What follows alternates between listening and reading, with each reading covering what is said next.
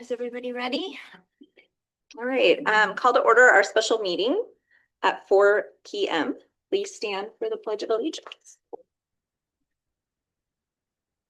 I pledge allegiance to the flag of the United States of America and to the republic for which it stands, one nation, under God, indivisible, with liberty and justice for all.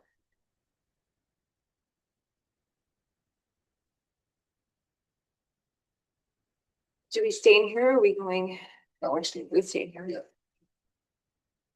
Okay, so your blue folder has the information for you. So you see, we have 3 individuals. The first interview was at 4:15, then 5 p.m. and then 5:45. Okay. We've concluded our third one, we'll then go to executive session. We'll go to the conference room. And we have a 6:45 start for the next meeting. So we'll see how that goes. If it doesn't take that long, we can start before that, can't we? Yes, so they just need to decide how long you want your executive session to be, because you have to say, I'm coming back at 6:30. Yeah. Okay. So probably based on the schedule we have, it probably will be 6:45. Okay. So we'll see how We'll see how it that goes. Yep. Okay, so the next item in there are the interview questions that we'll give to our candidate. Okay. And then you go to the next set and you should see Paul Hooper. And then the scoring criteria. So this is what you're going to be using the document as we go through each question. Yep.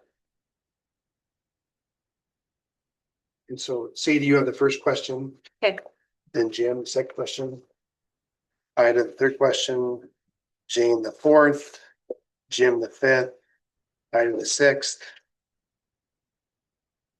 And actually, how about this? Can we change that Q, question 6? So we have sort of Ida is third. I was thinking, Sadie, I probably wanted you to have that.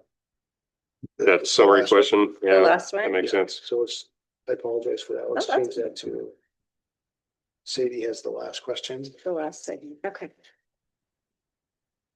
And has Paul seen these questions, or has anyone seen these No, questions, no. or, okay, Okay, any Feel questions? familiar? It does, it's like I was just here. Yeah. So no one else was in the room except us. Yeah. Everybody else was interested. that's not. You were stuck with me. It's not true. What a blessing you have been. So any questions? No. No, All right. So it is a little warm in here. You have water. Jane, great, you brought yours, and Sadie, you brought yours. And so we have more water. We do have the AC on. It's just trying to get It's actually comfortable. I don't think it's bad. good, Yeah. great. I'm good. Yeah, it's great. Right. Glad. Thought I wore a tank top, not gonna lie. Okay, I'm just warm blooded. well then, Let's do it. Did Start. somebody miss one of these maybe? oh, you want to check and see as far as the application? you Yeah, have? I have an extra. I have a full set. You're good. Do you have a full set? Okay, just I don't extra. have it, yeah. Just in case. Thank you. All right, then you know what? I think we should go and get started. Do it. Yeah, I'm Yeah. good. You ready? We're ready. Yeah, so Paul, what do you want? Come on up.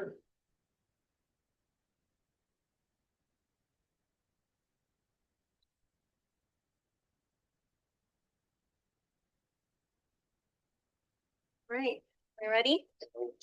Make sure you have. Welcome again. Good to see you. Okay, first question. Well, before we Ready? let me just make sure you has. Oh, I was like, let's do this. Yeah, and it'd probably be good. Introductions? Yeah, Oh, let's yeah. go ahead and start and maybe just, Jean, if you could lead us off, Yeah. your name, your area that you are representing, and anything else you want to share. Man. We could be here a while. No, Jane Long was literally in that seat a year ago. And I represent District 2, so upriver. I've got two littles, both at Cape Horn. They are going into 3rd and 4th grade, and I've been in Washougal since 2021. Moved here from Illinois, so. Jim Cooper, represent District 1, which is kind of the West Flat area up to where your district begins, on the hill. I've been on the board for 6 years. This is my 7th year, for an unknown reason. But here I am. I surprised my wife by running a second time. She found out from her friends. So she didn't want me to do this again. I'm a big believer in public education. I'm a product of public education. My family, many members of my family worked in K-12 education. I think strong schools open opportunities for everybody. And that's my goal, is to open opportunities for everybody. I'm Sadie McKenzie. I represent District 3, Sunset Ridge area. I have a son going into the high school this year, and then I have a 7th grader at JMS. Moved here because of the small community. When my kids were very little, actually my youngest was born here, and so I love this community. I think that we have so many great things that I think we have room to grow. So I'm excited for our team, and I think that we have a lot of exciting things coming up. So I hope you can join us. All right, so I'm Ida Royer. I'm the representative for District 4, which oddly I live like a few blocks from Sadie. Yeah. Strange. But it's like it's above Jumpyard and then east. And my son is at CRGE. He'll be in 2nd grade. We moved here about 2018 from, I used to live in Stevenson. And one of the reasons I moved here was for the schools, actually. I wasn't super impressed with the school system out there. I know also people often, I feel like, think that Camas is also, they're making that move, but I feel like we have a lot to offer here, and we're small but mighty, and I feel like you know, there's lots of things we have to offer, and that it's because we might not be rich, but I feel like we have a lot of potential. So Rich enough.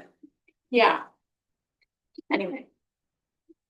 Thank you all. Great. My name is Aaron Hansen. I'm the superintendent. I'm the secretary of the board. This is my 24th year in Washougal, 32nd year as an educator. And so I really appreciate the work that our board does. Really appreciate this team. And yeah, we're looking to fill position 5. And we are really excited that you're interested. We had a few others that were interested. I ran Paul the other day downtown at the community market. And so we talked about, you know, we have some interest in this position, which is fantastic, because it isn't always the case. Is it, Jane? Nope. Well, it's great to have that many voices, more than one voice coming and speaking about what they're thinking about. That's right. That's the way I look at it. Yeah.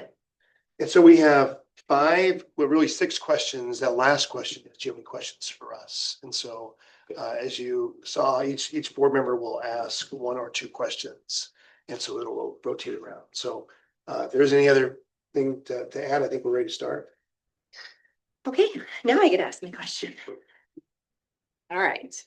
Your application has given us a general idea about why you want to become a member of the Washougal Board of Directors. Will you please elaborate on the contributions you feel you can make to the board? Okay. So in my application, you probably saw that I do a lot of coaching, volunteer coaching in the community. Right next door, I spend a lot of time there, and a lot of time raking the fields and everything that you do as a volunteer. So knowing that this position was coming open, I felt like it gave me a chance to enhance the amount of work I'm doing in the community, right? You have a larger voice, you can impact more students, and not just the ones that sign up for Little League, right? You see a big difference, especially if you coach them more than 1 year, and that growth of them. So I think that's That's really good there. I have two children in the schools that are at JMS. They're going to be the big kids on the block going into 8th grade. So they're looking forward to that. And I come from not an education background. I come from corporate America, where I spent 23 years working for this small shoe company you might have heard of, Nike. And I left there, and my last 6 years were in innovation. So what I feel like I bring to the board and kind of add to the school district is that innovation mindset. So really thinking about, there's posters all around the rooms here that talk about change, and change is good. And I think that's one of the things the board member needs to do, is to be able to be like, hey, we need to move as the community moves, right? We can't just have strict policies and kind of do that. So with that, I also think I bring leadership, right? So if you're going to work for corporate America, you have to have a vision and an idea, and especially in innovation, right? You start with a blank piece of paper, and then you go, I need to build a budget, I need to build a team, I need to build an idea, and then get something that, and that's consumer goods. So you're trying to get something to market, but you start blank and you build out what you need to do, right? So kind of to summarize, that would be innovative mindset, growth, and leadership. Okay. So I don't know if they do this in corporate America, but in education, we ask exactly the same questions of every applicant. Yeah. Is that how it works? Yeah. We have a set list, but then you just, everybody brings a different background. So they might jump into a different side of like, hey, tell me more about that, which might be off script. But Okay, well, I'm going to stay on script for now. The board's responsibility is to represent the community while making decisions that benefit all students in the district.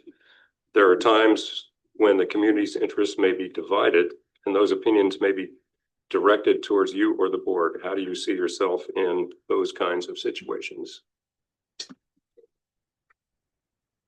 Great question. Obviously, there's been some divisive things been put in front of this board in the last 4 or 5 years, and packed house at times as well, right? Which is good, but it can be stressful. So I think that your job, our job, anyone's job at that point is that you have to listen, right? You need to go like, okay, I'm looking at 5 people in front of me right now. I bet you all have a slightly different opinion of something, right? But you have to like listen and know that people have been heard, right? They need to feel that from you. Like, all right, I think I heard you say this. I think I heard you say that, right?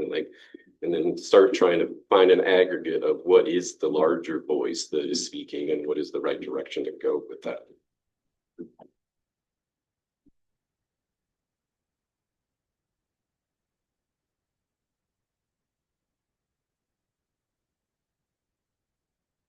Oh, I'm sorry. No, you're fine. Not to cues very well. What attributes are essential for successful school board members? Can you provide an example of how you've demonstrated or developed these types of attributes?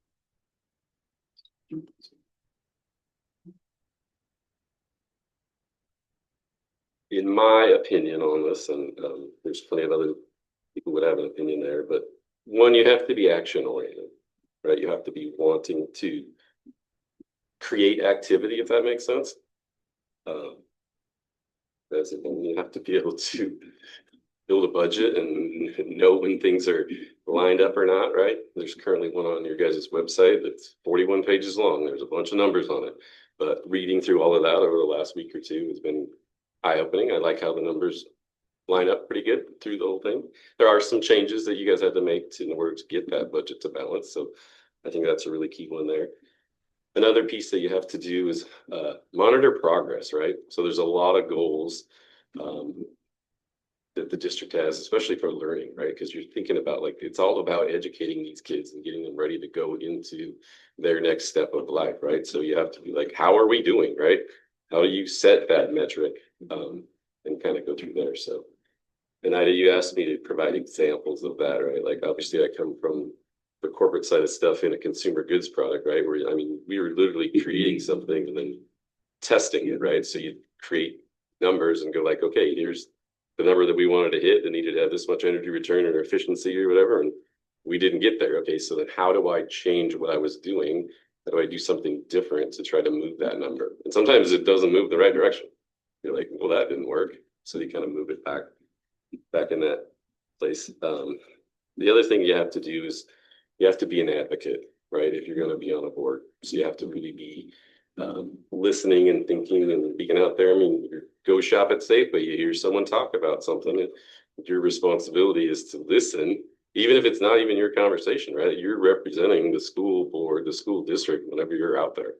So you have to be like, if opportunity comes, you step into the conversation, go, well, interesting. Actually, that we have this policy for that, and that's why this is going there, right? So yeah, feel that. Thank you. One of the important roles of the school board is to approve policy. Can you tell me how policy plays a role in the functioning of the board and how policy can be used as a vehicle for student success? So I will answer this by bringing up the three pillars that you guys have in terms of kind of, it's part of the strategic plan, but it's what you guys are measuring there, right? So effective instruction, college and career tracks, right? And then educational engagement. So I think those, when you read through those on the website and you read through kind of how it's been explained, they're good policies, right? And there's a good way to set it there. I had some questions actually on the first one, the effective instruction piece, because it's like, oh, hey, we're partnering with this company and this company is going to give us effective instruction. So anyone who reads that, you might be like, oh, I'd love to kind of learn a little bit more about that one. But it's a good policy, right? They get an extra hour every Wednesday where they get to work on being better collaborators and being better instructors.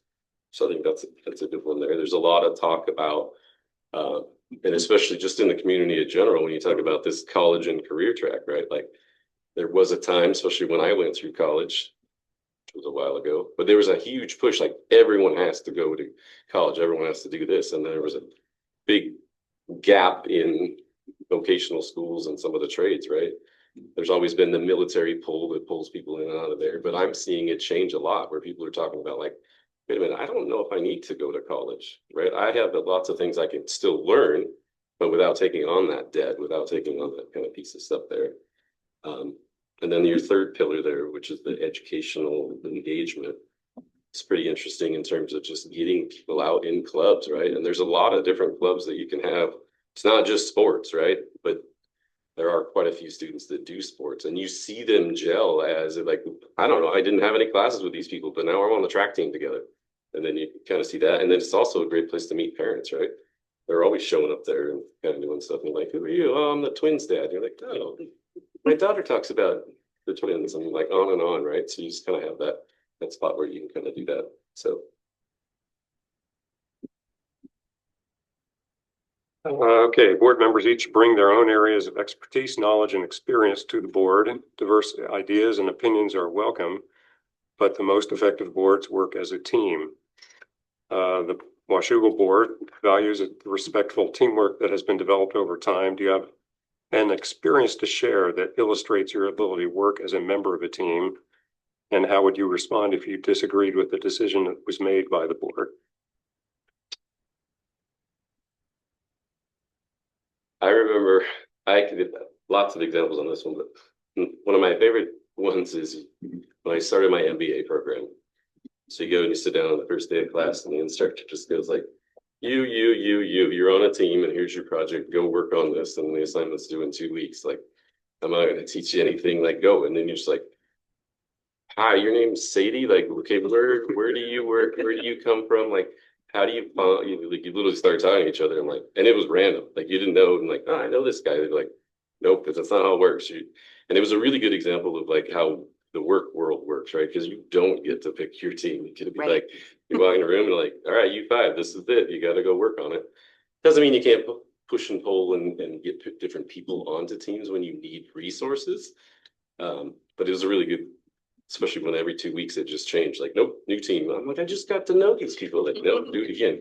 And it really set you up for, and I was working corporate at the time, but it set you up for anytime you had a new experience. You're like, all right, this is how we're going to gel. We're going to figure out like, all right, Jane, what do you bring? Jim, where are you from? Sadie, what do you got? All right, there. Okay, you read the first 200 pages, you read those. And then we start a SharePoint and build stuff out, right? So that's one example of it. I coach a lot, right? So you get a whole new batch of girls every year. Sometimes you get to draft some players that you had before, but you have new ones and new parents, right? And so you're just like, all right, who are you? How are you? What position do you like to play?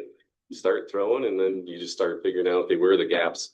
You know, where do I need to kind of make changes on some more upskill different people in different areas there. So a lot of experience there. The final part of this, you had a question. How would you respond if you disagreed with a decision that was made by the board? I think healthy discourse is very important when it comes to a board, right? Like if a board was 100% unanimous when they are discussing a decision, maybe we haven't pushed hard enough to think about and find some of the edges of something where maybe we aren't making enough change. You know, maybe we aren't having that innovative mindset or that growth that's going to also grow the children. But when it comes to actually then having a sit down and a vote, like you should have already had your discourse, right? And it kind of spoke your mind and your opinion. And if it's like, hey, 4 or 5 decision on the board, like we're a team. You got to go out into the community and go like, yeah, I may have said no, or I may have said yes, or maybe the person sitting next to me said no, but the decision was this. And then you champion that decision or that policy as you move forward. All right, our last one. Do you have any questions for us, or is there something you would like to add that you would like the board to know as they consider your application? Yeah, the only simple question, and I've been pondering this one for a while. I'm just trying to figure out the community engagement part, right? So you guys started off by saying, oh, this is my district. I'm on the north side, I'm on the west side, east side, right? Some of them, like your districts, like how the heck would you even go out and touch base with your community, right? Same as District 5. It's that huge swath over the top of the hill, Clark and Skamania County and around. It's like, I went and drove the roads. I've driven them a lot in my life. I grew up here, went away to college, came right back. But like, how do you, like, do I set up a booth on the top of Norway and you're like, hey, come talk? Careful. Hi, I'm the school board representative. Does anyone have any questions? But just finding a way to do that effectively, right? So you guys did put out that survey, a strategic planning survey, and got 180 responses or so, give or take, right? Half of it was staff, 1 student, the rest were either parents or community members, right? But it's just taking what you have, right? So we have that, you guys have that to look at, seeing how we could slice and dice that data. And then just figured out different ways to like maybe engage people, because maybe a digital engagement is not the right for certain constituents. They want more of a face-to-face engagement, or heaven forbid, we send them an actual letter, right? But just thinking of like, what are the different ways to connect and engage with your different, because everybody's going to have a ton of different demographics in their district and locales too, right? So that's my one question. Like, how do we do the engagement? Like, feel like yours is probably more in line, and so yeah. Yeah, so for me, I mean, part of it's just doing what you already do, right? So like I help coach my daughter's softball team. My son's in baseball, my daughter's in gymnastics. And so I always just make time for the parents that I see there. But additionally, like I volunteer at the school, and then just make it known that like every Friday I'm at the playground with my kids after school. If anybody wants to drop by. Yep. And I actually have probably talked to more folks, because even like people that want to walk will come out there occasionally, and if they've got something on their mind, and then it's looking for the opportunity. Like if I'm at a cookout and it's non-parents, but they're talking about, you know, the levy that's coming up, it's like taking the time to actually seek them out. That's what I found the most effective. It would be nice to have more engagement at our listening tours and things of that nature, because they don't seem to gain a lot of traction. But I also veer towards, we have less engagement when people feel like things are going well. So Yeah, you're like, oh, must be doing something, right? yeah, it's kind of like that no news is good news, but it would, like, we've sought out a bunch of different ways, and are definitely open to any other suggestions or ideas, like maybe a letter. I don't know, we send out the connection post, but I don't know if we get much response from that. Go ahead. Yeah, although I represent District 1, it's an at-large election, and I kind of look at myself as representing everybody here. And I guess my contacts come from the various organizations I'm involved with, and just talking to people. I think there was a clear lack of opportunity for engagement and listening at a point in the past, and we started those listening tours that have been less than great, but at least was an attempt to engage the community in discussions. And when people came, they were good discussions, no holds barred.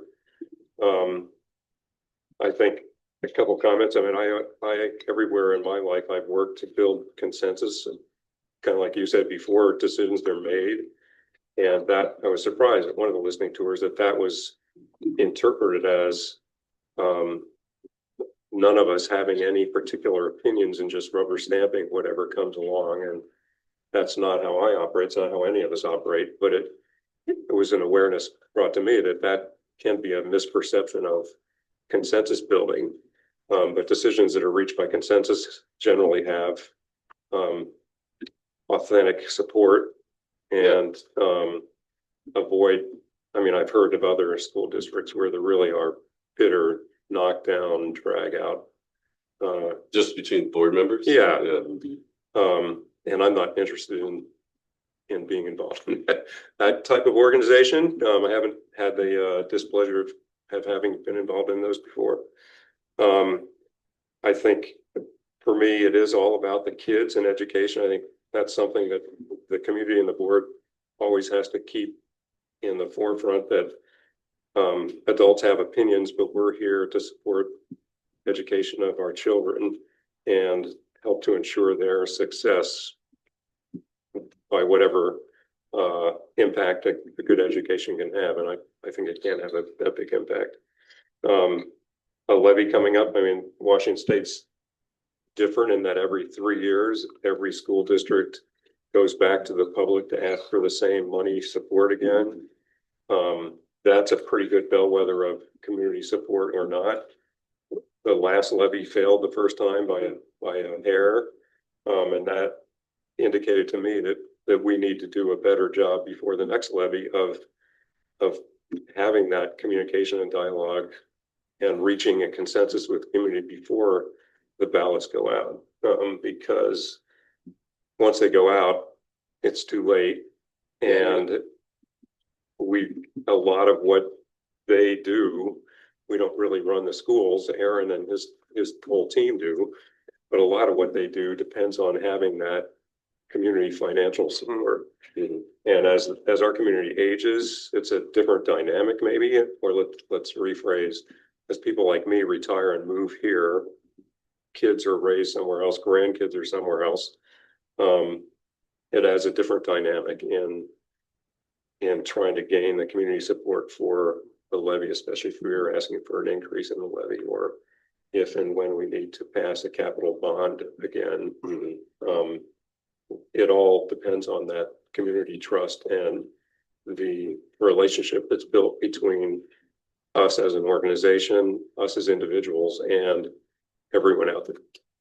Well, that's just my comments, but. Thank you. I volunteer a lot. I have always volunteered. And that's kind of how I, volunteer. So I reach to other parents. Sometimes they're in my district, sometimes they're not, sometimes they'll say, do I just need to talk to you? I'm always willing to, to listen. If they want to talk to somebody else, sure, whatever. Safeway, I can barely make it to Safeway these days. Some days I'm good, or I'll put my earbuds in, but I like to talk. Like I'm one of those parents. I'm like, I will listen to anybody. I like face to face. I don't like emailing, all that. So I always offer, let's go have coffee at Washougal Coffee and things like that. People will reach out to you if they really want to talk to. So I have noticed, if there is hot topics or there's things going on, they'll reach out to you. For the most part, I feel like. So. Yeah, I don't like to talk. That's not that I don't care about people, don't want them to talk to me, but I work full time, I'm very busy. So I really rely on, if I'm able to get in the schools, which recently hasn't happened, but I really, frankly, as was mentioned, people will reach out if they have an issue. Otherwise, I feel like I'm also interested. We don't get a lot of engagement. So frankly, you had ideas as a board member on how to get people engaged, like those town halls, I mean, maybe that's not the best mechanism. Like, obviously, it's not working. So what are some other ideas? I think, you know, I would be interested in hearing that. Because frankly, that's my opportunity as a busy person to try and get out in the community is those planned events. If I can work around them. So I guess that's one seed I would plant. That's all I got. Sorry. She's dead. Short and sweet. Awesome. All right, I think that's it. So you had a question? Was there something else? No, that was it. You guys answered. Thank you. Great. You. Thank you. Thanks for the Thank you for opportunity. your time. Thank Yeah, you. Thank you so much. And good luck in the election. Oh, that thing. Any minor. Yeah, same. It's pretty. And I'm like, should I even, I have signs like, I'm like, I feel like I should put them out just so people know that I'm like. Just. No. I I didn't think so. I never checked that to see if Well, anyone. and I'm like, if I didn't have signs already, I would be like, I'm not gonna spend the money to do them, but I have them. Yeah, Might as well I just, mean, I stuck my signs up, not as many. did you? I Okay, put about, I mean, I ordered maybe 40 of them. I was going to put Okay. 10 up around town. it's like it shows what I, And I waited They don't until, have a sign. sure, I cared. Yeah, you didn't get any time for that. I didn't have to. And yeah, I did pay for them. I know. And I wanted to use them again. Right? I mean, I Otherwise, they're just gonna sit in the basement till they rot. Yeah. And they'll never rot. know, I do like mine. Did you make signs? No, We're way ahead of schedule. I like it. I'm not, like I said, I don't, will never feel pain, so. Fair enough. Your work speaks for itself. Sure, that's what I like to say. So we have about 30 minutes until our next Jeez, okay. applicant. See, I think, but might be here right now, so I'm gonna Yeah, walk down and just fantastic. check and see. So if we start a little bit early, that one. Yeah, Good with that. All right.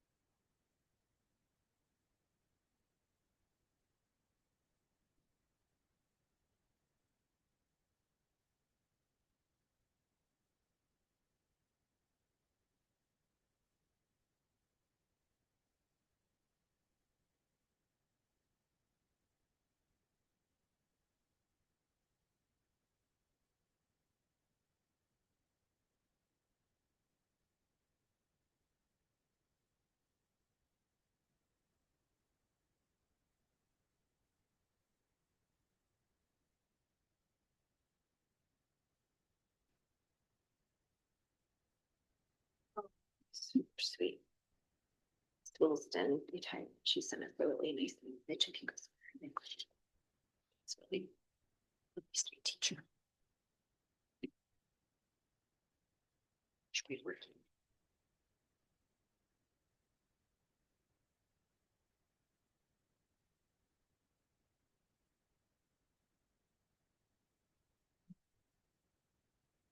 Sorry.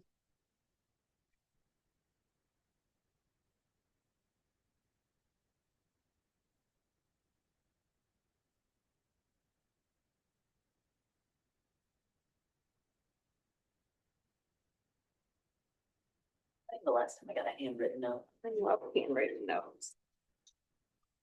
I send emails, but The only last because you part. can't read my handwriting. So I'm like, if I give you a note, I'm gonna have to email you what it actually Retire, said. you have the time. Yeah. Fair. Reinvent your cursive. I don't know, man. Can you unlearn that many years of cursive? I don't think so. I can't do cursive. Are you kidding me? Yeah. I'm really good. I'm just used to writing. I mean, like, Fast. yeah, well, like, I mean, it's not great. Yeah. No, I look like a top. But I know what it means. For your resume. Yeah. Yeah, exactly. The secret code. really. Yeah. It really is. I'm like, Chicken if anybody is looking over my shoulder, they can't interpret it. Okay.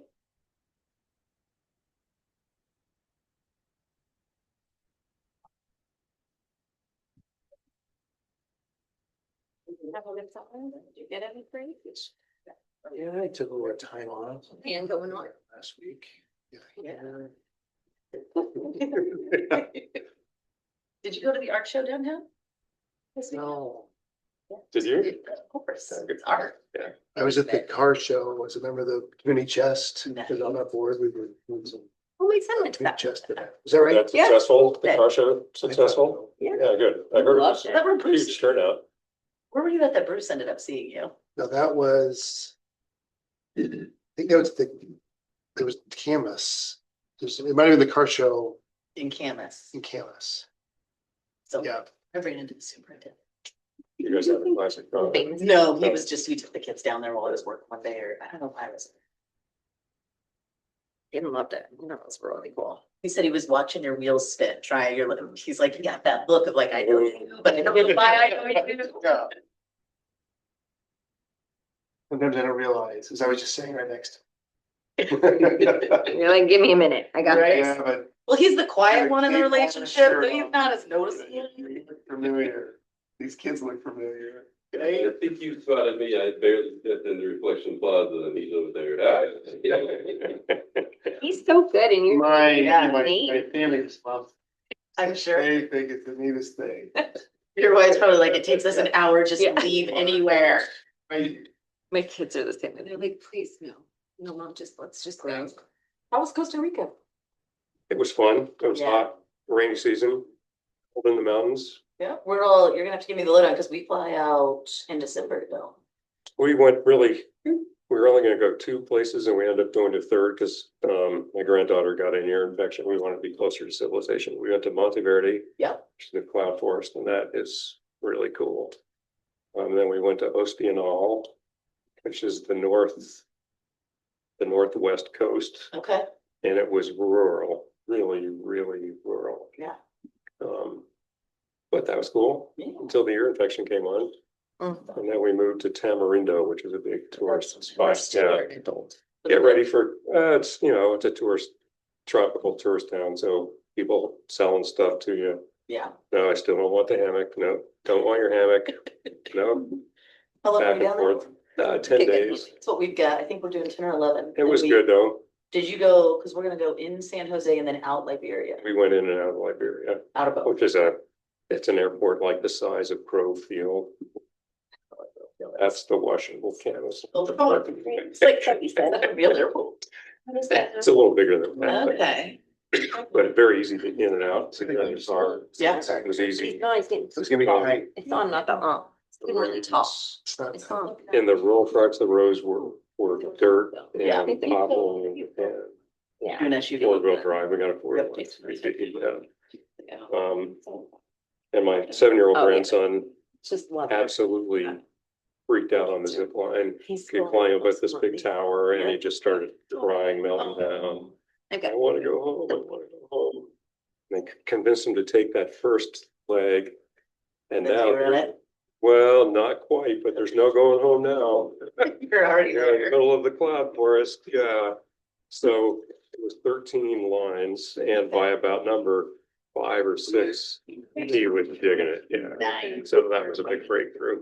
That's on my list. I want to do one of the night forest walks. Yes, we did not. I thought about it, we didn't do it. Okay. There's a lot of mosquitoes, Yeah. so bring your bug repellent. So. We brought the family that were mosquito attracting, so Really on. I got one bite myself and they got, All the rest. no, yeah. I know, we were like. It was cool. You know, This it's keeps giving us that look. surprisingly, the cost of housing in these communities are kind of expat Yep. Just a little bit. Americans, same cost as Ventura, California. Okay. And food, no cheaper, no.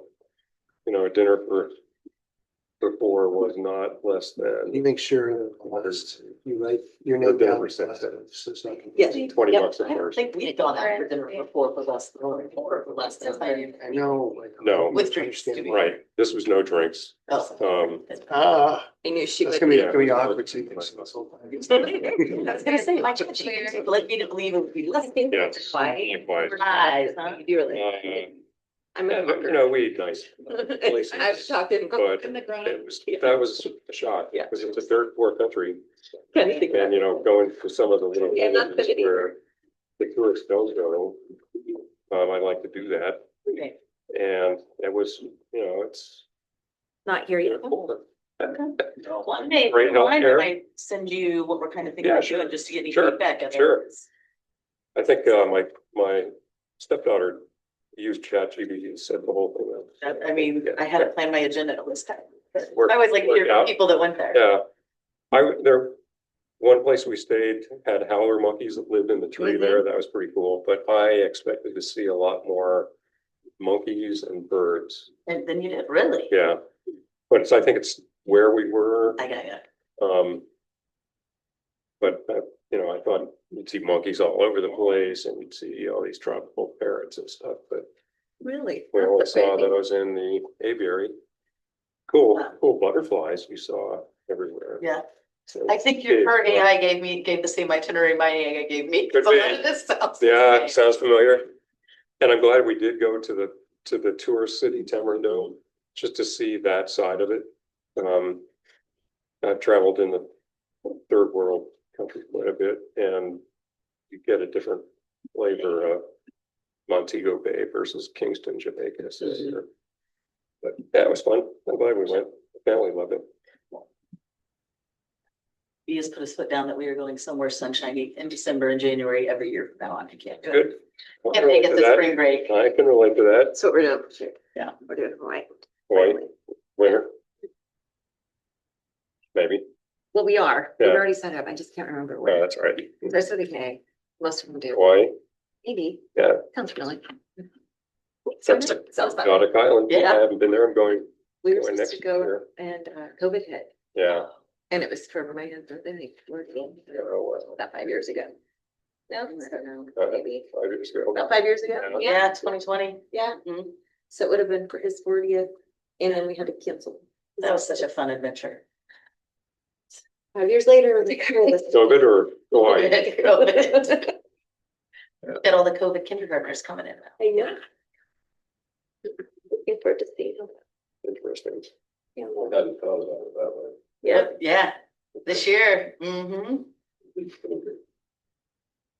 Well, I feel like out here shut down a lot more than in Illinois. Like they kept preschools open after the first 3 months. They kind of opened everything back up. No It's- kidding. At least, oh yeah. Well, Yeah. Bruce and I, because we were buying our land out here that year, and we road tripped after we bought it to go camp on the land. And it was very interesting how each state. Different feel. Oh, because you Interesting. road trip through. here, Yeah, So you We stopped. drove, so we went like, obviously east, and I remember walking in somewhere in Wyoming, and it was like, when did we come out? Beginning of October? And I thought we were gonna get carry out, and it was a packed restaurant. And then the next day we were here, and everything shut down, and I was like, Yeah. oh, That's crazy. it's very interesting. Some of those kindergartners were TKers though, too, right? Some of those kids might have been, Some of them. not all of them, but some of them could have been, to be interesting to see. I mean, we had what, Make a 4 pyramid. classes? of 20 That's what TK I'm this thinking, year, like- Or 3? Did we have 4 or 3 classes of 20 TK this year? 4? This last year. Okay. Yeah, so 80 of them. Yeah. Or in TK. I feel like at that age, they don't remember. It's great. Consciously, definitely not. In fact, I've been noticing more. Maybe just it happened to be the day I was there, but more families in downtown Washougal with strollers and kids. That's good. Yeah, yeah. I don't know if there's really more to do down there. Great Well, sushi there's a place. couple Yeah. restaurants You know what? that weren't there Sushi before. place.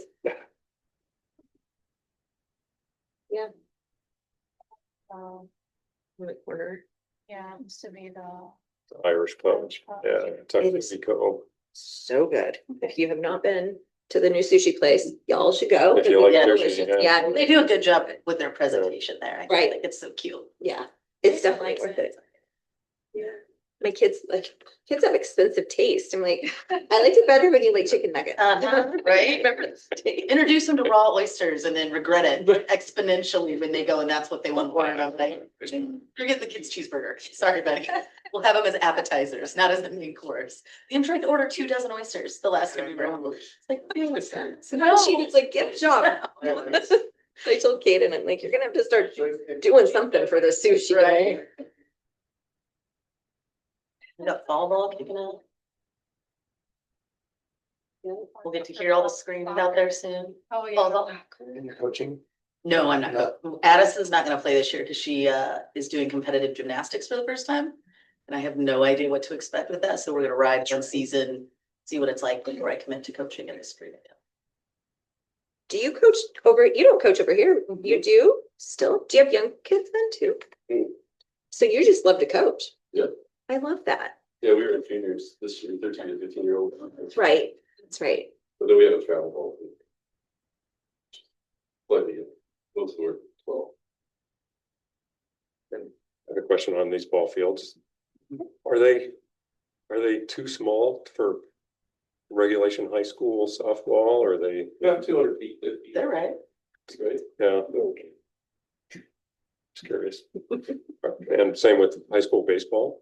Is that? Yeah, they'd be Too small. Yeah, they're baseball. But how far between the bases, 60 feet or? Here they have, yeah, they're all 60. You can set it up 70 feet on One of the fields, yeah. maybe up 50, 70. But any more than that, then they hit the ball too far. Okay. The road and train tracks, yeah. Yeah. Yeah, they gotta go with a Lewis block. Playing baseball during 90 feet. Right. High school. Yeah. Of course you know that. Thank you for that. I was Thank thinking, you last. I was over there Googling. yeah, 90, I thought that was it, but I said, I'm not gonna say. Sure. So what is it right now? It's 40, is it 50 or 45? There's 60 here. There's 60 here. Yeah, for the younger kids, but they can set it up to 70. But that outfield is also nowhere near. Big enough. Right. So Yeah. if we were playing baseball on these fields, the balls would be going over. Oh, yeah, Constantly. Like you said, train yeah. tracks. And if one of the kids over there did that before, they were one heck of a hitter at this age. Yeah. I wish they were bigger. Did you tell me about someone told me about the Camas Washougal boys Little League, Yeah, the Little League National? Are they done? I think so. I think they, They're Did- playing in the World Series. yeah. That's pretty cool. Yeah, the regional, but yeah, they'll maybe it up. Okay, they're, okay. Yeah. Did one of the girls team do pretty well too? Pretty good too. CLL girls team. Yeah, they didn't get very far, but they got in. Which is still big. Yeah. Big.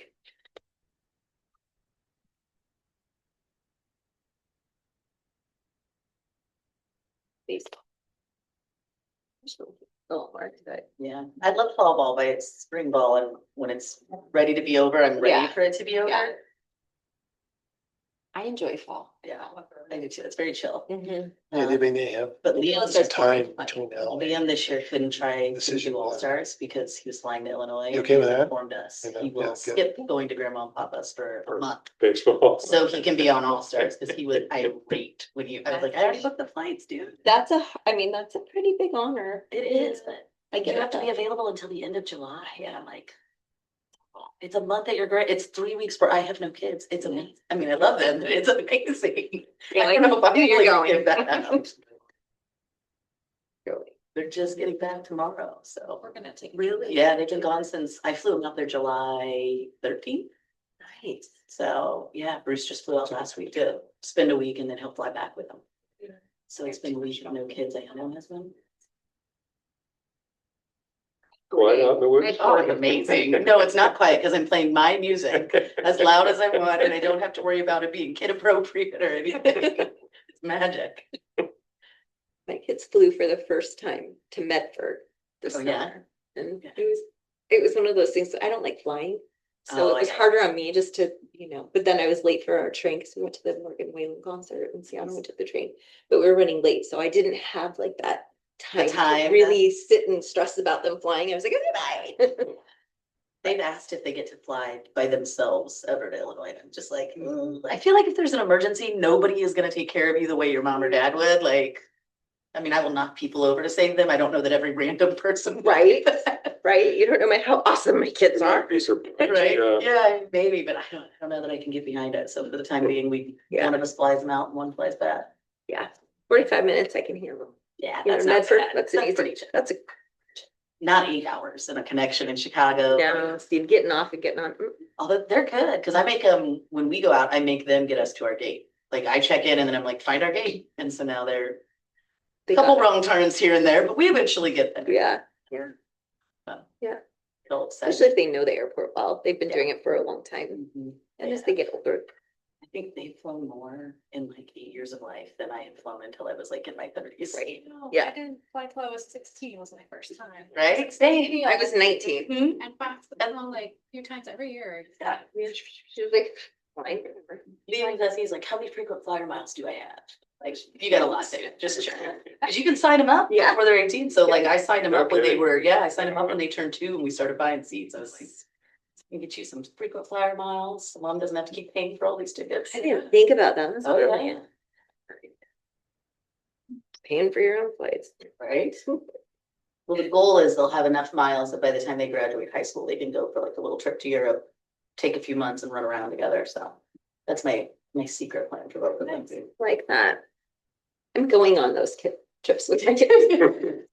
I'm just like, how much fun would it be to go with like your older brother or Right. sister and like spend a month backpack? You know what I mean? Yeah. Like, I would have. Yeah, Yeah. I think that's a terrible idea. see, with mine, I'm like, Liam's so cautious and such a rule follower. But I'm like, Addison will push him to have fun. Yeah, He will keep her out of jail. It's like a win-win for everybody. that's exactly how my kids are. My oldest is like rule follower to the, Yeah, maybe it's an older kid thing. yeah. The youngest are just adventures. They keep life interesting. Yeah, they do. Yes, they do. And with my oldest is getting his permit in November, Well, Wow. he gets my car. do we offer driver's ed in our schools? Mhm. We don't, but we have two really great programs. Right, driver schools. 911, I think, is ran by police officers from here, right? Which I've heard is an amazing program. Yeah. And then there's Confident, which is a little bit more flexible. You can do it online. So kids that do sports or have other things going on, it's a little bit more flexible for them. They want to drive. Huh? Do they want to drive? He does. I think he's a little nervous. He's Yeah, again, no. he's like he's my scaredy cat. Yeah. But that's why we're gonna give him my mom wheel. There you go. The pilot's gonna. He's like, well, mom, it's got a DVD player and my friend's gonna hang out in the back. I'm like, because you're not watching it. But yeah, I'm sure he'll go through all the motions of it, but actually driving, I think I'm glad I don't have to be solely the one to teach it. Yeah. Letting somebody else that I don't know and doesn't. I don't know, the roads out here scare me. I don't know that I'm gonna put them in driver's ed. Like in Illinois, if you go off the road, you just end up in a cornfield. Like here, I'm like, oh, you go off a mountain. Yeah. Like, This giant- what was it? Yeah, especially up by you. Oh, yeah, like the amount of, I mean, especially in the summer when everybody's coming over to go swim, like the amount of wrecks are just. Yeah, Like ridiculous. hourly, I hear that. It's ridiculous, the sirens. Wow. Something was going on last night. I heard like 3 of them. I was like, Oh, man, yeah. it's kind of terrifying. Oh, Yeah. yes. Like where I usually walk my dog a specific area and it's great, but during the summer I can't do it because the cars are just like, Flying. and we're Wow. so curvy. I'm like, you guys are idiots. 1 mile post. So I'm by right past mile marker 11, so I'm on Salmon Falls, Okay. like right past the bridge. So I usually walk up, but that's how everybody comes in from Yeah. 14 to get to getting it. I was gonna ask, there was a fatal accident. Is that a Yes. student? Yeah, one of our former students. Just graduated this year or last year? Would have been, He was yeah, 18. yeah, he, Yeah, yeah, he was a former student. Still living in our area. Yes. Yes, yeah. I thought there was a 17-year-old girl. Up on top of Norway, motocross weekend. Mhm. Yeah. Yeah, I don't believe she was. No, they're from Vancouver. Yeah. Which that weekend, I feel like that's just bumper to bumper. We don't leave our house. Early. Pretty early. Oh, I see. Yeah, that's unfortunate. Yeah, I don't go to Safeway that weekend. Nothing. Actually, I think I was going that weekend. We just go grocery shopping early and hole up, like nobody Mhm. leave, because a lot of times the cell towers go down too. Like you can't call out because there's so many people on them. Yeah. Wow. Yeah. Super fun. It's amazing. I love that I will go to random places and they'll ask where you're from. Oh, that's the motocross place. Yeah. Like, but we're done for you. That's us. Renowned. They might actually do cross country there this year. That'd be good stuff. It's awfully hilly though. That's cool. Like, do they like doing hills like that? Not, it depends on the kid. Probably my kid. I don't know, but All right. So this is Janine Goodling. Oh, hello. Welcome. Thank you very much. Thanks for coming. All right. Should we just start by introducing I ourselves? think that'd be great. Yes. We'll just start I'm by not starting introducing. first this time. I'll start. Welcome. I am Miss Sadie McKenzie. I'm in District 3. Okay. I'm a mom of 2. I have a freshman that's gonna be a freshman this year, and then I have a 7th grader at JMS. I love our community. I volunteer a lot. We moved here because of this wonderful small community, and I love the schools here. And that's me. Who wants to? Jim, you go. I'm Jim Cooper. I moved here when I retired in 2016. Come from a family of educators. I have 5 grandkids from age 7 to 21 that are better or worse in school, depending on which year and which kid. Big believer in public education, or I have been my whole life. And it's my way of giving back for what I got out of my free education. I'm Jane Loth. I represent District 2, so upriver. I've got 2 kiddos, one going into 3rd and another going into 4th grade this year. I've lived in the area since 2021 when we moved here. We moved here because we liked the community and the small town vibe. And same as many others, just want to be on here to help other kids in the community and help give back. I'm Ida Royer. I'm representing District 4. I have a 7-year-old who's going to be in 2nd grade in CRGE this coming year. My husband and I moved here in 2018. We were locals, but we were familiar with the area and just kind of chose this spot. And I feel like our district, I think it's a really unique district. We have a lot to offer. We have a lot of unique programs. And so I feel like, you know, it's a school system with a lot of potential and a lot to offer our kids. So. Thank you. Aaron Hansen, I'm the superintendent. Last year I was the interim superintendent. This is my 24th year in the school district and 32nd year as an educator. And so I am thrilled that you are here, you're interested, and so excited about this opportunity. We have 5 questions for you, and then a 6th, which is, do you have any questions for us? And so each board member is going to ask the questions.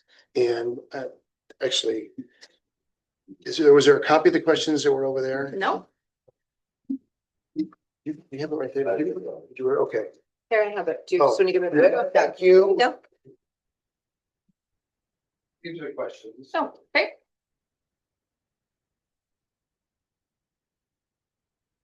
Right. You ready? Yeah, yeah. All right. Your application has given us a general idea about why you want to become a member of the Washougal Board of Directors. Will you please elaborate on the contributions you feel you could make to our board? Yeah, so I too am a mother of children in our district. I actually have 3, one in high school, one in middle school, and one at the elementary school. So I kind of have, pretty well versed in how all those schools work. I also work in education. I work in the Evergreen Public School District. I am an at-risk advocate, so I work at an alternative high school with some of our district's highest risk students. I help them remove barriers to their academic success, give them mental health supports as needed, and a list of other things. And so I have a lot of background in public health, mental health, child protective services, education, and I plan on bringing all that experience to this position. Thank you. The board's responsibility is to represent the community while making decisions that benefit all students in the district. There are times when the community's interests may be divided, and those opinions may be directed toward you or the board. How do you see yourself in these kinds of situations?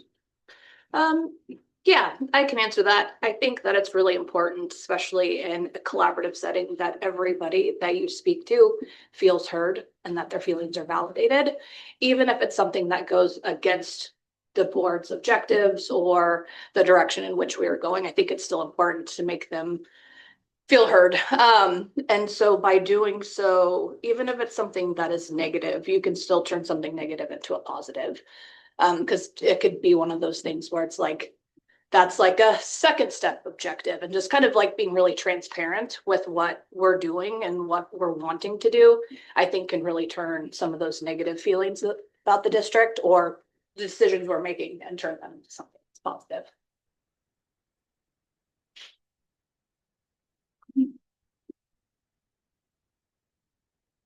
Third question, what attributes are essential for successful school board members?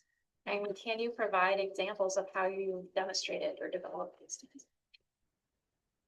Absolutely. So I currently sit on a couple different boards. I sit on the Public Health Advisory Committee, which is adjacent to the Clark County Board of Health.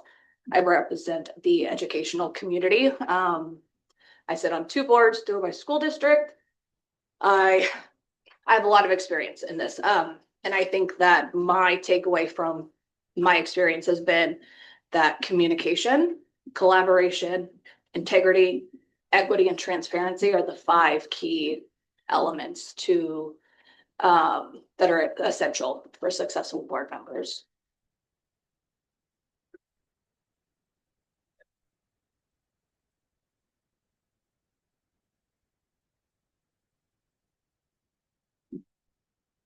One of the important roles of the school board is to approve policy. You tell me how policy plays a role in the functioning of the board and how policy can be used as a vehicle for student success. I think that policy should be viewed as something that should be ever changing, that it's not something that should be fixed. I think there's a lot of circumstances where policy needs to be fluid to a degree, and that it needs to be looked at from top to bottom on a regular basis, because times change so quickly, legislation changes so quickly, which plays into funding and budgeting and enrollment. And so I think that excuse me, how that can be a vehicle for student success is constantly having eyes on what the current policies are and how we can change them to improve outcomes.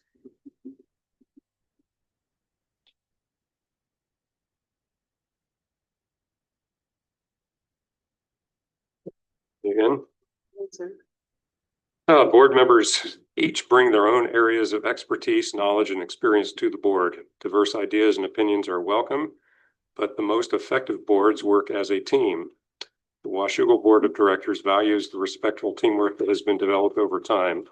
You have an experience to share that illustrates your ability to work as a member of a team, and how would you respond if you disagreed with the decision that was made by the board? Sure.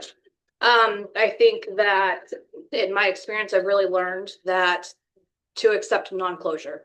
So in the event that you do disagree with a board member or a board decision, you have to understand that we are a team. We're working for the same common goals and objectives. And that's okay. At the end of the day, like, that's okay. We're not always going to agree on things. All of our backgrounds play a big role in how we think and how we make decisions.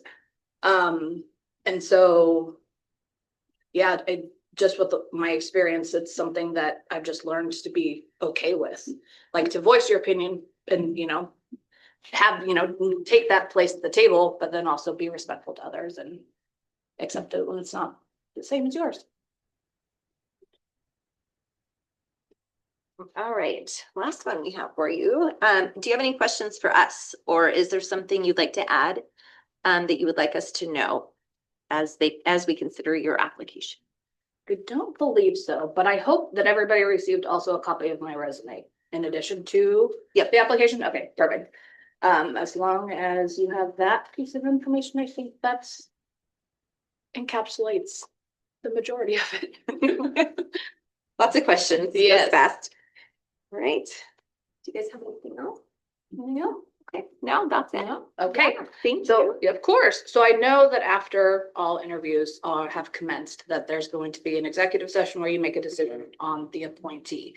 Now, would it be beneficial to all the interviewees to stay behind in order to stay for the work session for this evening, or should interviewees hang out and wait for the decision, or what should happen? Yeah, so then, Patiently by the phone. yeah, so that is up to you. And so that's the idea of the executive session is to be able to look through all of our notes and come to some level of consensus and then come back out. So if you are here, Okay. then yeah, you'll hear the announcement. Okay. If you're not here, then we'll follow up with you. Sounds wonderful. Yeah. And so we have one more interview, and then I think we were looking at 6:45 would be, yeah. So it's a little bit. Okay. Yeah. Sounds great. All right. I appreciate it. Thank you. Thank you. Thank you. –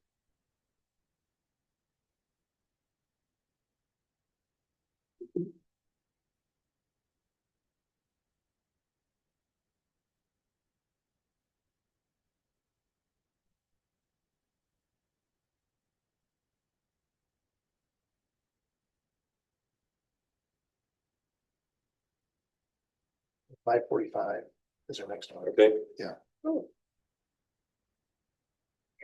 You go have like a mini executive session and then.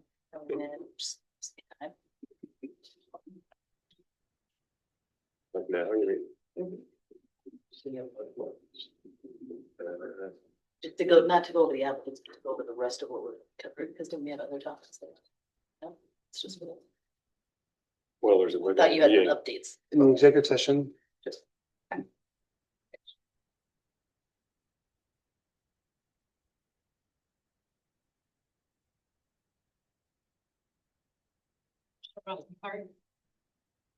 My gosh, I learned this new card game that my nieces taught me.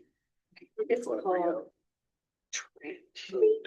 or garbage. I don't know, but it is like the most like you don't have to put a lot into it, and it's really fun. And you just like go and you like try to match these cards faster than the other person or something. I don't know. I played it when we went to Mexico for my birthday this last year. But I didn't realize that the kids call it something different. But they have a little spin on it or something. So I was like, oh no, I'm getting cool with the cool kids now. Like learn how to play it. My kids just beat me every time, but it's fun. That's all right. And I like it when you don't really have to fill matching is easy for me. 1, 2, 3, 4. Even I got a little. And bit get excited. a whole bunch of give it to Lily. Oh, you're fine. But, this is called for Christmas, and Okay. it's kind of a trick game because you have to, it's perfect for class. It's like you have to, there's a toilet with a number. Oh, I know what it And you is. play Seen cards that. with different numbers, but you can't clog the toilet, so you can't go over the number.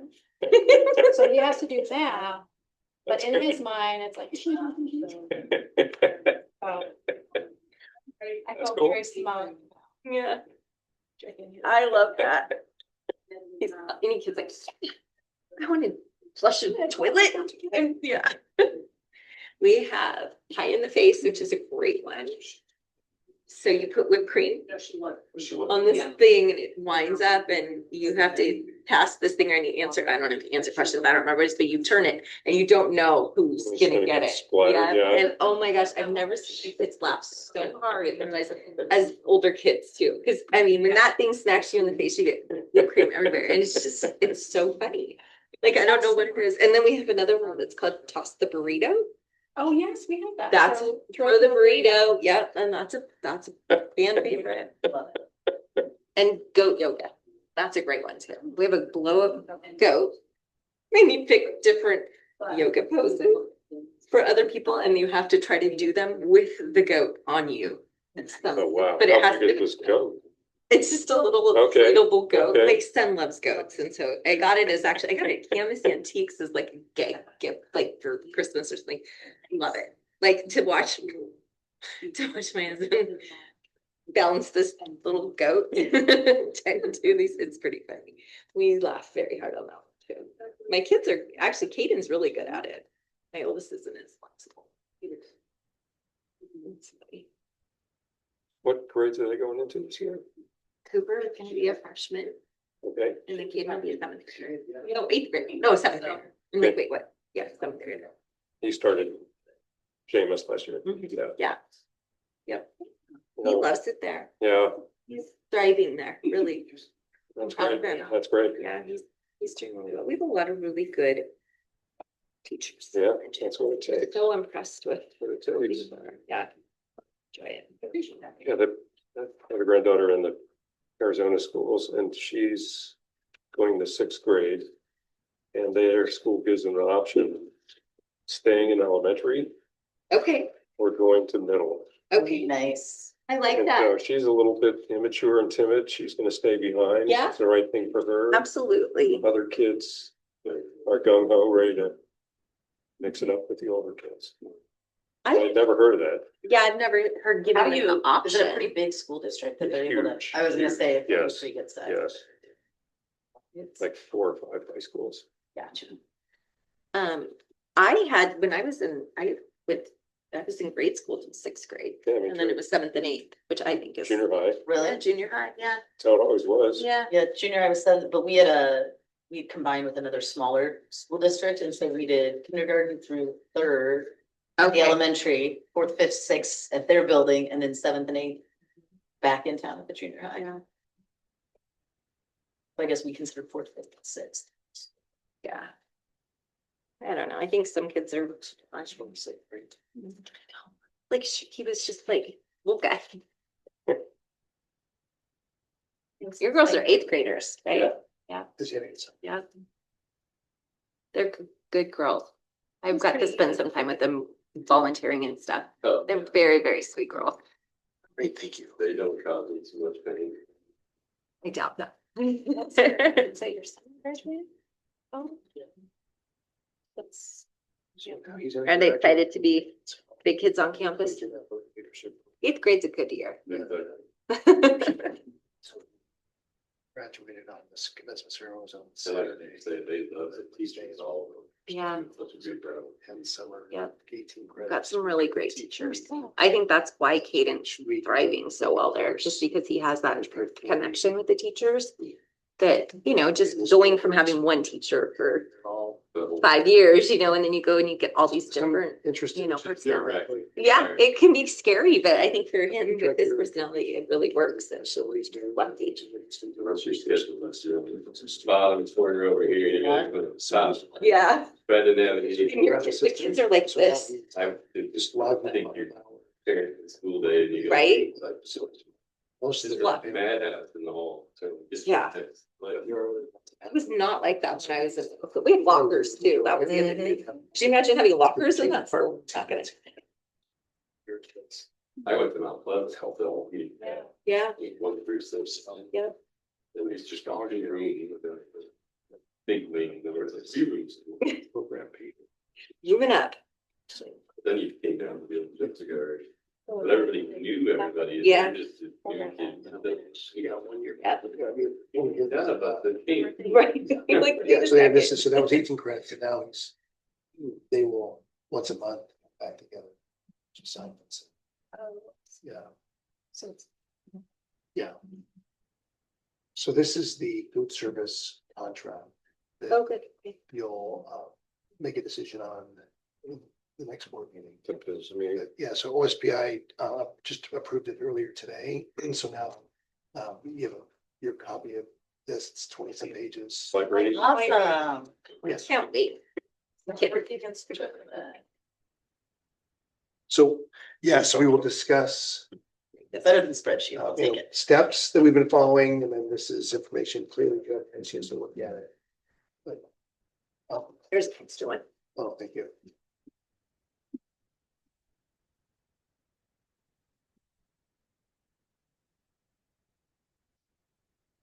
What's that? I was thinking that. I was like, oh, I see what we're doing there. Is there any sort of notice required with the 1 year term? So. It's or is it just the end of each 1 year? Non-renewal Mhm. notice or, Cause I don't see, oh, yeah, never mind, I should have kept reading, I apologize. You're forgiven. We forgive you. I just want all the answers. Maybe you do like. I like bullet points. You talked about this. Yes, yes, you do.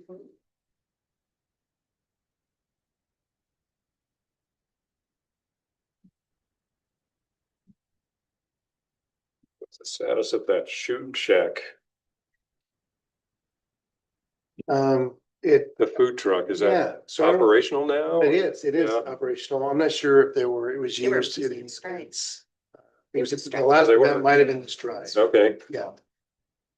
And they did So really throughout well. throughout the school year, it was used by our students at different events. That being the last one, and then I think it was also at lunch a couple different times. okay. Yeah, good.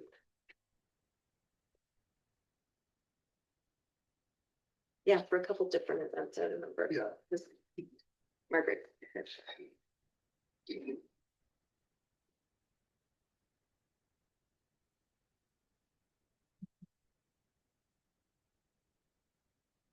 I did like the breakfast burrito thing at this stride. It Uh-huh. was amazing. I was very impressed.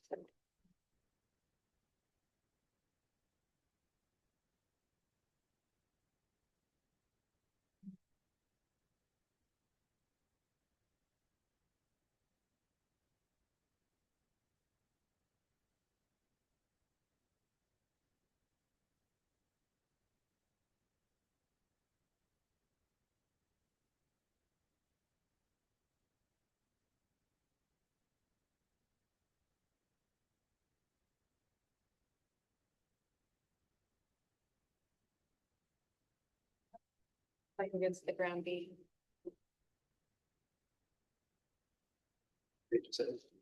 Like.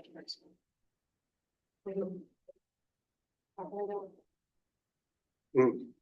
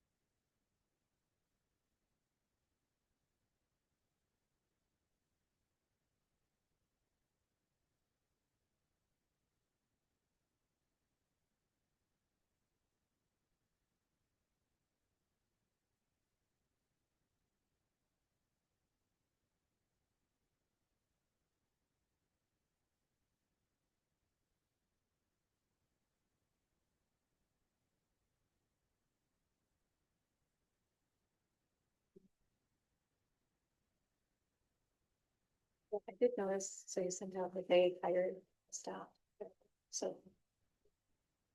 No longer a district employee. Sure.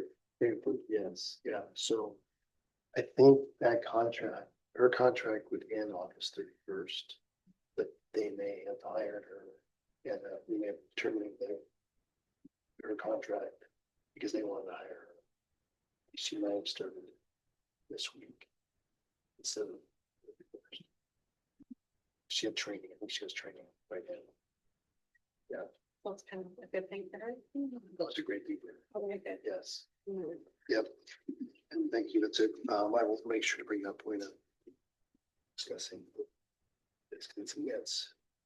More information. That we always have an advisory board for the menu plan.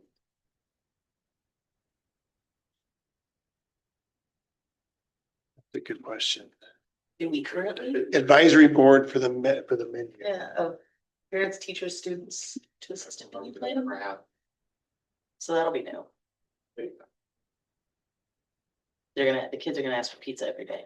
Nuggets. Nuggets. I think it's nuggets. Yeah, right now it's chicken, they call them chicken nuggies. I like the pizza. Yeah. Yes, for no lunch pizza.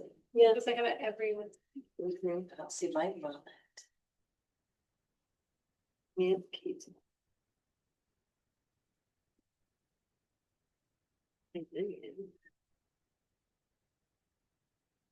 Well, I was gonna say, yeah.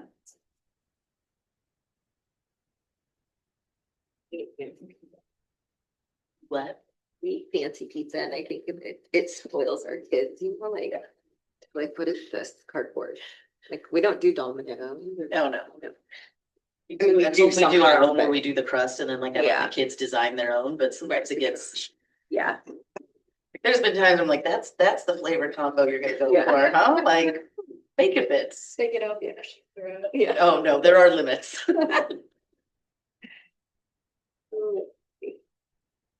Nice that we're filming for that. Oh, it's an adventure, man. Addison's favorite right now is pesto and canned chicken. So to buy. Oh, see, I chicken. can't do chicken on pizza. I'm like, Kind of like Mediterranean. yeah, there was something. It's a lot of pesto though, like half a jar of the Sam's Club. I mean, it's excessive. It's like She the pesto. eats it as long as she eats it. I'm a firm believer in chicken not belonging on pizza. Oh, A pineapple. Yeah. oh, no, pineapple Okay. is, no. Oh, I like pineapple. Oh. I mean, what's a Hawaiian pizza without It's pineapple? not- Not a Hawaiian pizza. That's right, sir. Yeah. You like, Oh. what about chicken? Do you guys like chicken on your pizza? Chicken pizza, like barbecue chicken Yeah. pizza? What's that? On Oh. pizza? Yeah. Well, I can No. put it on a hot dog any day, but. Yeah, no, not on a pizza. I don't, with what other toppings?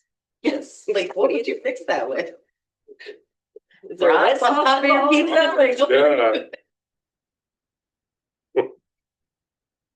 What's that pizza place? 360 pizza. They have those fancy, it's not there anymore. Oh. Up by QFC. They used to have some pretty different, like, I had pizza with like dates on it once. And that was like the fanciest I ever got. I'm like, okay, I'm gonna try it. It was kind of sweet, Yeah. which was actually pretty good. Yeah, that was it though. We, Nope, no we're chicken. big fans of the Elbrada at Doomsday. Got like jalapenos Yeah. and artichoke hearts. Yeah, I think they're getting hungry. I know, right? I am. Yeah, what's going on here? Wait a minute. My lunch hour got canceled due to an employee being very unintelligent. We at work have some today. food for you. Later on. Yeah, Right, like go have some stuff. yeah, there's some. Yeah, it's not pizza though. So That's I okay. changed Well, it sounds like it shouldn't be pizza because none of us ever know what's. My stomach just growled.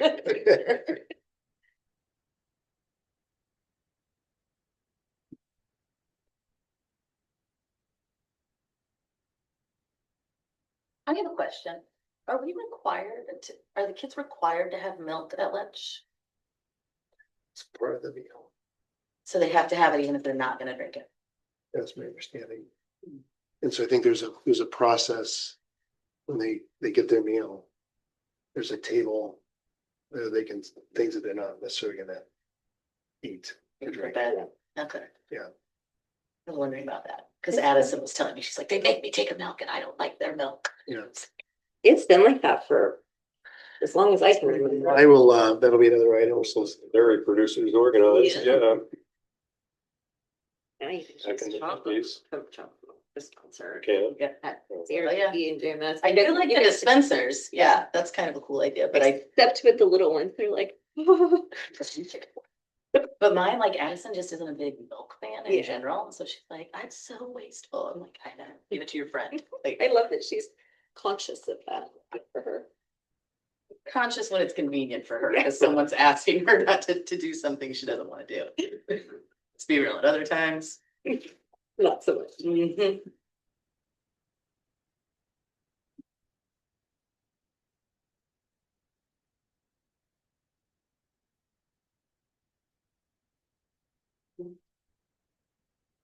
So the forecast is much nicer later in the week, isn't it? Mhm. But I think it's supposed to rain at the end of the week. and Yeah, the fair's looks like just- it. Yeah, the Scotty County Fair's this week. Mhm. Oh, And shoot. it's gonna rain. Darn it. Friday, I have to go hiking with my husband. Nice. Well, it'll be nice and cool. He's just looking for an excuse not to go. Oh, just don't tell him. It's a northwest. Yeah. It's Yeah, I just went on a really good. That's my hike. question. Is like, is it gonna rain, or is it gonna like northwest rain? I can handle the northwest rain. Oh, it's 73. That's I mean, perfect. the It's like chance, Hawaii. yeah, Yeah, and it's not, it's pretty low until later. Later on. Dog Mountain. I wanna go too. Table Mountain. He, This is why he doesn't wanna go? he also toured. Oh, And you're still gonna make him go? Well, I don't know. Man. There's some really steep. I will never do Took this that. day. He might not again. He was like, yeah, I'll just go part of you. You could do those players. You can go cookie. can they repair a torn calf muscle? He just has to wait. Yeah, So this is it not the heals. first. Okay. How does one tear your back? Was it the last time you asked him to hike that it's just So we watch a video about like, oh, why did this happen? Like, Yeah, it was something about like, generally happens for older individuals who ouch, physical condition is not in the ouch. state that Mike should be, or something like that. I almost died. hence the hike? I love it. We might cancel. Well, you should still go. Bring Fox out to the fair with us. Get a wristband, ride rides all day. What fair are you going to? The Stamania County Fair. That's this, Yeah, it starts today, Fun one, tomorrow. actually. Tomorrow. that is Yeah. actually That's really my fun. favorite. You could do that. That'd be fun. And then he can sit, there's a adult beverage tent that he can go sit in. Be quite a- Hi. It's pretty hard, isn't it? Dog Mountain almost killed me. That was hard. Forced him up that one a couple times. Dog or table. That was I went with a friend that, like, the time I had not been in the best shape, and she has like legs, like as long as she's an avid runner, and she's like gazelling it up the top, and she's like, "How are you doing?" I'm like, it's like, "Oh, I gotta go finish this." I did, but it's tough.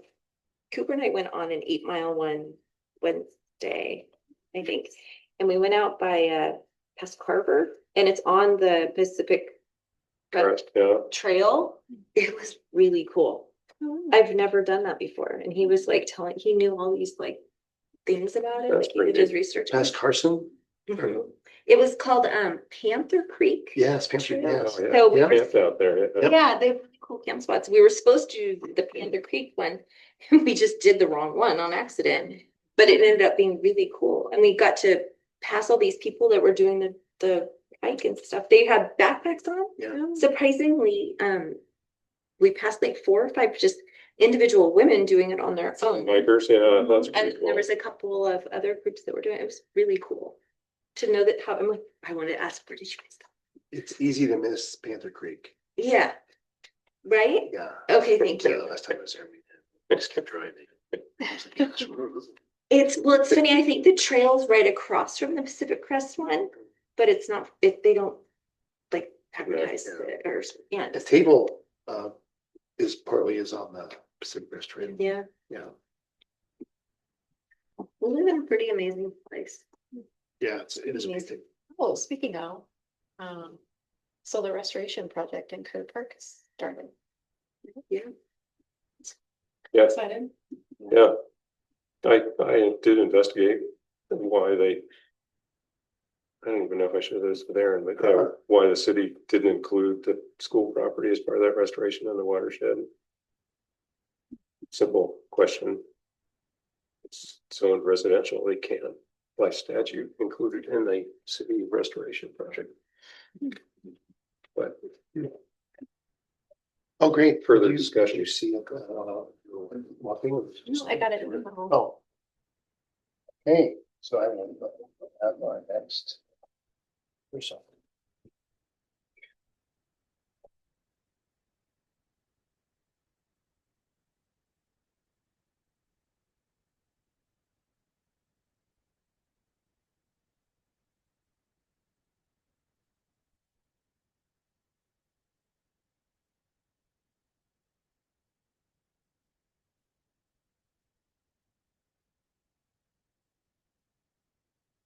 Yeah, yeah.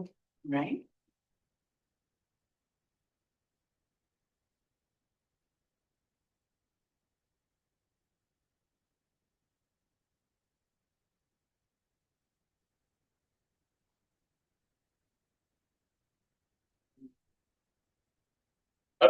I guess, yeah, it's obviously. Everybody.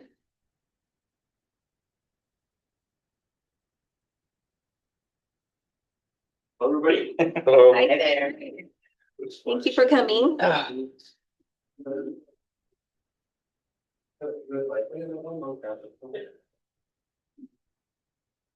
This one I scribbled. Oh, here. Oh, wait. Yep. You got to keep my phone being recorded, otherwise my voice is not. People have it deeper in tradition. You're in the live stream. Oh, really? I didn't know that. Aaron, do you want to give them this? That's why no one ever hears you. Yeah, now I know. See, you thought you were just being ignored all these years. Yeah. Oh, okay. All right, welcome. We are going to introduce ourselves Okay. and then we will get started. I am Sadie McKenzie. I am the board president and I'm in District 3. I have 2 kids. I have one going into high school and one at the middle school. And we've lived here for quite a few years now and moved here because of the great schools and the small community. Mhm. That's me. Hello. Jim. I'm Jim Cooper. I'm retired professor, moved up here in 2016. Never had time in my career to be involved in any public anything. And so as a retired person, I do have time and got involved in this. Kids and siblings and parents that were educators, K-12 educators, and some grandkids that are in the system now, not in Washougal, but other places. But big believer in public education. Jane Long, I represent District 2, so upriver. I've got 2 kiddos, one going into 3rd and one going into 4th out there at Cape. I've lived here since 2021 and I'm involved just because I love the community and want to continue to get back. And I'm Ida Royer. I represent District 4, so above Guard and East. And did you guys see? Oh, I have a child. He's going into 2nd grade at Sarah GE over here. Well, one of the reasons I ran is, well, frankly, nobody else did. And so I wanted to step forward and provide a reasoned voice for the board. In recent years, it's been very, what's the word? There's been a lot of fraught, I guess, upheaval. So I felt like I could represent everyone and be fair. And my husband and I have lived here since 2018. And I came from the Gorge, he came from Troutdale, so we're familiar with the area. Oh, good. but just decided this was where we wanted to settle. So anyway, appreciate you coming in today. Okay, thanks. Aaron Hansen, Superintendent and Secretary to the Board. This is my 24th year in Washougal and 30+ years as an educator. Oh. So we really appreciate your interest in position 5. So thank you so much. And we have a number of questions for you. Those are the questions. And the last question is, do you have any questions for us? The board is going to be individually asking you these questions. Okay. And we are going to be writing them down. So I failed to mention this to our other individuals who joined us earlier. We may not be looking at you the entire time. So if I contacted something you're seeking, you won't get a lot of it necessarily. As we're writing down. We do have to make note. All right. First question. Your application has given us a general idea about why you want to become a member of the Washougal Board of Directors. Will you please elaborate on the contributions you feel you can make to the board? Yeah, I'd say much like Jim, I'm a retired. I have a grandchild that is at Washougal High School right now. We came here in June of 19. After I retired, I was a high school math teacher is where I retired from. Before that, I was a college administrator, campus director, that sort of thing. Went to the Air Force Academy for my college degree, for my bachelor's degree. Spent 16 years in the Air Force. Got out. Tried for 1 year to be a real estate agent, but that failed miserably. Just wasn't real business minded. Got into working with the local community college, so I've basically been doing education most of my career. Retired in 2019. Was in Las Vegas at the time. My sister lives up the gorge. My sister-in-law lives in just outside of Portland, Hillsborough area. My mother-in-law had moved up here after my father-in-law passed away, so my wife and I moved up to this area at that time. I grew up in Napa, so this feels like home. What can I contribute? While I was, once again, I've been an educator, math teacher. I've been on a board of an education organization down in Colorado, in Las Vegas. It was called the Area Health Education Center. I was 6 years on the board there, served as both the secretary and the chair of the board, 1 year each. I left the board. My daughter got a job way heck, and I didn't want to have any conflicts, so I resigned from the board at that time. That was a reason I left that particular board position.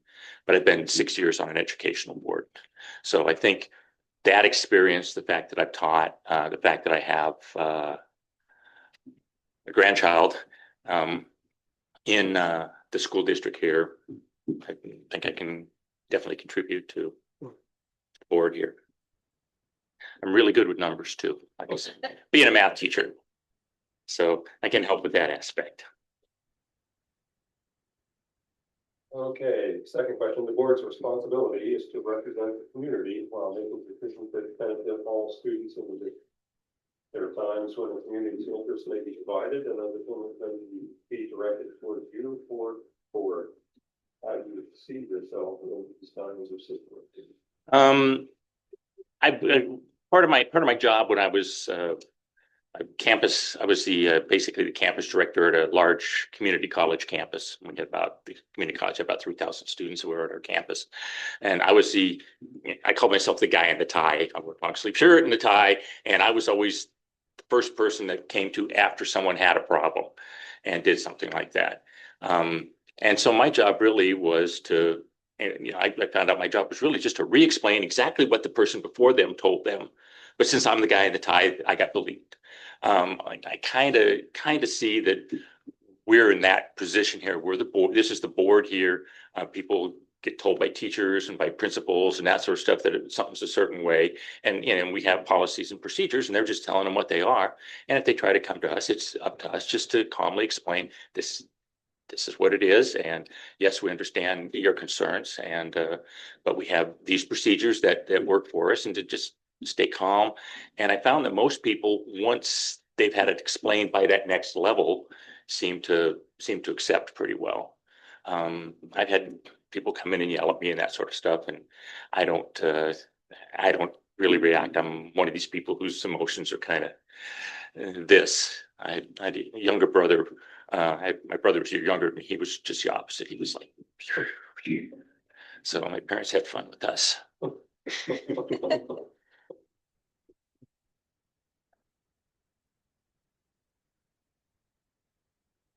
Okay, so next question. What attributes are essential for successful school board members? And can you provide examples of how you have demonstrated or developed these types of attributes? Already kind of provided some. One would be actually caring for the I guess the population, the individuals that you're representing here, i.e. the students and that sort of stuff. You know, as I was a college administrator, we had, one example was we had a young lady at the community college. She was kind of freakishly genius, I would say. I mean, she could literally take two pieces of chalk and write two different things at the same time. She could read a chemistry book in a week and totally understand it. But she wanted to take like 30 credit hours, and the community college didn't want to do that. So I ended up advocating for her, and she had horrible people skills. And so I ended up, kind of being her buffer. She would come to me and I would have to, work that. And I think that's, something that I can help with, but understanding that everybody that we work for here has a particular set of needs. They have their point of view and their vision, and we can't say we can't really say that's wrong, because that's what you see. We have to say, yeah, we understand where you're coming from, but we have certain constraints that we have to live under, and hopefully you can accept that.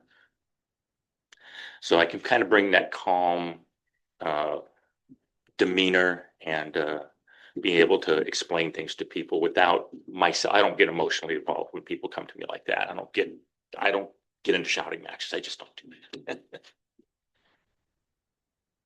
One of the important roles of the board is to approve policy. Can you tell me how policy plays a role in the functioning of the board, and how policy can be used as a vehicle for students?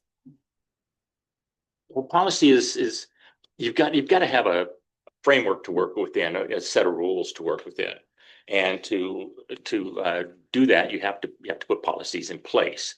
And basically, not all frameworks are going to work. There's not a single framework that's going to work perfectly for everybody. So you've got to, it's a matter of, you've got to kind of compromise. You got to see where things are, see what's working and what's not working, and be willing to adjust that, and put, if we have a policy that's not working and we get enough feedback on that, then we have to come up with, okay, this one wasn't working. I'm not going to take it personally that a policy that we put in place isn't working, because, we did our best to come up with it. And okay, what do you suggest? And well, hey, we hadn't thought about that. That might be a good idea. And then we can set that little piece into the framework and see if it works better. So that's what policies do. They give us they give us the structure within which we can work. How can they be used for a vehicle for student success? That's what they're for, really. I mean, that's what the whole purpose of this is for. The whole purpose of this board, the whole purpose of the school district is to ensure student success. So that's what they are.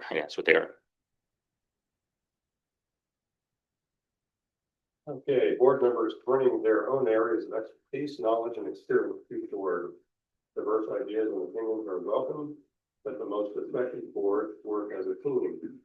The Washougal Board of Directors valued and respectful teamwork that has been developed over time. You have an experience to share that illustrates your ability to work as a member of the team, and how would you respond if you disagreed with the decision that was made by the board? Yeah, I probably got, hundreds of things where I was working, being on sports teams, disagreeing with coaches sometimes, because they didn't put me in. I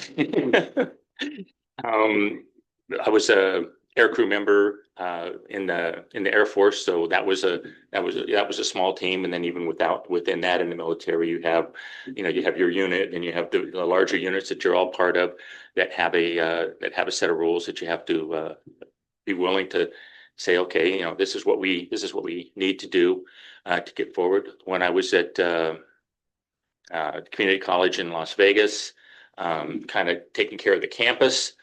I had a small staff, only had like 3 or 4 people. So that was kind of my immediate team. But then I branched out to the facilities, maintenance, custodial staff and that sort of stuff, because they're keeping my campus clean, and worked very closely with them. Myself and the head of that, we just informally set up, we'd have coffee every morning and walk the campus and do things just, as two team members. So same thing with teaching high school. High school teachers, you're pretty much, you're in your own classroom, you got your own thing. But I tried to reach out for things like teaching math. So one of the things I did was got into triangles and how you can figure stresses and that sort of stuff. And I went and got together with the science teacher. And what we did is, I think you've seen those things where they build bridges and that sort of stuff. We got the coffee stirrers, and they had coffee stirrers and white glue basically, and told the kids, hey, build a bridge, and I was at a credit recovery school. So these were the kids that, in 9th grade didn't get a single credit, and then they were way behind and they had to catch up. So they came to us, and we got them. So, not necessarily the best students, not necessarily the most motivated students, but they really kind of like that sort of thing. So working together on that and bringing those sort of things as a team, myself and the science teacher, worked out really well. Like I said, we filmed it a couple of times. Kids loved it, and they made some bridges that held like 100 pounds. I mean, like I said, those little coffee stirrers, and we only gave them so many of them too. So, part of the question is, how would I respond if I disagreed with a decision made by the board? First of all, I know in what I'm coming here particularly for is to be here for 4 months. This is a kind of a placeholder thing. And I will recognize you all have more experience than I do. So if I have a personal disagreement, I'll try to bring up, my logical argument that I don't see it particularly that way.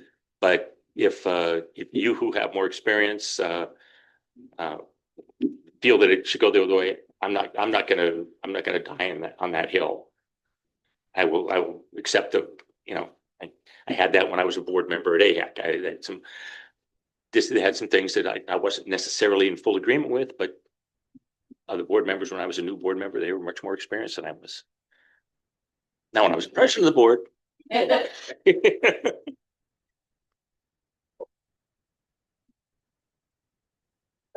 question. Do you have any questions for us, or is there something you would like to add that you would like us to know?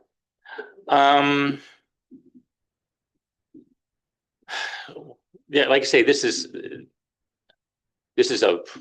like I say, I feel it's kind of I'm going to be a placeholder so you can have the quorum and have the majority you need and have that sort of thing. And I fully understand that. So that's I'm very cool with that. I know that coming in, it doesn't bother me. I think I looked at, I watched, I think your last 2 meetings. So yeah, yeah, oh, well, the one, I'm a numbers guy. So when they had the budget stuff, I was okay. I had a question or two and a couple of the numbers, but I'm not going to ask them there. I'm not involved with that. So, at least not right now, but it looked like something, the particular board looked like, kind of had it together, and you were moving forward, and it was, the meetings were positive and productive. And so it was something I felt I could be part of and contribute to. And I really don't have any other questions. Great. All right. Thank you, Frank.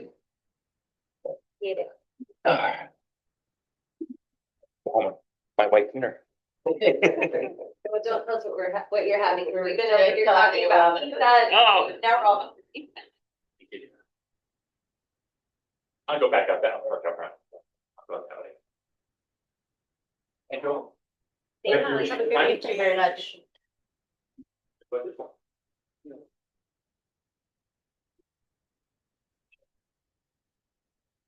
So what are your thoughts about coming back at 6:30 versus 6:45? Yeah. I think, do we even need that? I mean, 6:15. Well, so we, You can always add more time to it. You Let's just shoot can't for come back 6:15. sooner. and then we can add time if we. okay, 6:15? I concur with that. Yes. Okay, so see, you have the script, so we, you wanna, others? The number two right here. All right, the board will now, So you just, right here. yeah, so so this is right here with executive session, or it's not the. Okay. No, 6:15.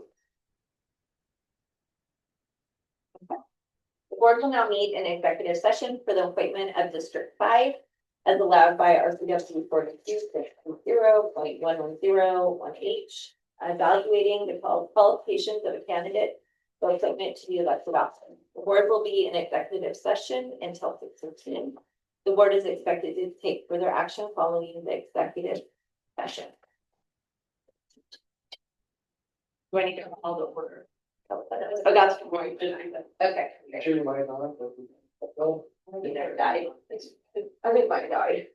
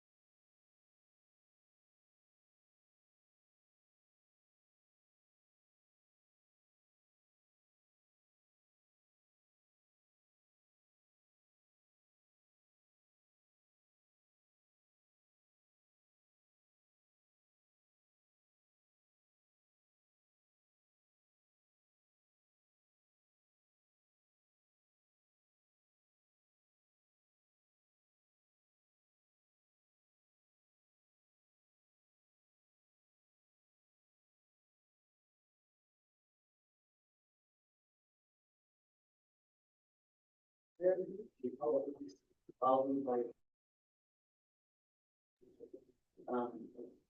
Hard things, everything's free. Yeah. And we could bring one, every week. So we spent chairs out there. And, you know, person I. Yeah, next year I won't plan. New folks will land me onto 14 acres of Richfield.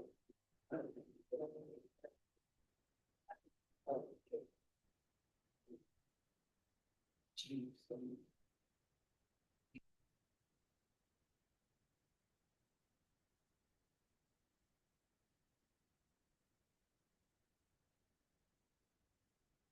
That is kind of, I was only.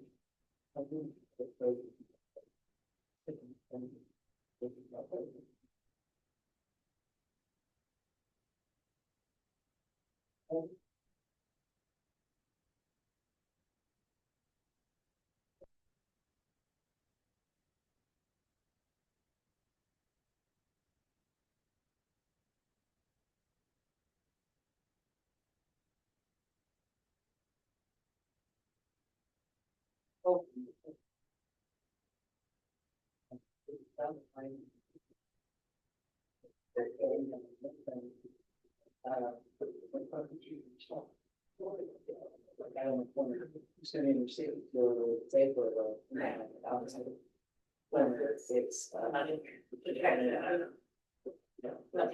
Okay.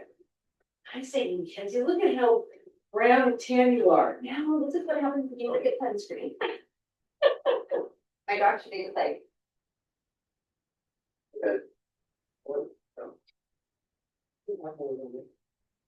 I know, right? Okay, so it is solid. And then- Can say that. Continue to till 6:30. Yeah, I think it's already, it's I think we're already. the board is going to continue our executive session until 6:30 PM. Okay.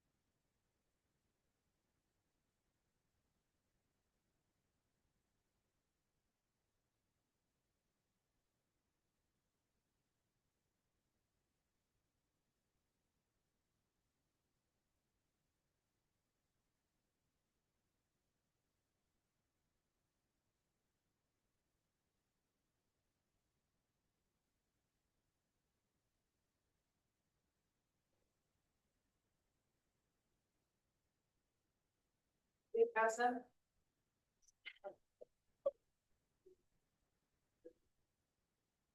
And you're enjoying the show? Yeah.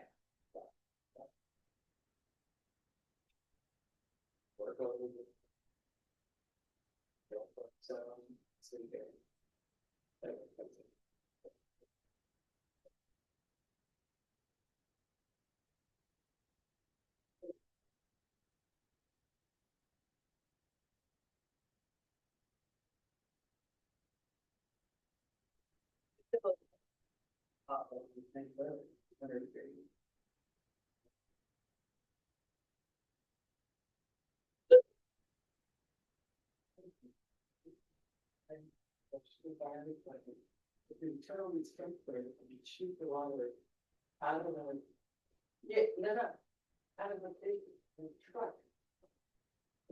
So the first ending is in the front. Fire sprayer. So it'll be, it'll happen when it's raining, it'll chill, yeah, yeah. Good. There you go. So I found out that, first day of the year. Yeah. Started. And don't, that's. Yeah. Yeah. Nice to see you there, you too.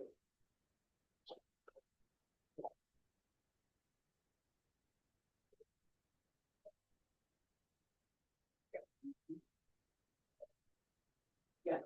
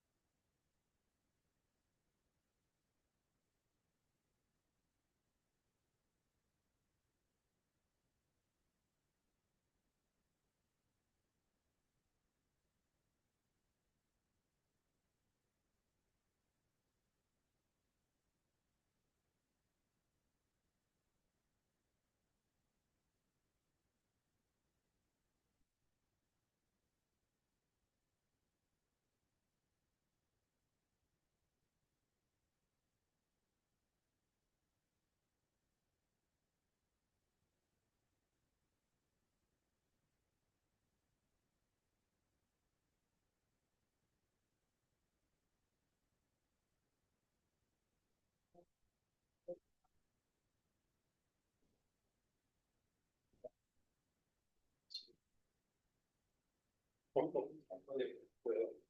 went and shaved. You know what it's for? I got to paint. Yeah, paint. No sugar. I which I thought about that this morning. Yeah, it was like a plus. Thought there was enough time that I'd be able to take my. But they are. Yeah, I got some. Okay, well, do that, and then CC1. Starts up tonight.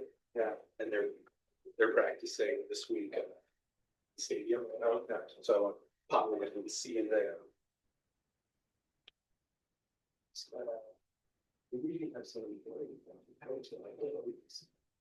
Yeah, well, Wade obviously, he's had some health stuff. The coaches who were there, so really like so is like the coach. Oh, right. I was like, I read things that you okay, so let's just get really good at that. He was very high school football and how just especially movies.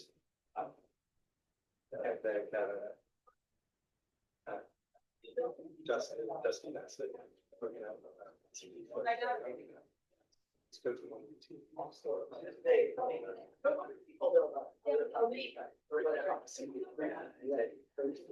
That's right. Yeah. I mean, the one in my school. He's getting this kind of volunteer. Schedule. Yeah. Thank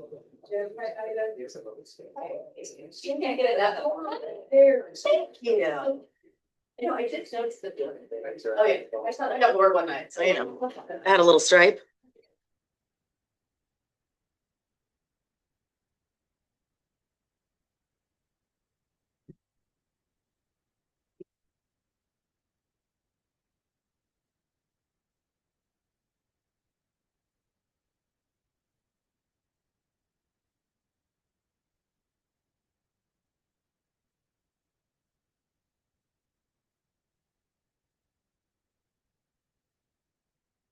You know, there's, it brings it up.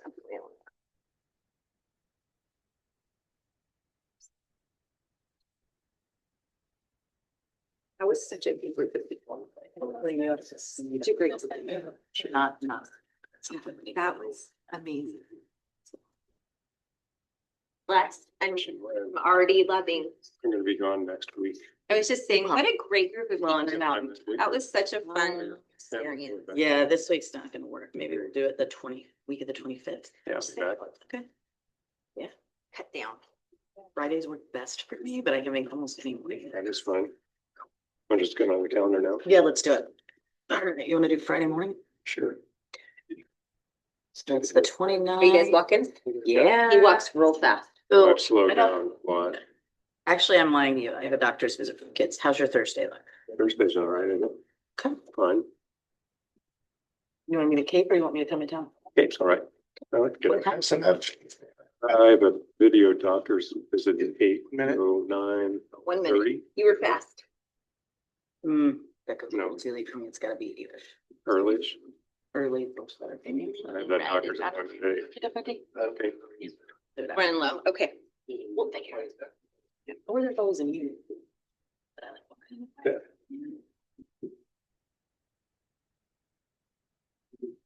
Okay. I called a special meeting back to order at 6:30 p.m. We are going to discuss and appoint the board director, district position number 5. We are thrilled with the level of interest in serving the Washougal School Board in position 5. We had 3 highly qualified candidates, each of whom we believe can make valuable contributions to the board. At this point, I want to see if there are any questions or comments from our board.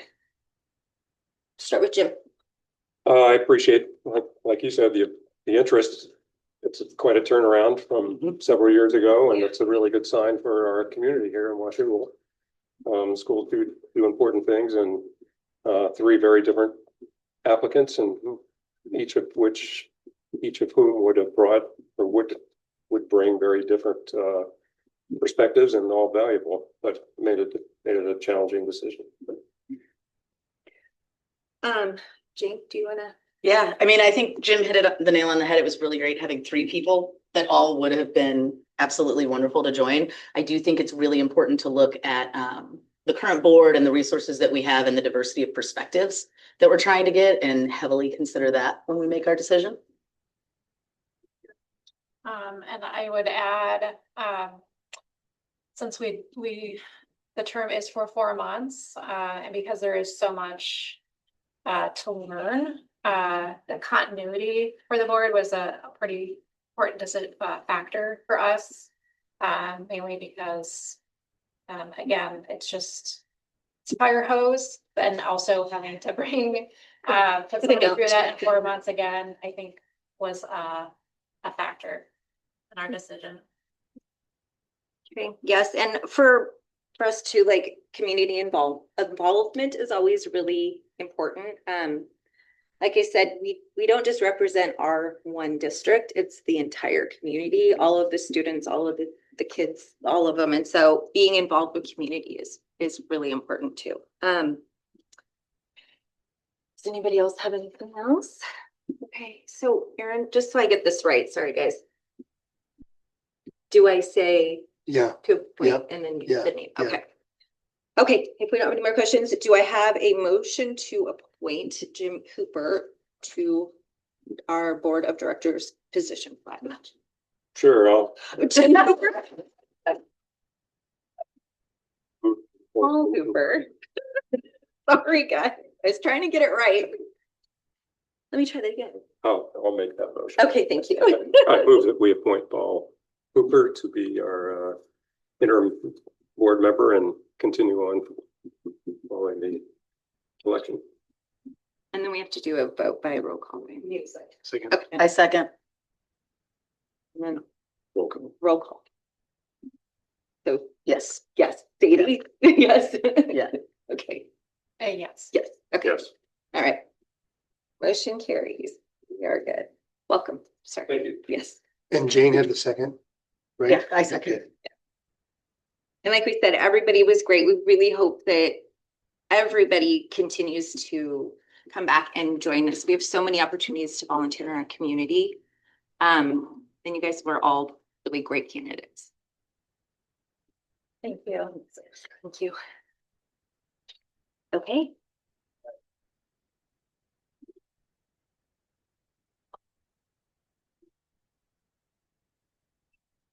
Thank you. All right, on to our work session.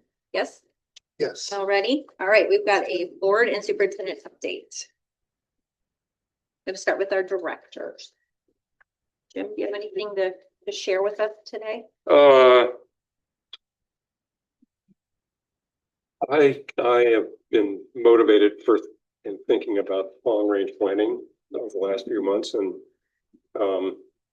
hope to continue that and to broaden the discussion. And I look back and see, well, just an example, decisions that were made with the vision of someone that's no longer here, that as a newcomer, I'm paying the bond taxes to pay there's the vision that's left the district, and I think a more prudent use of tax money fits that in a longer term framework that doesn't depend on an individual superintendent or an individual principal, but it's the community, and we're the representatives in the district of the whole community, or the community as a whole.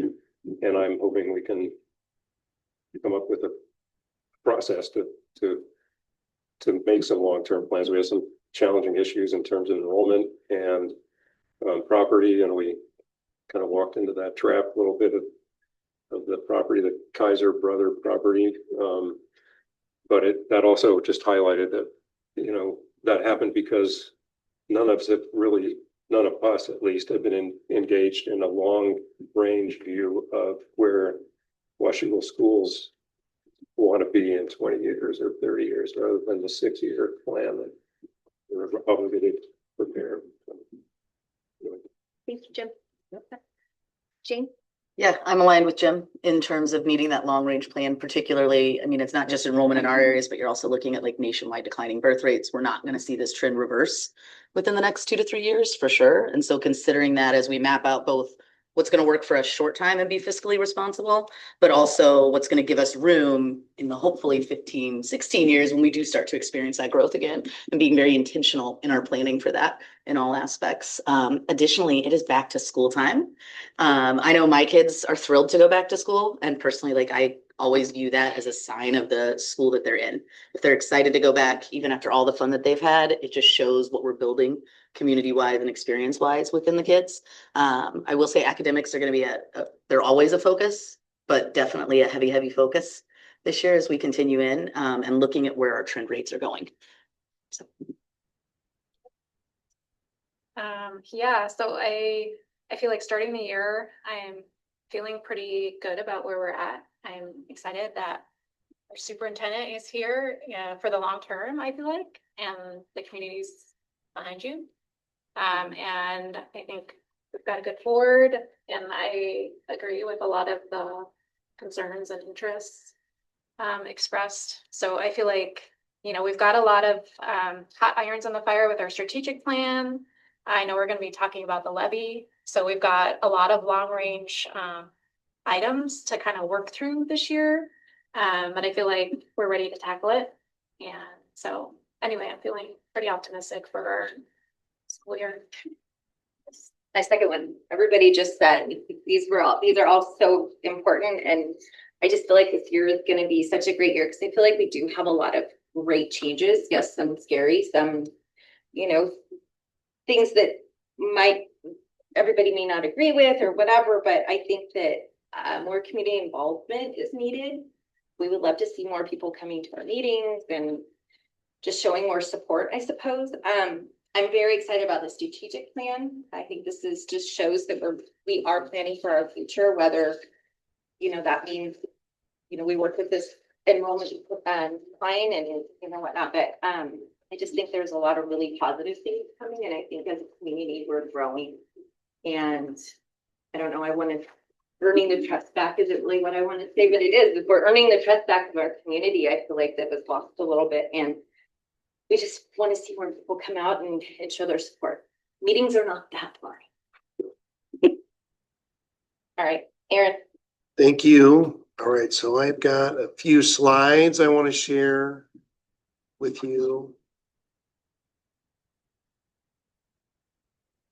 Okay, before I do. So thank you, board, for this year that's coming up. I'm super excited. It's August. We started our meetings back. I've got a slide that can provide a little more context to that. So it's hard to believe that July is over. And so you should be receiving some communications from me weekly on updates. I've paused through July to just give you a little bit of a break from those communications. So thank you for being patient with that. And it's great to see you. And so I echo what you just shared. So appreciate what you shared. And I feel the support. I am thrilled to be in this position, and that it's, like you said, it's official. I thought about last year, and at some point it didn't feel like I was an interim. I just kind of forgot that was the case. And I think it was because of the support that I received from you. And so I am very much committed to this community and looking forward to this year. So highlights. So in June, so this is Kinsey McKinsey, who's going to be a senior Okoski at the high school. So this slide is McKinsey at the Renaissance or Jostens Global Conference. This is an annual conference that happens, and she was identified based on her story. I think I gave you a little bit of context to this. So she spoke at this conference. Mark and Mary, so our admin team was there. The top right picture is Tammy Grant and Kyla Ritchie, who were two of our teachers at the high school, and they've been there for several years. Not only are they current teachers, but they're also graduates of Washougal. So they're there in that picture, and they were there in person because they knew what Kinsey was going to be sharing. And this message about being seen, she, I believe, references these two individuals who have made a significant difference in her life. So it's an amazing story. She's going to be sharing this same message in front of all of our staff August 27th, and you were invited to that. It's in the morning, so it's about an 8 to 10 minute message. So she's going to be sharing her story with our staff. So I'm really excited about Kinsey sharing her story and the work that she's going to be doing along with her peers. So I think I've shared with you a little bit about in June, like our plan for our custodial teams. So our custodial group, we have 260. So they are year-round custodial members of our team. And then we also have 180. So they aren't year-round. So this custodians that are year-round are typically working independently in the building. So we did a little bit different process this summer, and we put 3 teams together. We had 2 building teams, Team A and Team B, and then we had our floor team. So here you see that picture on the left, that's at CRG, that's at JMS, and that is Greg and Aaron and Jessica in the background. That's Aaron right there, that's Greg, who's a custodian at Hathaway, but in this moment, he's on the floor team. And so they're redoing our floors. So we redid all of our gym floors, which I don't know when the last time was. We redid all of our gym floors. And I do talk a lot about this because the floors look really good. That's the small gym at the high school. Yeah. And so the main gym was also completed with all of our floors, and they all look like that. And Shiny. it was I think I shared this, Sadie, with you and possibly Jim, like it was the care, the level of care that I noticed through July. I was checking in the AM and the PM with our custodial teams, just seeing how things were going, because this was a major change in what they were used to doing. So we asked them to participate this way, and they did, and we added some subs that have been previous custodians, or they're 180s, or they were maybe one was a para or in food service. So we trained her to be on the custodial team. So I thought they did a remarkable job. And then, so now they've all been trained on doing the floors, but these three did all of the floors. And so we can do this at any point. It takes probably about a week when you like from start to finish and staying off it. Might be a little bit less than that, but we can then, our team can redo our floors whenever we need that done. So pretty excited about that. And the floors look good. The buildings look great.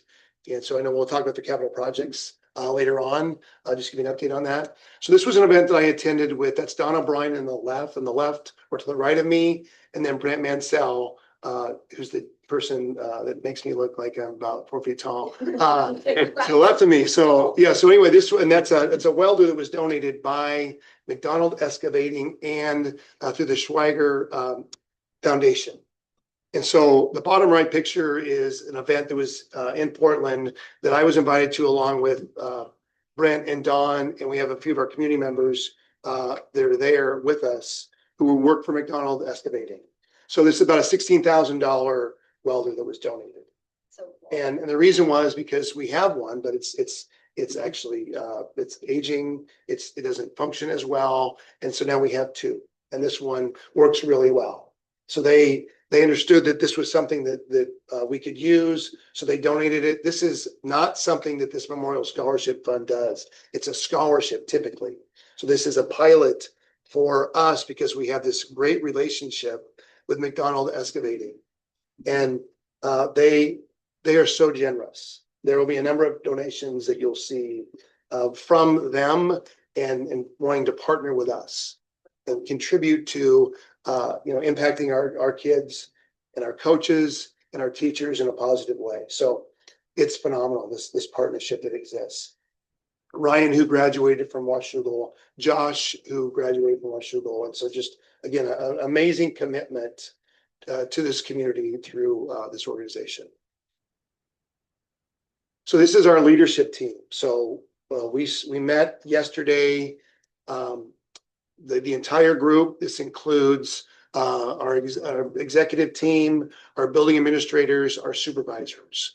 So this happens to be in a location that's downtown Washougal in the Walden building. So we had access through Dana Wilson, who's one of our employees. She happens to be living there right now and was able to get us access to that space. It's on the 6th floor, is an amazing view. It's a brand new building. And so we got to have half of our meeting in the afternoon was there. We picked a good day. It was about 98 degrees up there. So it was air conditioned. And then if you stepped outside, it was, close to 100 degrees.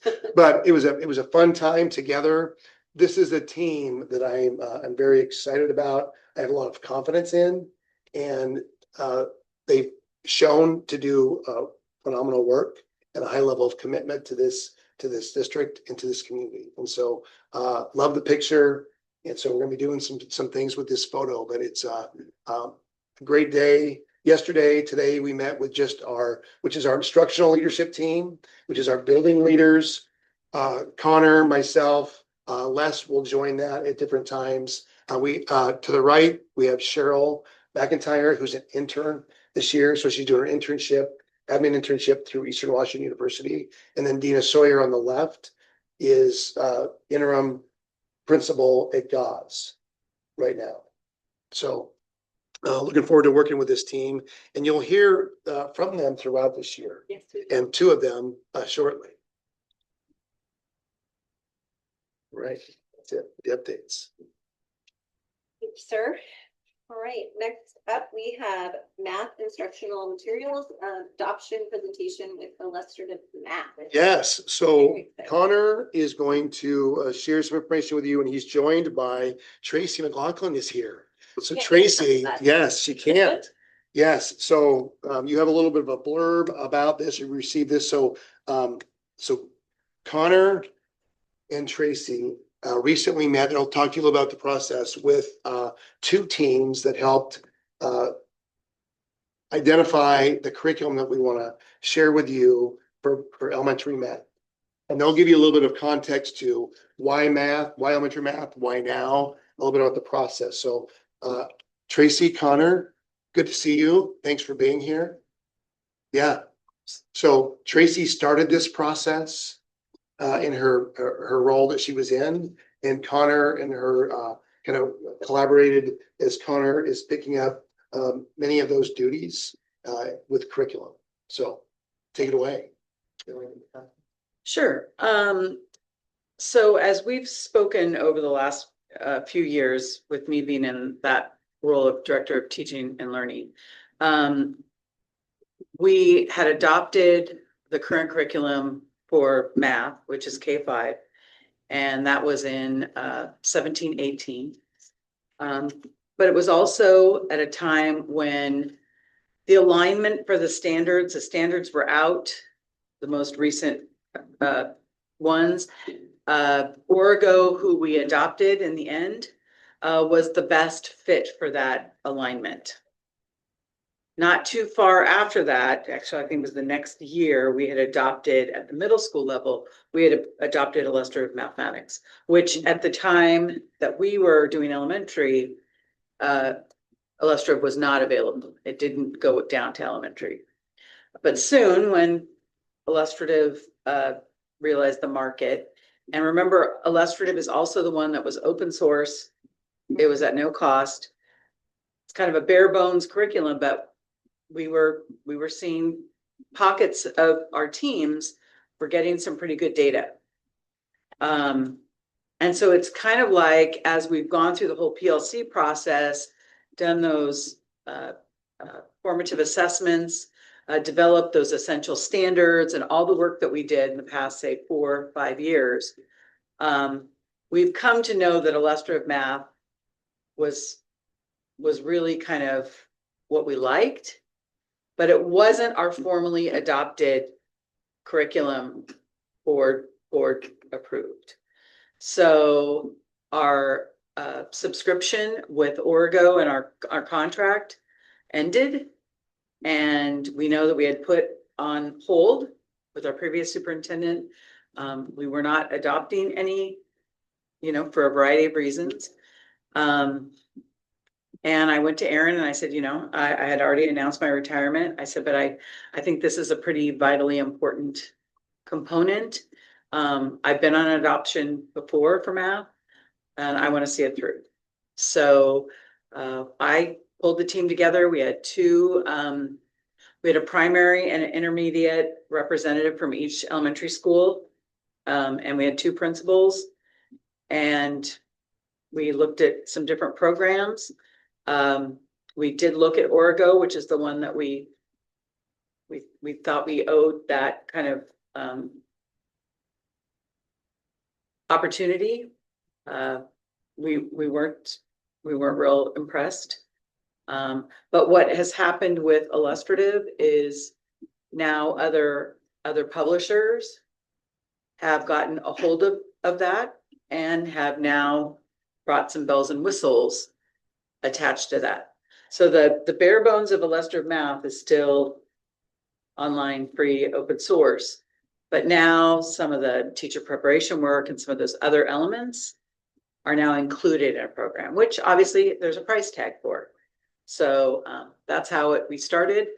And then Connor left, and I left, and then Connor stepped in, and so we brought the 2 curriculums together that we were looking at, both illustrative math, but from 2 different publishers, so 2 different perspectives.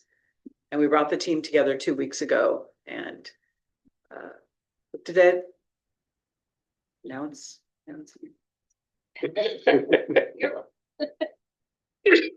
the instructional review team got together, right? They're the ones that looked at all the different options. They narrowed the field, and then we got the instructional materials committee together to kind of evaluate the 2 options. used a rubric, had a conversation about it, and so the recommendation from the instructional materials committee is the amplified math curriculum. We have a one pager that kind of outlines the program. It's an inquiry-based program, right? So it's about student curiosity, not about teachers' direct instruction of math. It's about realizing what math looks like in the real world, how it's applicable. It uses the CRA approach, concrete, representational, abstract, right? So you start with manipulatives, you start with tangible representations of math, you then go towards pictorial hybrid representations, right? And then you end with the algorithm, right? And so that's often not how we were taught math back in the day. But it's a kind of student-driven approach that really emphasizes kind of discovering math, finding math, understanding it in a very naturalistic way. Other questions? So is this in addition to other like math curriculum then? This is, so it's exciting, right? You heard kind of Tracy say that we kind of stumbled into a situation where we have multiple curriculums being used. So this is going to be the only math curriculum, right, that is adopted K-5. We are supplementing some of our math work this upcoming year because our scores are where they're at, and we have emphasized math as an area that we want to improve on.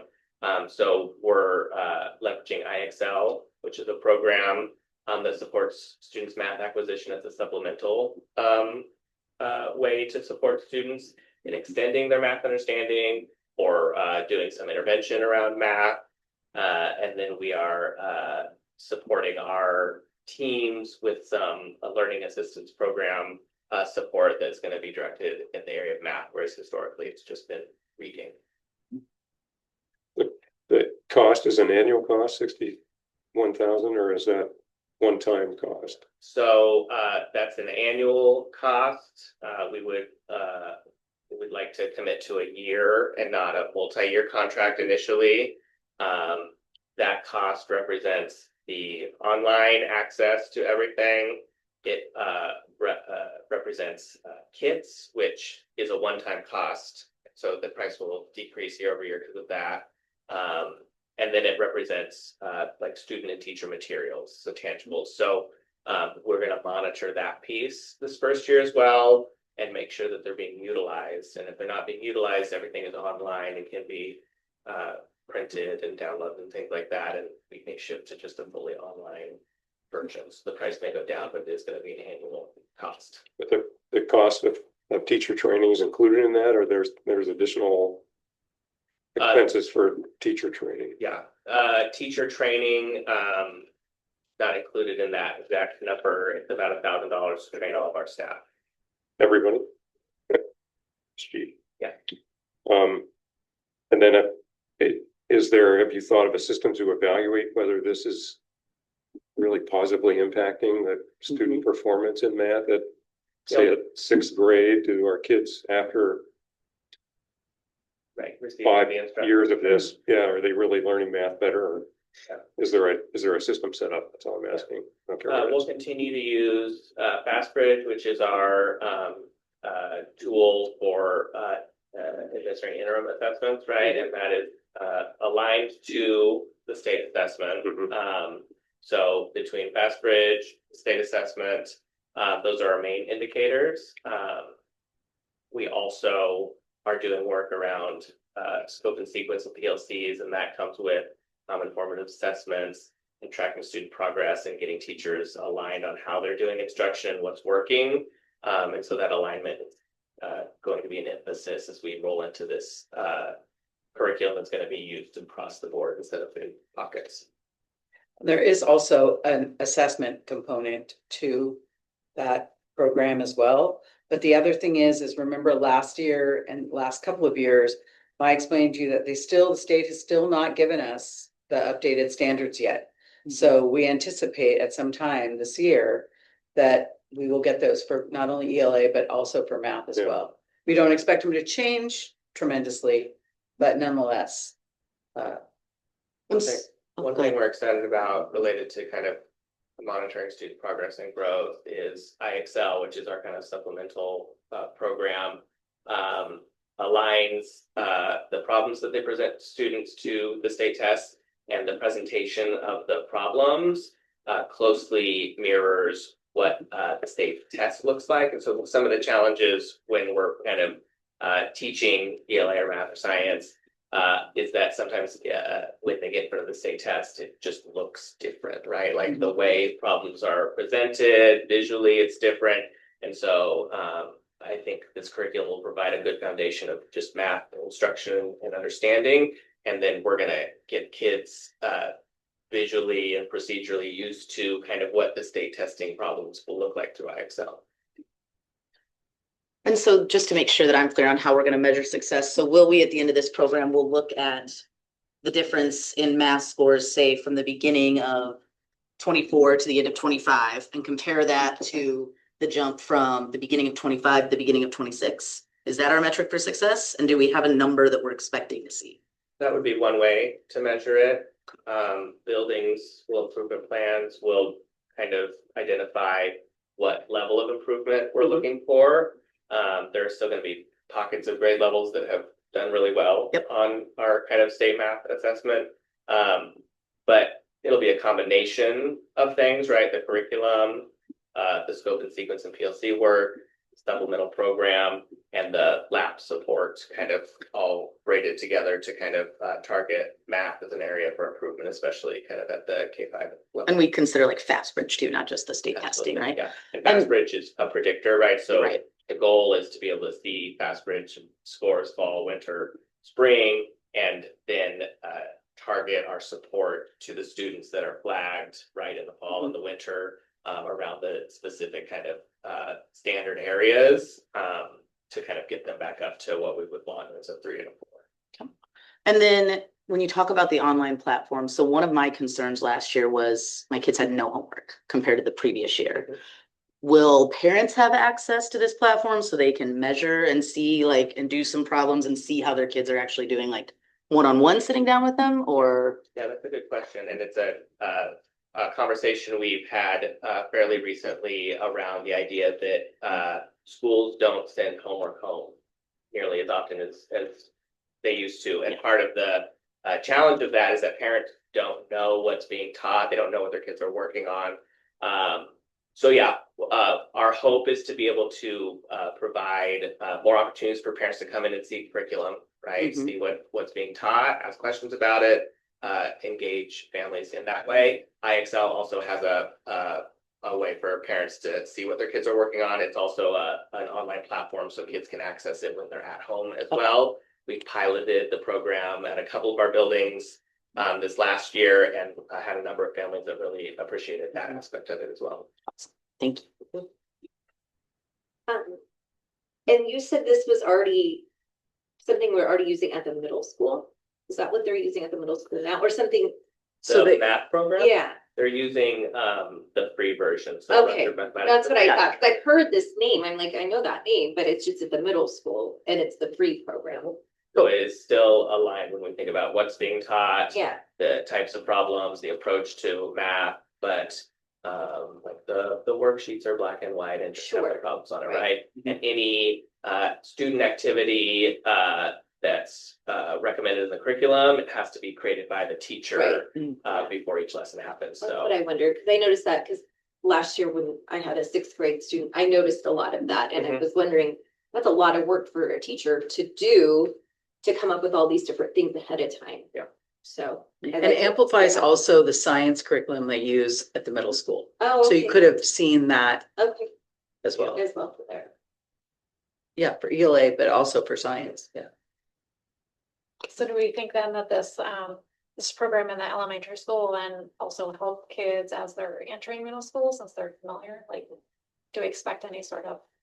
that would be the hope. That would be a hope that, in the same way as like kids learn reading in elementary and get that foundation and then able to apply it to more complex reading and writing tasks at the middle school and high school level, that the program that's being recommended will give kids a solid foundation in math and an understanding of what they're doing with math, as opposed to memorizing the formula or the algorithm and then trying to like apply that to more complex tasks, and the generalization isn't there for students. And so having a really solid understanding of what it is that we're actually doing when we solve a quadratic equation, right? And being able to apply it in a real world setting and understand the kind of behind the scenes aspects of it will make the more complex applications in middle school and high school more accessible.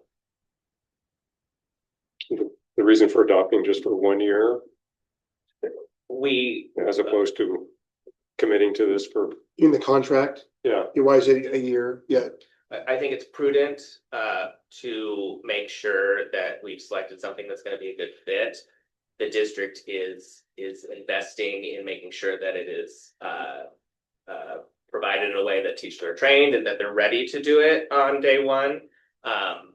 But we also want to make sure we get feedback from teachers at the end of this year and make sure that there's not any adjustments we need to be made, and we don't want to be obligated to a long contract right away.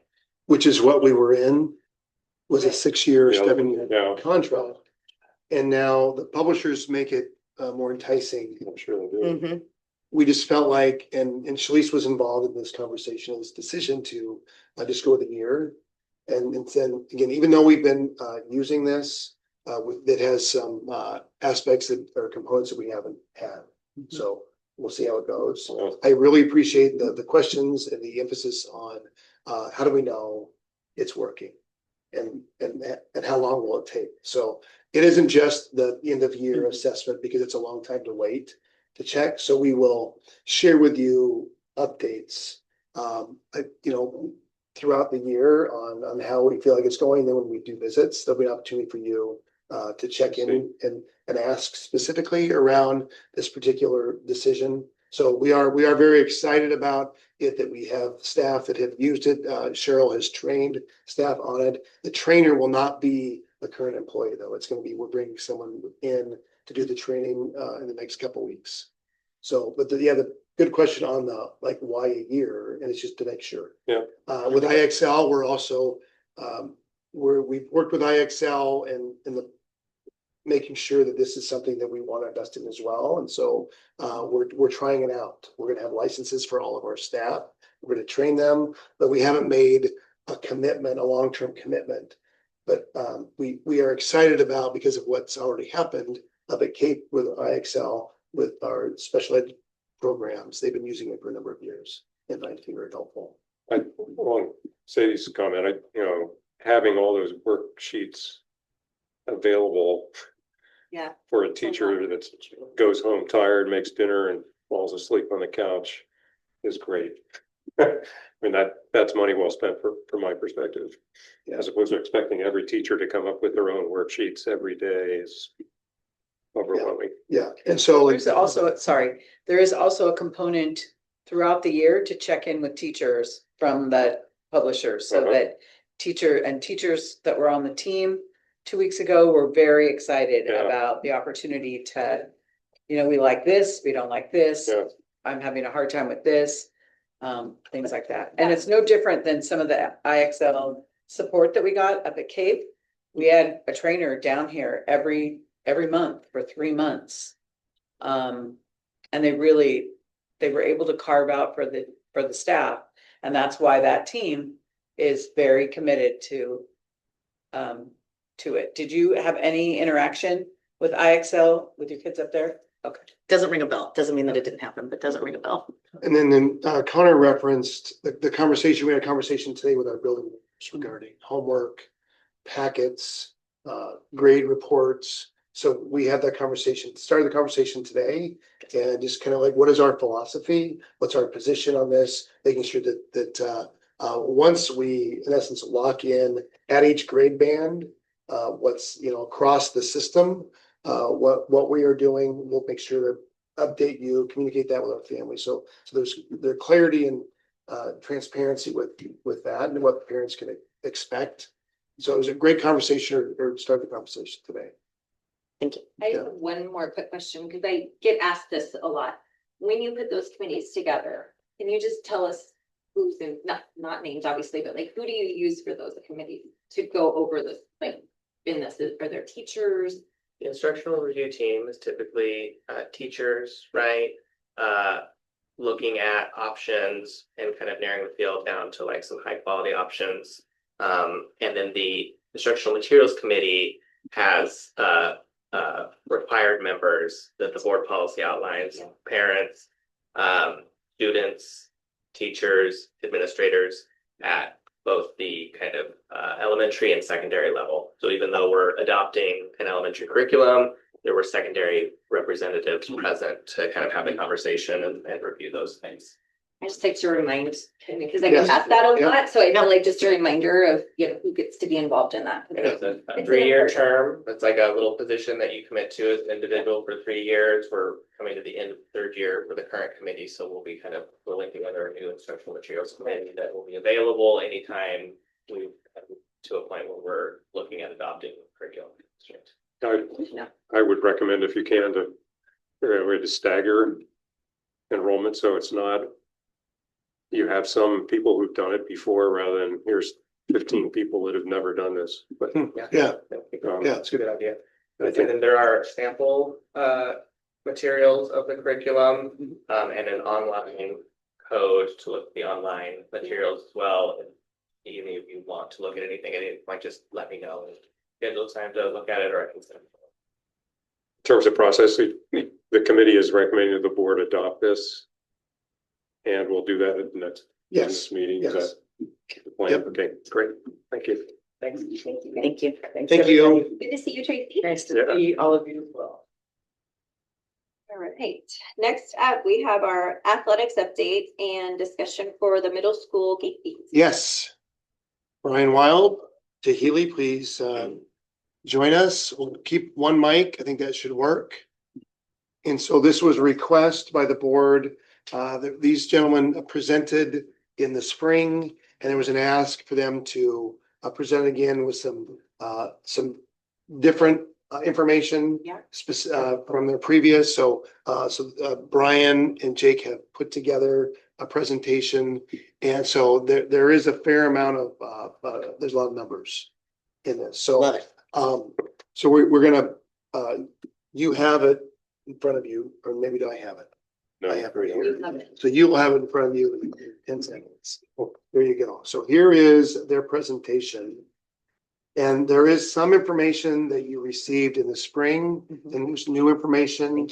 And my hope is that if there's some information that's not here, you will let us know. Yep. And then we can provide that with you. A decision that was made in June regarding athletic and athletic leadership. So Jake, who has been our middle school coach, athletic director, sorry, Jake, athletic director, overseeing both buildings, both middle schools. This year, he's going to be supporting David Cook at Jump to Guard, who's going to be in that role for Jump to Guard, and Jake is then going to be responsible for Canyon Creek. And so there will be he's in essence mentoring David, but I think David has done it previously. And so they are going to be working as a team. And so looking forward to that for Jake and for David being in that role in that building. I think that is going to be helpful. So gentlemen, take it away. You want to kick us off? Not first. You are. Yeah, so we'll probably share some things like was said that you may already know. It's not some final presentations, but just a quick overview of middle school athletics in Washougal. We exist as part of Southwest Washington Middle School League, which is a mouthful when we abbreviate it. But it basically comprises like Washougal is the furthest south east and it goes all the way up to Castle Rock.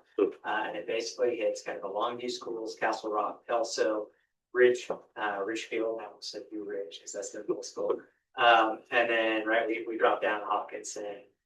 There's a smattering of schools that actually jump in occasionally for like basketball games and different things, some of the private schools in the area. Kingsway is part of our league, Woodland. So it's a pretty big group. It's been growing, Klamath came in They had been kind of ad hoc jumping in, and now they're officially part of our league. So it's a pretty big league. We do divide sometimes into north and south leagues, so that basketball and volleyball typically. And then as a reminder, we do combine some of our sports. So we have Washougal teams for wrestling, football, and cross country. So the gaming goes down to the JMS for football, cross country, that's just fall starting out. And then we go up there for wrestling. Other than that, there are just some other things to know. The league had been flip-flopping when basketball happened, for boys and girls, so that there wasn't always an overlap with wrestling or just one gender. So that continues, although we are talking something about looking at wrestling instead. If we found that all that was basketball, just suddenly changed a little bit, the coaching, brought some of our families. Beyond that, we added, around the sixth grade, not too long ago, to a new sport that's been really popular. It's been great to see sixth graders out. I know I get questions a lot about what we continue to add. That's not what the league is at the moment, but it's always a discussion among that is something that we do. Our families really would like. Beyond that, unless you really want to know all the sports. So, as far as coaching, coaching is one of those things that we pay for the coaches. It's very flexible depending on our team numbers. So they're saying we flip-flop basketball always left is that we had a very small boys basketball group that came out of Canton. We had a lot of wrestlers, and that overlapped, and it just happened to be that like a lot of our guys were wrestlers. So we only ran one basketball team up there for boys. We combined our 7th and 8th and ran as a 8th grade level. It's a great experience for our 7th graders. I highlighted it. Oh my gosh. Oh my goodness. And then, I think the girls JMS team just liked that. And that actually showed a lot of growth too, in terms of like the numbers that we had. So we've actually been growing that in volleyball and basketball. We've seen more coaches. The numbers again are getting but just knowing that every year that may fluctuate a little bit just based on turnout. We're responsive to how many kids are there. We do our best to never cut. We haven't cut as far as I've been here. So it's very rare to happen. I do know it happens at some of the schools in our leagues. And then ours being very large schools. I think we only allow so things like participate in track meets. So I don't think we change that. Any questions about the stipends? So those stipends do include benefits. So we have the Washougal Activities Association has a stipend schedule that we agree upon each year. And then this includes, if you were to look at those, that stipend schedule doesn't include the benefits, but we added the benefits to reflect the actual cost. These numbers don't include. They do, it does They include, do. yeah. And these are all from the levy, right? Yes, thank you. Yep, and that was, I probably should have led with that. Like part of the purpose of this is, establishing with athletics, like what is the cost of these extracurricular activities? That we have a lot of students who participate, families who look forward to this opportunity to support their kids. So, but yeah, there is definitely you'll see a cost at the end of this. I did not total the cost, but that could be something that we could share with you later. Thank you. This slide, yeah. All right, so slide over to me for a little bit. As has been noted, already, welcome back everybody. Your role, we're excited for the start of the 25-26 graders that come on WA every athletic year. Our teams are starting back in a couple of weeks. Football actually starts back next Wednesday. All our other fall sports are going to start on the 25th of August. However, so many of our kids and so many of our coaches spend their Julys getting ready for this season upcoming. And from girls soccer to volleyball to cheer to football to tennis. I'm forgetting so many others that were in there, you know, just for brevity. But it's great, all the work that our kids, and by proxy, their families in support of them and our coaches were doing, to get ready. So it's coming soon. This slide largely has stuff that we shared with you back in the spring, but we just wanted to, you know, highlight. Here is kind of a breakout for fall, winter, and spring sports, as well as the season ending numbers for athletes in each respective sport. On the left-hand side is that 2A Greater St. Helens League. So the GSHL, which has a 2A, a 3A, and a 4A component. Our friends in 1A participate in the over 100-year-old Trico League, you know, the old guard for Southwest Washington County. That league remains unchanged. We had a little bit of reconfiguration last year that we talked about. That classification cycle is in place for 3 graders. Also wanted to share with you the compensation scale for high school coaches.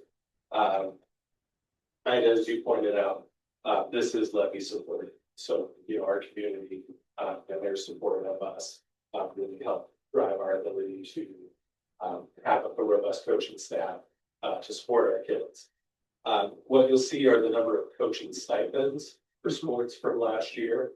It doesn't always reflect the number of coaches.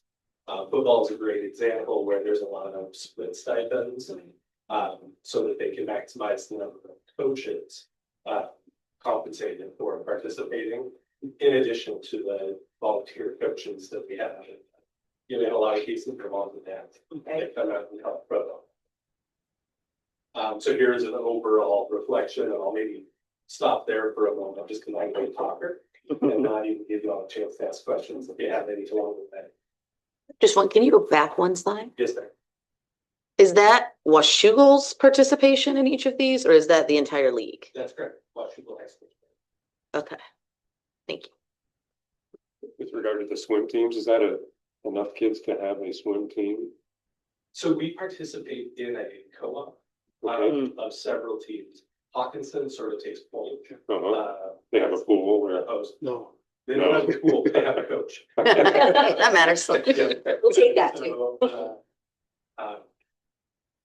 Michelle Jacobs Brown, we've been our coach for the last 3 years and probably longer in the area. She coaches a team that's comprised of Hawkinson, Washougal, Ridgefield, La Center, Seton Catholic, and I think I'm missing a team in there. They don't have as good of an acronym as some of the other programs do. But because swim is, for lack of a better word, a niche sport still, co-ops will combine. No, that's great. That really helped to drive so that we can have that great participation. And where do they practice? So they practice and compete as their own facility, being Gold's Gym over at campus. Yeah. We heard just recently that that's been confirmed again for this next Great. year. They practice in things. So I believe it's 5 to 8 p.m. or 6 to 8 p.m.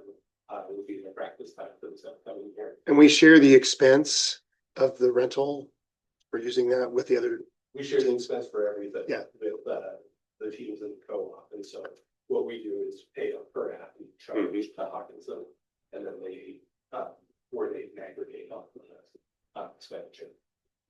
Are there other co-op teams that we're part of, golf or something, or what are the co-op teams? Oh, co-op teams for us or? Yes, for us. Yeah, last year we, not co-op, we had a combine with Battleground High School for slow pitch softball. Combine being slightly different than a co-op in that a combine is a team sport, so it's one single team comprised of athletes from both schools. When you enter into a combine, you have to combine the school populations. So for us to combine, we really have to combine with a 4A school, because anybody else, they would combine the population. Right. You and Hawkinson are together, well, now that's, 1,700 kids, you have 3A school, 4A school. Previously, gymnastics and bowling, Yes, right? We've had a few athletes. the bowling has a combine and gymnastics. There we go.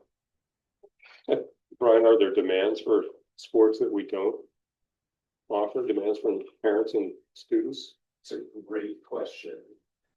So one demand that we have right now that we're really excited about, and I hope next board meeting, we have, I'll be able to share more information or updates. But we talked about it in spring, was flag football for girls. Very much got a positive response from our school community, and really I think from the community at large.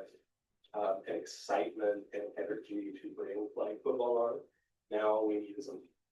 And so hopefully we will get an update tomorrow at the regional AD meeting, see who is still in, who has maybe had to bow out.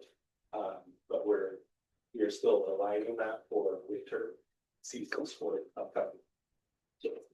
I'm excited about that. That's Like, I exciting. would love to see that. I would be like, I mean, I think it's just a fun sport. Yeah, just I hope we can do it. brace for the weather. Right. That's the only downfall, but Yeah, live it'll in the be fine. Pacific Northwest. We're good. Going forward, one more. So we've got 67 kids on participating in football and 119 doing track and field, if I added it up right. Can you help me understand why it's the same number of coaches? Yeah. So in that WA agreement, Mhm. We set it's not hard numbers, but we set sort of a quantums for, all right, 12 athletes or less. The agreement is one coach, Mhm. right? 12 to 20, and it's specific to Each sport. but then it hits a cap.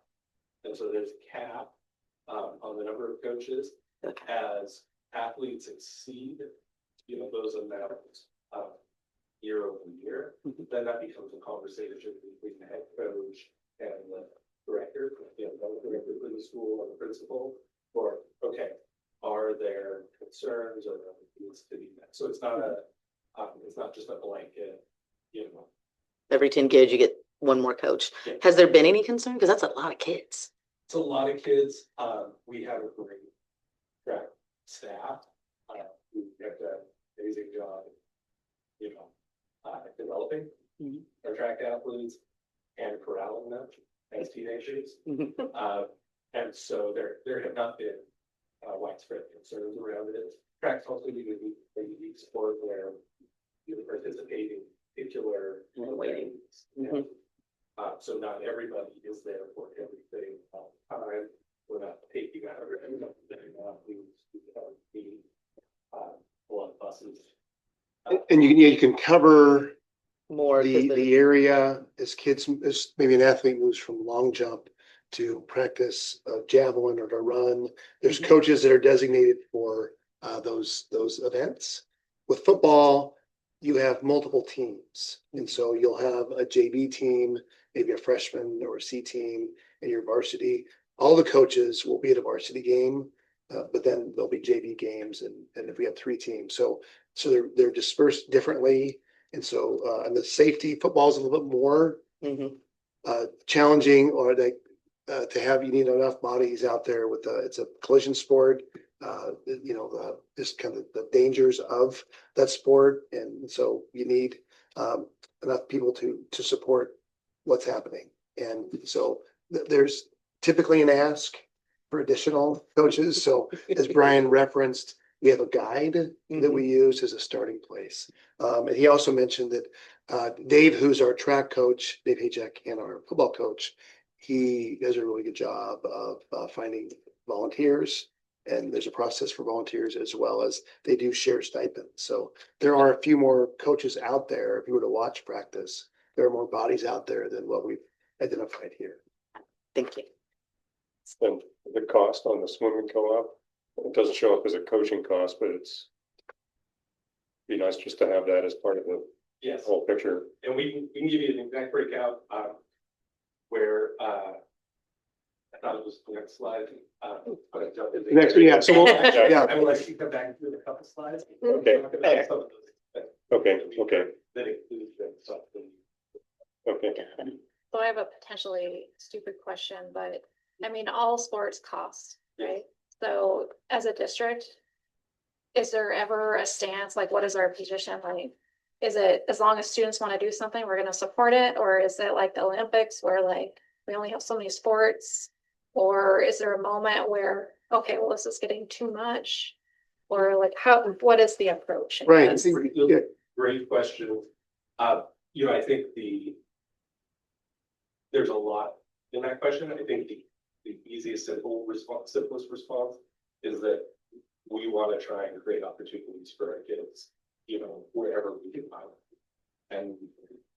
And this is not unique to Washougal, and this is not unique to high school sports. This is especially prescient at the college level, where there are very few revenue generating sports that really then create the opportunity for kids to participate in a variety of sports that are not revenue generating. And so most of our sports would not pay for themselves. Football would be an example of, it's an expensive sport, but it is a big draw Friday night. There's a gate, there's the sports fees, all the things that come along with that. Something like tennis, which is equally as important as a sport for so many of us kids, doesn't generate any revenue to sustain itself.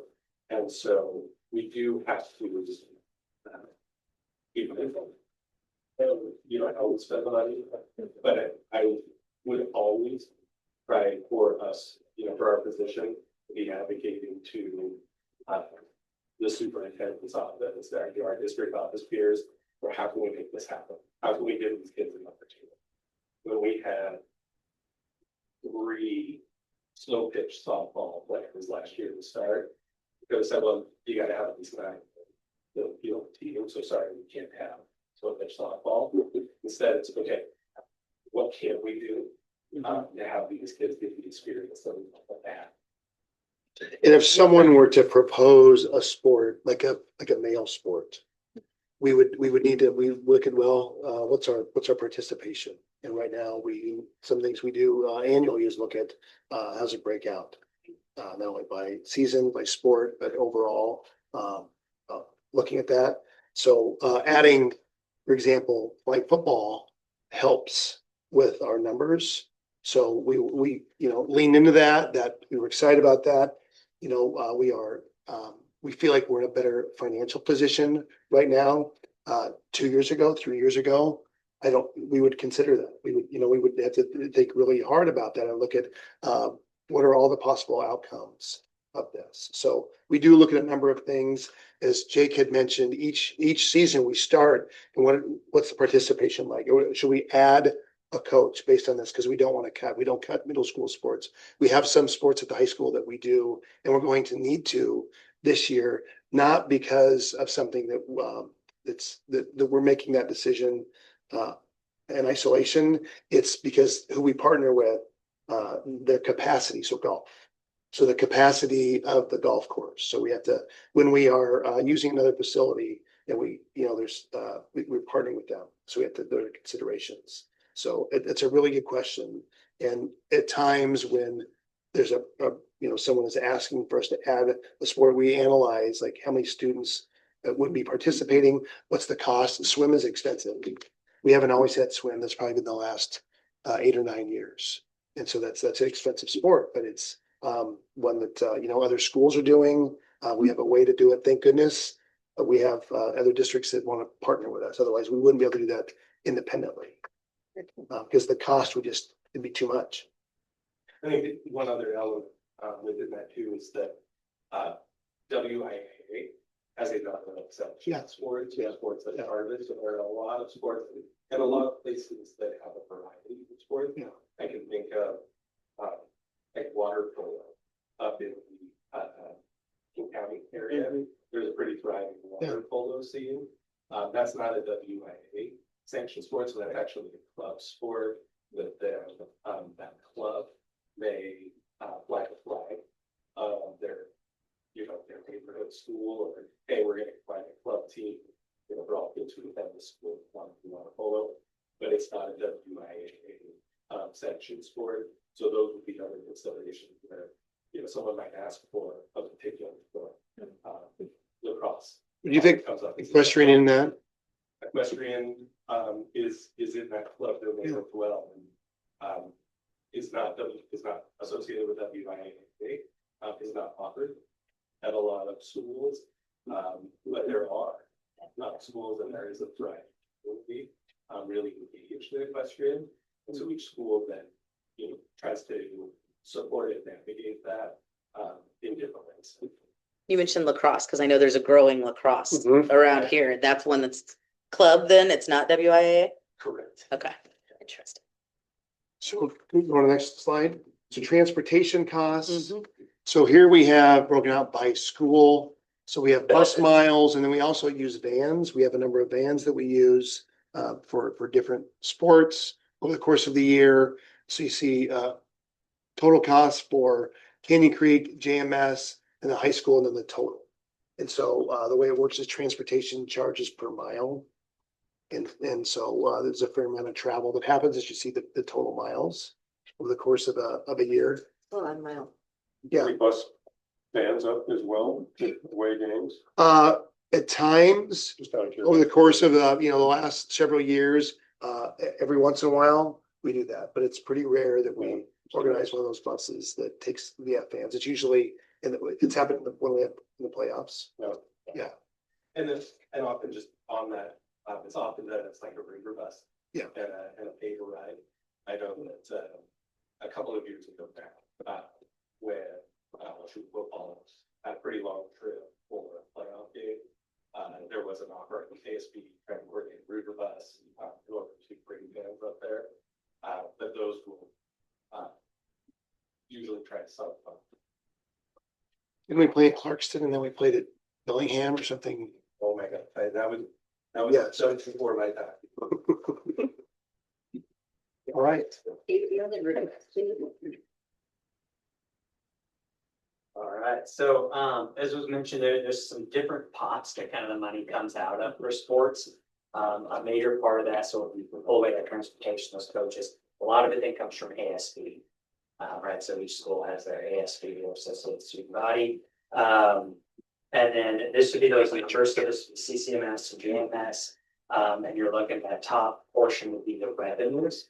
The major sources of income, those revenues for middle school ASB would be fundraisers that they run themselves. So there's sports fundraisers or things like dances, stuff like that. Like field trips are actually considered a fundraiser, even though usually the money comes in and then it really goes back out to pay for the field trip. But it does fall under that revenue piece. There's also like some interest accounts, it's like that where money comes in. Just accrued interest by having bank accounts. The other piece there would be the ASB card. So every kid who participates in a sport is required to purchase an ASB card. And that's removing some of our families who, you know, that for instance. And then there's also a sports fee. The middle school level is $20 per sport. Some of you may remember that was actually an adjustment. Just a different structure. And then we moved to it like per sport. And we have 4 seasons. You can theoretically participate in 4 seasons. We don't have a lot of people that do that. So usually you're getting 1 to 2. We have a lot of 2-season athletes, 3, and 1 very good 4. And so those are your major revenue sources. And then you'll see the difference, right? Remembering that JMS is roughly twice the size. So you're going to see some pretty big differences as a result of that as we kind of build that out. And then expenses, so it's broken out by sport there. So each of our sports, knowledgeable is actually one of our lead activities. So it's not necessarily a sport, but it does fall under our scholastic there. So I included that. It's where you go for us. So there's my coaching piece. And, you know, there's usually a little bit of a donation that comes in there. Say that there's like $100 that comes in to get the coaches and the parents who volunteer and stuff, some food, snacks, everything knowledgeable. I highly recommend it if you haven't. It's a blast. So as you kind of run through that, you'll see the expenses. And then mine's not color coded, so I'm gonna cheat put back here. When you get to the bottom, I kind of pull that together. So you can see that when we get to ASB revenue minus ASB expenses, right, you get some very different numbers. And I think it's really worth noting, so if sports revenue minus sports expenses, again, so if you just say, hey, what is sports? Because we're talking about sports, so if you really want to talk about it. But this is about sports. You'll see that Canyon's running a pretty serious deficit. And then JMS looks like it's doing a little better, but there was also about $4,000 donations last year to JMS for sports, right? And just to call that out, make a few points there. I don't even have it in front of me, but over the past few years, have done things like an entire set of uniforms for football. I don't remember the cost of all the work they did on the field, but if you look at that field, it's in so much better shape than it was 3 years ago. That's a big part of Ryan McDowell gets organizing some work there. It's machinery. So there's a huge donation that's coming in there that actually inflates that. Our current cross country coach, some of that is actually it's on this year's. It'll go towards this year. We're in the process of fundraising, purchasing uniforms for cross country. Does an amazing job. So there's like $2,900 that is in those numbers. I think she said she's actually got about 3,000 something at this point. So we'll be getting singlets that doesn't even include the shorts. So the cost of those singlets alone, some $1,700. And then to get shorts again, a lot of money. So that will be a following year kind of thing. She's doing some really innovative stuff too. Sweet. I just looked at it earlier.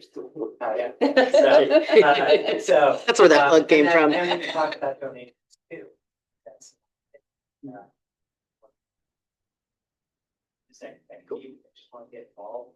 There's some amazing support from the community.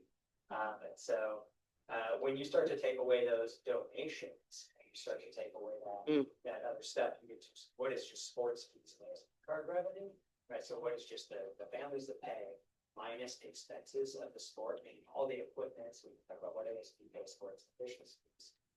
It's equipment. Those are kind of the big ones. We don't incorporate facilities of that ASB. And so there's some membership stuff that we pay for, right? Final Forms. We kind of onboarded Final Forms. It's been awesome. But there's a fee every year for that. There's a WIA, things like that we pay for also. So we start to run a pretty big size deficit for our middle schools when we pull out those donations and fundraising. Any questions on that? Thank you. So when you run a deficit, where did that money pull from? So it pulls from ASB in general. So we have over time, right? This is one of those functions that getting smaller to the rules. Our past size allowed us to accrue money. So we actually have money sitting there that accrues interest. So there's some revenue that generates. And then we have just saved money up. And then JMS has had quite a few fundraisers where they make money on their dances. Canyon tends not to make much money because things of like a cost of DJ. We've actually started not having DJs up there for our dances just because the cost is so high. Family Bell friends who are amazing and donate some equipment, so it's very professional singing or professional equipment, but the kids have like created like soup. And so right, there's these things that we try to do that don't have there because of the size. And so we don't generate as much money. A smaller population of students also. So JMS has been able to generate some money to handle it. Some of that, that's a thing more at the bottom. Those things, those fundraisers, donations. So we still have reserve money, right? But it's slowly out. And we have with football, for example, equipment that is on a cycle, helmets, shoulder pads, and those need to be replaced. Yes. Uniforms is a reason that the cross-country coach is, is looking for new uniforms. We actually have sixth graders, so we increased the total number that are participating, and then they just, you should replace them because you want to run, you want to participate, you want to look good, and you want to represent. And we want They represent our school. yes, so that's Sixth graders. Yeah. Yeah. All match. yeah. So there's Dresses. yeah. Our football helmets are actually. A large portion of them. So this is an annual snapshot, doesn't include, No, yeah, good point. Yeah, right, so it's not including Yeah. kind of a it built-in actually- yeah, replacement so cycle. Replacements, we kind of did donations. Oh, that's good. So, I think 2 years ago, maybe, 3 years ago, there's volleyball standards that became, yeah, we did some of those, there's donations. So our coaches become part-time fundraisers Yeah. as well, and we have some very involved parents. and to the point, Jen, that you just made is that cycle. So Jake, this is your third year as athletic. Yeah, kind of jumped in and Yeah. out. So now, and really the first couple of years were like really challenging times. Well, we just had the conversation today. It's really time to start looking at a long range plan for football equipment, other equipment that's gonna, has a short lifespan. And then we've got, and uniforms, and replacing those uniforms. So coming up with a cycle for those. And then when you have coaches who are extremely committed, but tend to, we're hiring all the time coaches. So you have new coaches coming in. And so that onboarding and then the equipment. And so that's, it's just an ongoing process. So we certainly appreciate their involvement, but there's, just kind of working through the complexities I think with that. like technology, we have the technology levy and there's a replacement cycle. I think it would Yeah. a better sell to the public if there were a kind of a replacement cycle that's transparent, that of course we have to replace them in so many years, Yeah. not every year. But yeah, I mean, just Yeah, and with that Looking at- conversation, with football coaches has been, how can we set up a rotation? So the high school day, it kind of has a rotation, as far as I understand, where it's like this portion of them, so it's not all at once, right? Because that's a huge thing. yeah, Unfortunately, a lot of our middle school ones were purchased at one time, so they cycle out at the same time, so it's how can we start to mitigate that Yeah. sustain that over several years. And we've also, coaches will talk about how can we also leverage bulk orders with the high school, right? So it's not the middle school, it's just purchasing something. So every year we recondition a certain amount of our football equipment, not just for safety, we have to. And so can we send that same order out and maybe avoid some of the shipping costs or some of the different things, some of the costs that happen with that by joining in the high school's order? Yeah. And do we use branding, commercial branding to lower the cost of uniform? I mean, is that done in high school? I have no idea.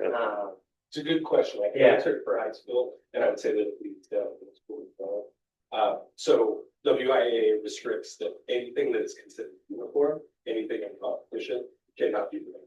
And that's where you'll sometimes see, an example of a basketball team, right? And they'll have sort of warm up shooter shirts before a game.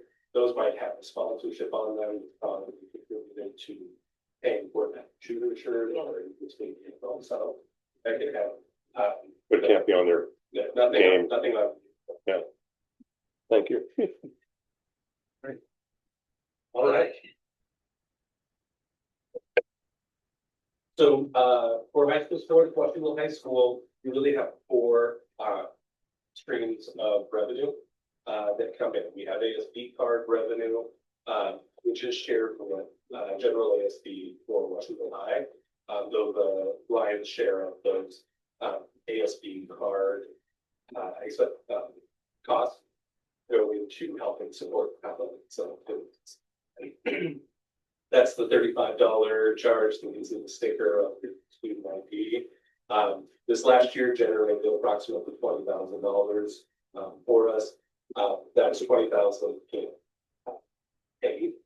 ASB card, of course, with House Bill 1660. We have a number of students who are able to procure those without paying a $35 fee. The second revenue stream that we have are sports fees. Washougal High School, as a couple of years ago, went to $75 per season as a sports fee. Again, minus the House bill, that is also a House bill eligible revenue fees. I have listed on there 42.3 and then an asterisk. So when we pull the numbers, not everything has reconciled forward. So these were the numbers as of I think June. Going into June, there could be some slight alterations for that, just for transparency, but that it's going to be in the ballpark. Third revenue stream is gate revenue. This last year, we generated 63,777 game revenue. That's going to be football games, soccer games, volleyball, wrestling, basketball. Yes. I believe those are the ones that I didn't miss anybody in there. So that's the game revenue. And then we have other revenue, which I have listed as variable, donations and team fundraising. So under the current, financial structure, how things get budgeted, those fundraised dollars or donations go directly into a couple team-specific accounts. So it's harder to generate an overall picture because that's being split out. When a donation comes in, even though the donation form says, "Hey, I'm donating this to the Washougal School District," we, try without fail and in every opportunity that we can to direct that money where it is asked to go and support that program. We also then have to be mindful and monitor that there is a high level equity across all sports, but not necessarily the individual sport is getting the exact same play. What about, sorry, can I interrupt? What about gate revenue? Like, how does that get dispersed? Or does that? How does that work? So all of these are the revenues that were generated. Okay, Then they get dispersed into what I'm going to talk about next, Okay. which are the various, Okay. the various. I'll let you components. continue. No, it's a great question. You're doing a great job of segueing. Yes. Keep moving We're thinking forward. ahead. All right, so the total revenue comes out to about $126,000 annually this last year for athletics.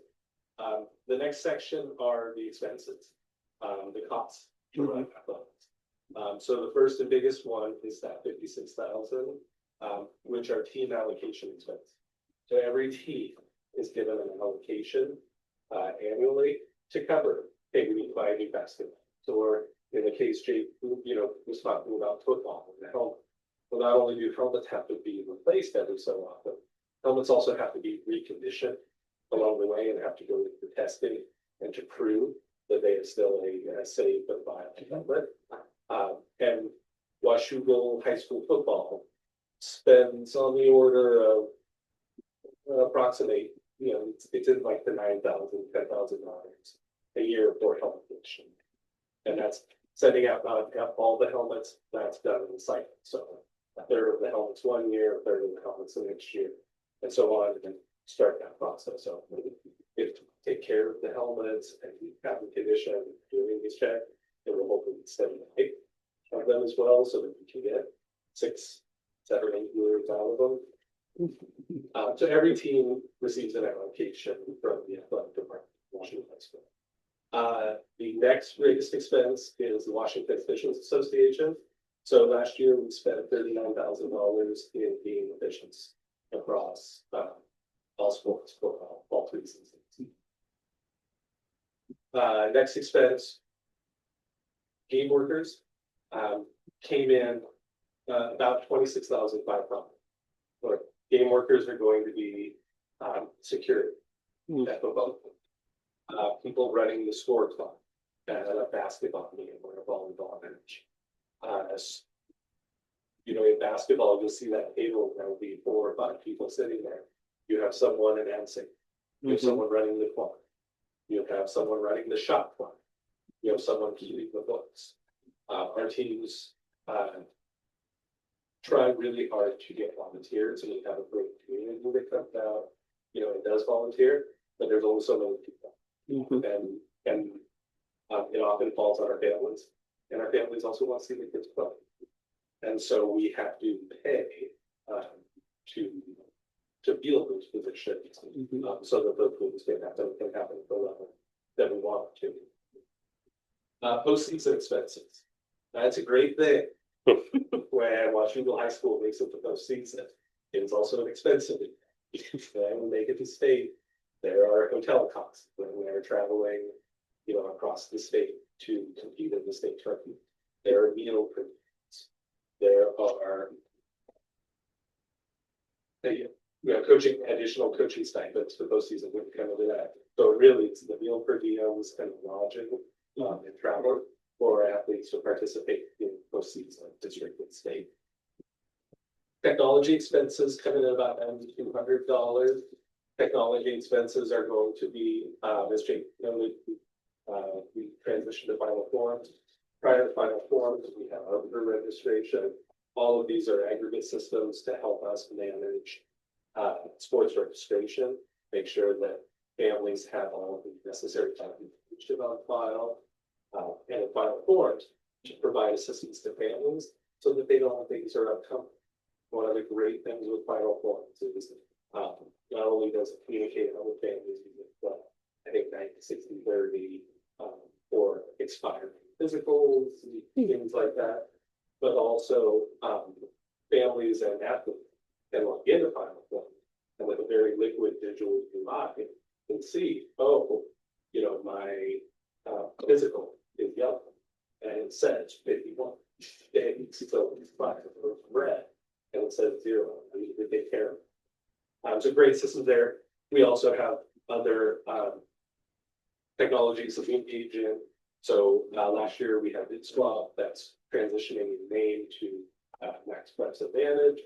That's used to house film of games. One of the expectations and requirements in several of the SOPs and agreements is that, you know, for basketball, that within 48 hours of the game, you're sharing the film of the game with the opposing coach. In football, we have to have a film share.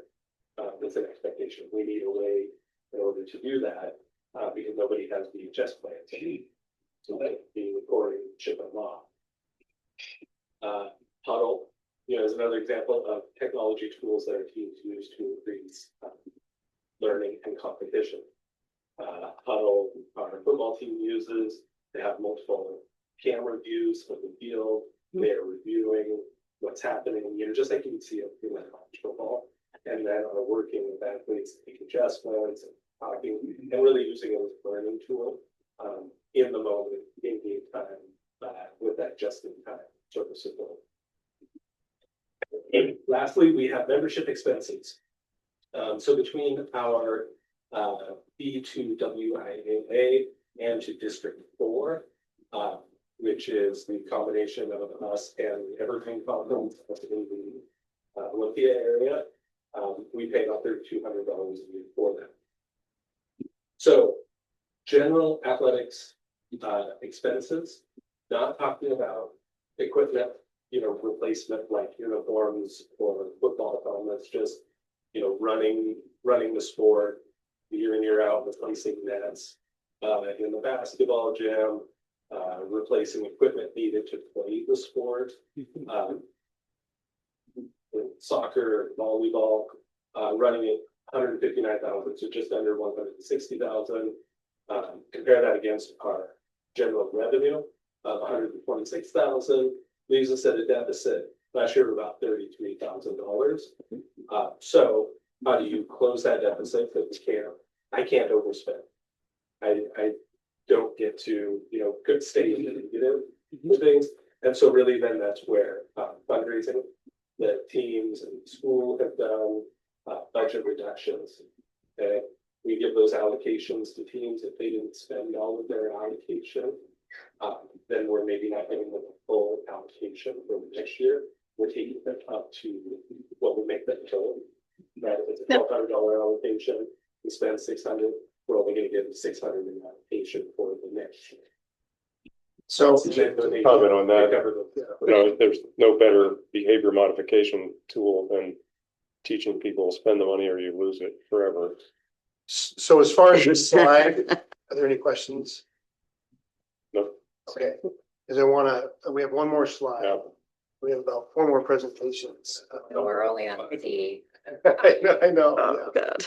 So, yeah, so really, great information. So there's a lot of details there specifically to, each season and those expenses.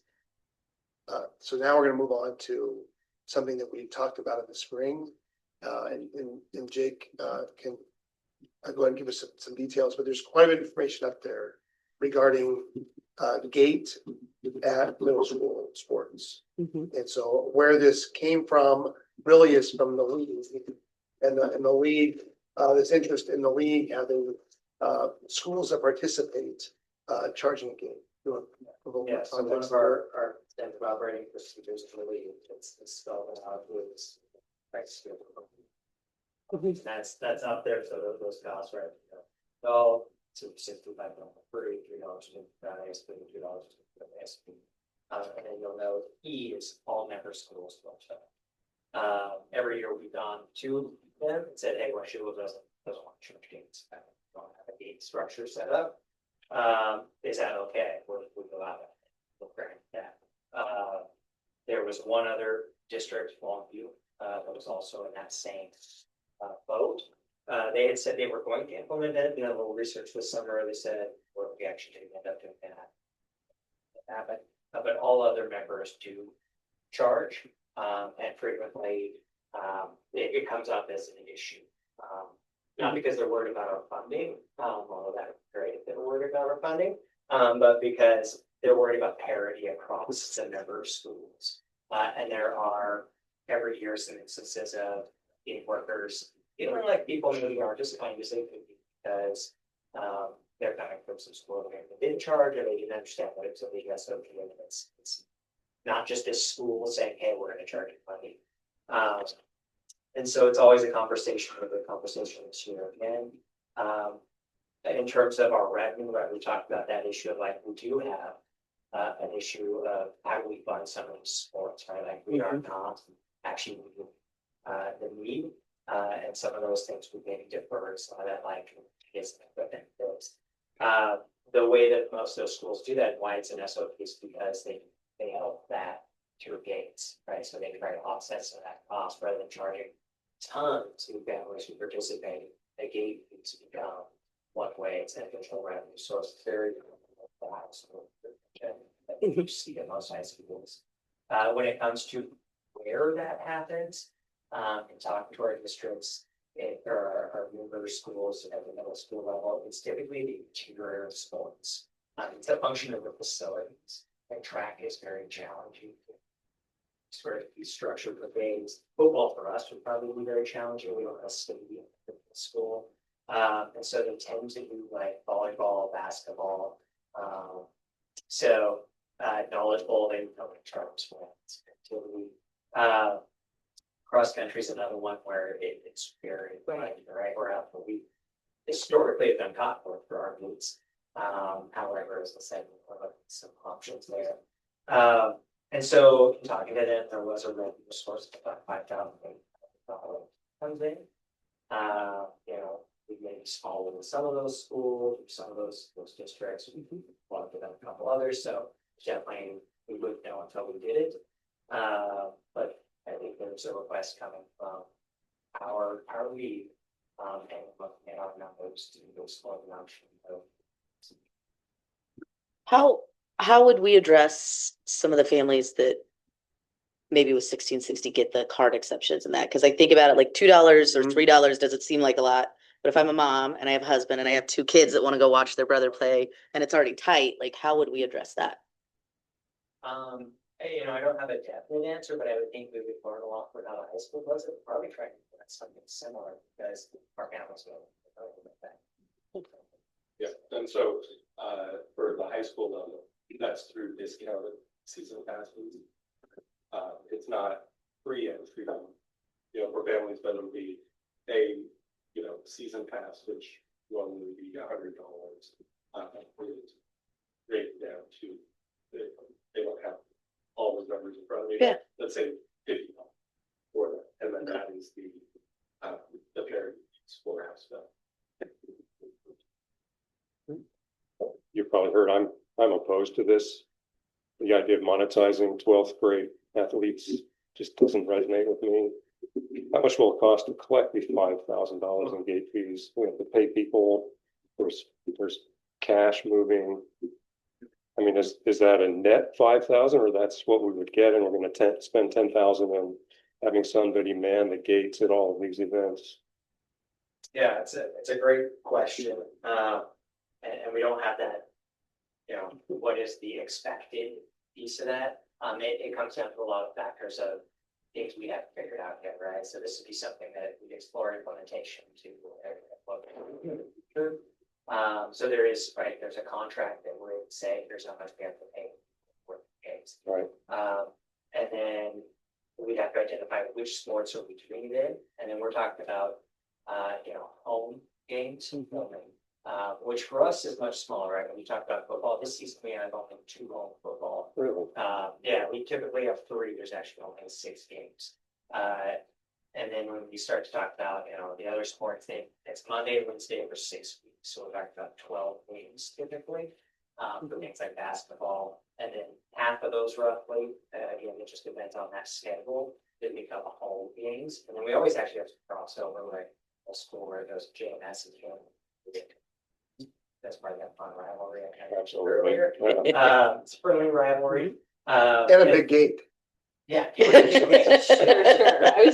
Your eyes just lit up. My mind. And then, how long, right? So I know some of the schools typically would run a gate for a period of time, but, halfway through that last game, they're not continuing to pay the extra half hour or something. Wage. Yeah. Yeah, so there's just a lot of moving parts there that we Right. don't definitely have answers for. But I can say that the member schools do it because it nets them money, right? That it is something that is for them to help for this. And if they didn't, they would do. I don't believe that personally. Yeah. What the depth of analysis done in Yeah. any particular school anywhere is unpredictable. Yeah. But for me, as a strong supporter of the levy to support athletics, monetizing the gate will remove my support for that levy balance. And I can definitely look into getting more numbers from our other schools. And I'm just one person, but Could potentially a Boosters. parent pick up that, instead of paying somebody to do that, could a booster parent, like we do concessions, right? Yeah, Isn't right. that what they do at the high school? That's what my school did when I was growing up. We don't pay a Volunteers. gate person, do we? Oh, we yeah, do? yeah. And it Okay. actually, WSD Yeah. would suggest that that we have multiple people, but that we have at least one person who is a staff person, which means they pay because it is free, because it is cash handling, Mhm. and that is Oh, yeah. confidential. I see what you're saying. Yeah. I see what you're saying. Do they dictate how much we have to pay them? Like if somebody's willing to work for minimum wage or? Well, Well, the state Or- the state has. What are our I mean, workarounds? For a dollar? Yeah. Yeah. Okay. But, so No, that's No worries. typically one.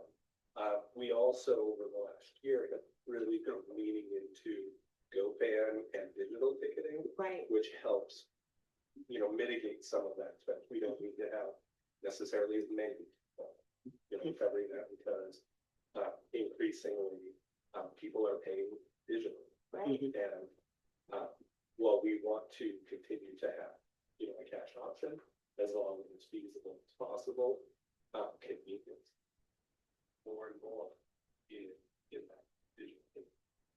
Especially, for a Washougal High School building, everything, Right. go down at the same way. And so, and it's hard for our youth people who have, like to say, gosh, I really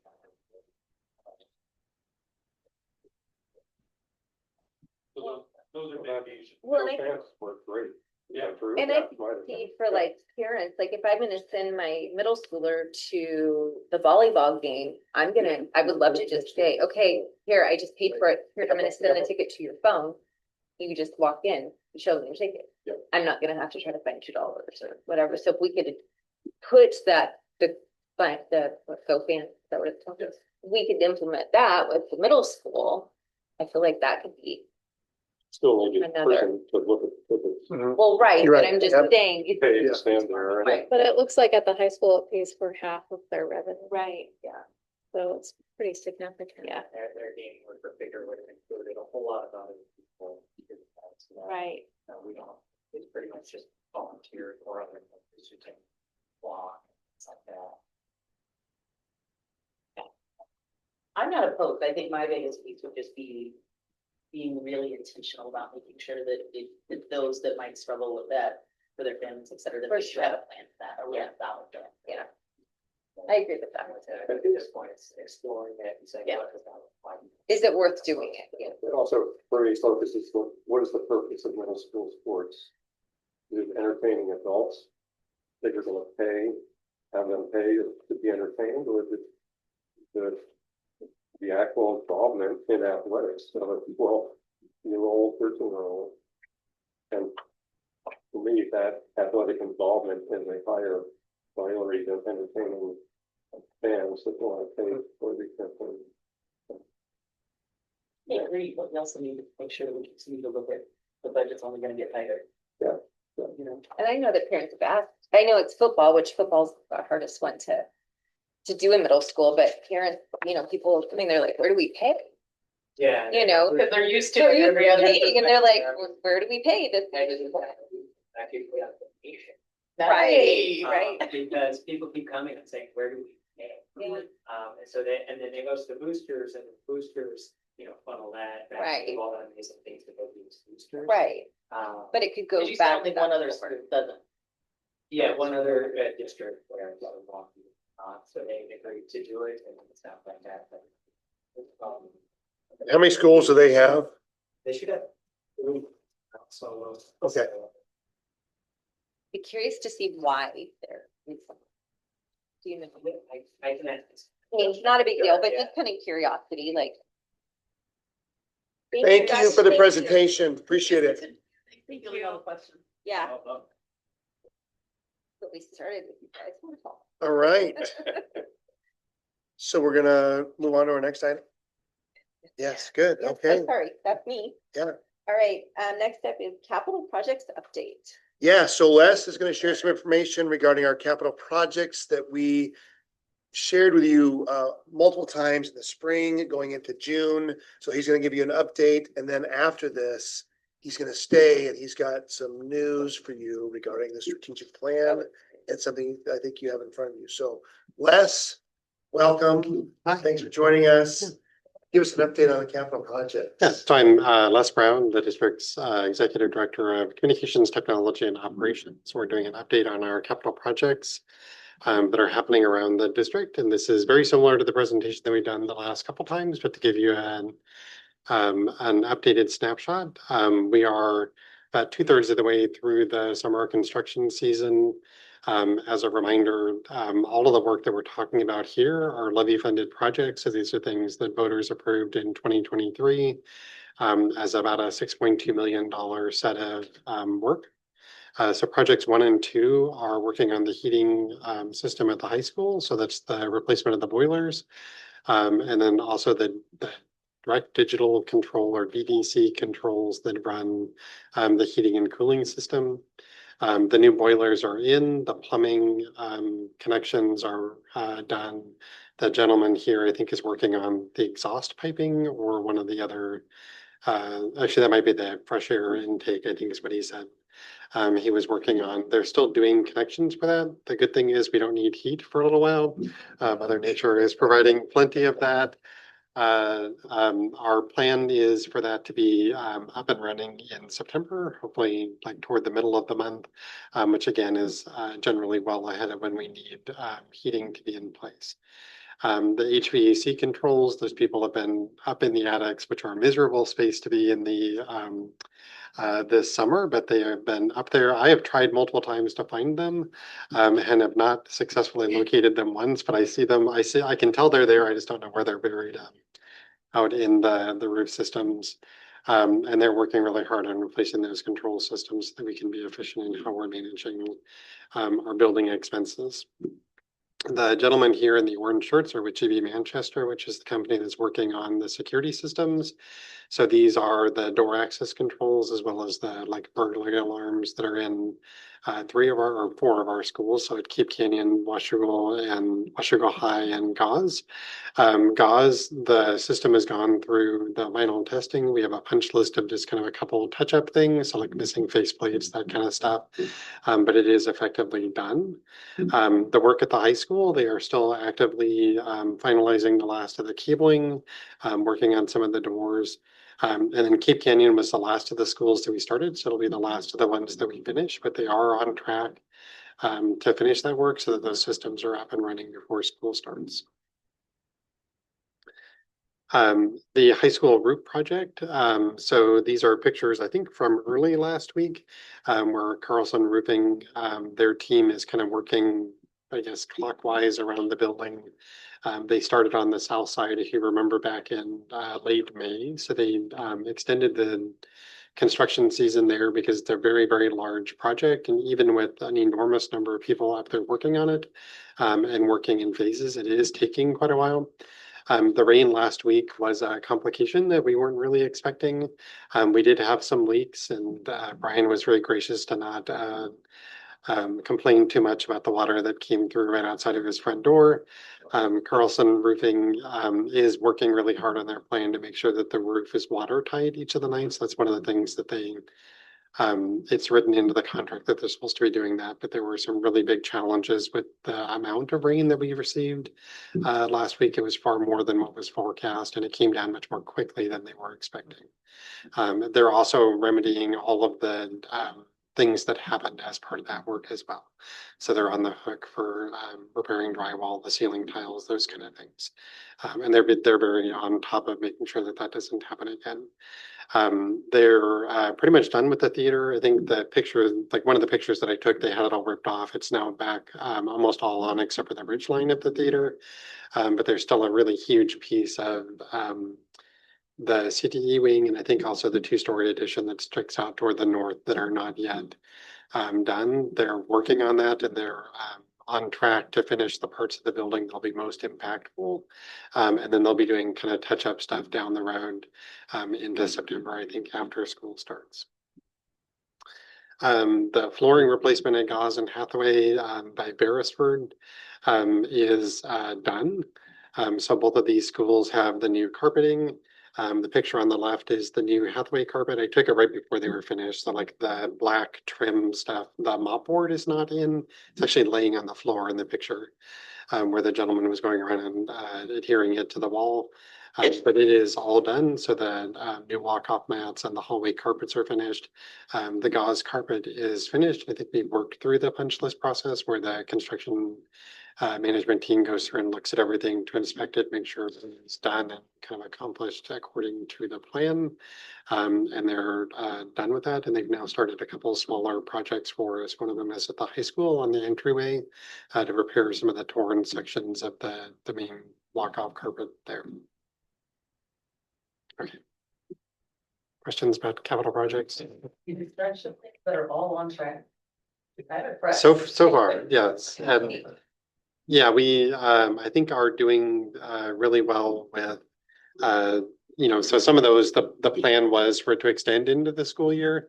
And I think we were realistic in the targets that we set to make sure with things like the roof that we started those early enough, and we said we're going to be continuing that through the end of the year, or not through the end of the year, sorry, through the start of the school year, that we're able to stay within that. The rain, and I know that there's more rain coming, is going to impact that because if they're going to keep the roof watertight, they can't be ripping stuff off while it's actively raining on there. Okay. So this one, you have a set of these slides that are in front of you.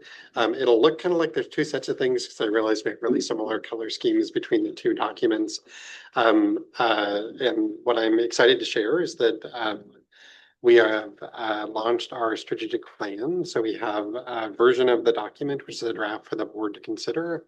I think Erin will bring this back at our next meeting to ask the board to formally adopt it as our strategic plan. We've been making changes to it over the last 2 weeks, and I was getting really anxious about having something that looked good enough to give you all, and luckily it is feeling ready for that. So a bit about the process for how we got here. We had about 20 input sessions, and the reason it's about 20 is there were a couple of them where there were two things happening at the same time. So we counted as one or we counted as two. So I just said 20 sessions, like 20 dates when we were meeting with different people. I tallied up the number of people that I think were at these different events. There's more than 300 of them that participated. That was a mixture of students, staff, family members, and then community people. We also did some of the input gathering with the board during one of our work sessions. I think somewhere along the way that wasn't listed or counted in that number. That ran from February to April. At the same time as that, and along with that process, we reminded people throughout the process that they could participate in an online survey. We had about 160 survey responses. To that, again, that represented kind of a mix of community leaders, parents, staff, and students. It contributed more ideas. They answered the same big questions that we asked as part of the in-person input sessions, and then also had some other opportunities to provide some free-form feedback. I believe that copies of all of that feedback has been out on the website since like April, maybe. And so people who are interested in seeing kind of the longer form summary of that can go find that on the district website. So at the end of those 20 sessions, we kept inviting people to be part of a steering committee process. We did a parent square blast about that. We reminded people in person. And then a bunch of people kind of volunteered to be part of this. The committee was around 25 people, although I don't have a firm number because the number was a little bit different each of the times that we did it. And it was awesome to have as many different types of stakeholders who were part of that process. So it was made up of teachers, students, parents, and family members, principals, board members, and then some just community people at large, as well as some of us in a district leadership role. They took all of the input, which was probably close to 30 pages of bullets. And then we wrangled through that over the course of these 4 meetings to identify a core set of themes, a set of values that we felt were reflected in the community feedback, and then took that to generate a new mission, goals, and tasks. And on the bottom part of this slide, you see examples of some of those strategic, or one of those strategic input sessions. That was the one at Gauze, as well as the giant chart pack, which looks remarkably like Post-it notes, but those are actually like, 3 feet tall. So, and they're all still rolled up in my office, and we'll keep them for a little while. They came up with a really great vision for our district, which is we are Washougal. We grow, enrich, and inspire the future. And a new mission statement, which is on the next slide, and I probably should wait to advance it until we're there, which is together we develop responsible, collaborative, continuous learners who positively impact their community. So there are our new mission and vision, along with pictures of some of our Washougal students engaged in these types of opportunities that surfaced along the way about what are those things that we want for our students here in Washougal. We have narrowed the number of goals. So instead of the 6 pillars, which were part of our old strategic plan, we narrowed that down to 3. They fall into kind of 3 big goal-like areas, which are around academics, behavior, and learning partnerships. I'm not going to read them. And then we also identified a set of values. And there's a broader definition of these that'll be shared as part of information that's on the website. As part of this process, one of the things that the committee identified is a really interesting thing. We saw examples of this from a bunch of other districts, and we really liked this idea of a profile of a graduate, this big metaphor for the work that we're doing, and then how that work falls into the TK through grade 12 kind of continuum, and how we're setting students up for success after high school. Our kind of core executive team took a set of really broad tasks that our committee came up with. And we divided those up so that they're aligned with the three big goals. So those are the three bars going across here. And then we tried to place them into places where we think they're developmentally appropriate to be introduced. It's important to note that there's kind of a gradient color scheme that's happening here that I think is in the colored bars below them, that we're layering these things. So although we talk about family support in the really early grade levels and the academic foundation, that is something that's layered and it's part of each of the groups after that. So it's not like we're teaching students cooperation in grade 2 and then we just stop and we're talking about that again through 12th grade. That these are kind of like a set of things that they're picking up and putting in their backpack and our kind of hiking metaphor, and they're carrying with them hopefully out the door onto their next adventure. So next steps as part of this process. So the board will be asked to adopt this at the next board meeting. We're going to work more on a set of those metrics. We know that, and it was a really big theme in the feedback that we heard, that people want us to be measuring our progress. I know that's a very big focus of the board. The committee identified a bunch of the metrics that they think are ones that are really useful. We need to gather a baseline measurement for each of those metrics that are going to be the core measures of this. And then we'll publish those on the website. There's a QR code on the publication version of the plan that'll go to a new page on our website, which is dedicated to this. And then we'll add kind of probably like a couple year snapshot of where we're starting, so that we're not just giving people a number in isolation, we're explaining the trend leading to this. So like high school graduation is a great one. Like we have an 8-year trend of an upward arc in our graduation rate. We want to share a couple of years worth of that, and then that'll be something that we use as a measurement of progress for those steps within the academic pillar. I think that's my last slide. So I love it. you participated, Jim. Not just in it, 'cause I Yeah, participated. so yeah, what are your thoughts? So I guess my question is, so at the next board meeting, we're adopting the plan, but that's like for the overview, because the Yeah, metrics. so on the white sheet that is next, well, it's, yeah, so what Jim is holding up. There's like a couple more pages, and those are the like what this looked like before we did the graphic design. And the bullets of that are what are on that vision page. So therefore, each of the three big goals, there are a set of specific tasks that the committee identified as really important things for the district to work on. We'll be identifying like when do those happen over the life of the 6-year plan. And then the committee also spent time thinking about how do we measure this. So those are those metrics. Some of those are metrics that are identified already as part of the board ends report. And so we grouped those, I think, on that white document into things that'll be on the strategic plan website. And then there are things that are part of the ends report that you're already tracking in another way. And one of the goals of the committee was to have a plan that is short enough that people will actually pick it up and read it. And to try to balance the desire for a ton of details and like really in-depth like steps that are going to happen with what we think people's attention span and kind of ability to like carve out enough time to digest. We did look at examples of plans that were like 30 pages long. And we appreciated a lot about that, but we also recognize that that isn't what the average person's going to do.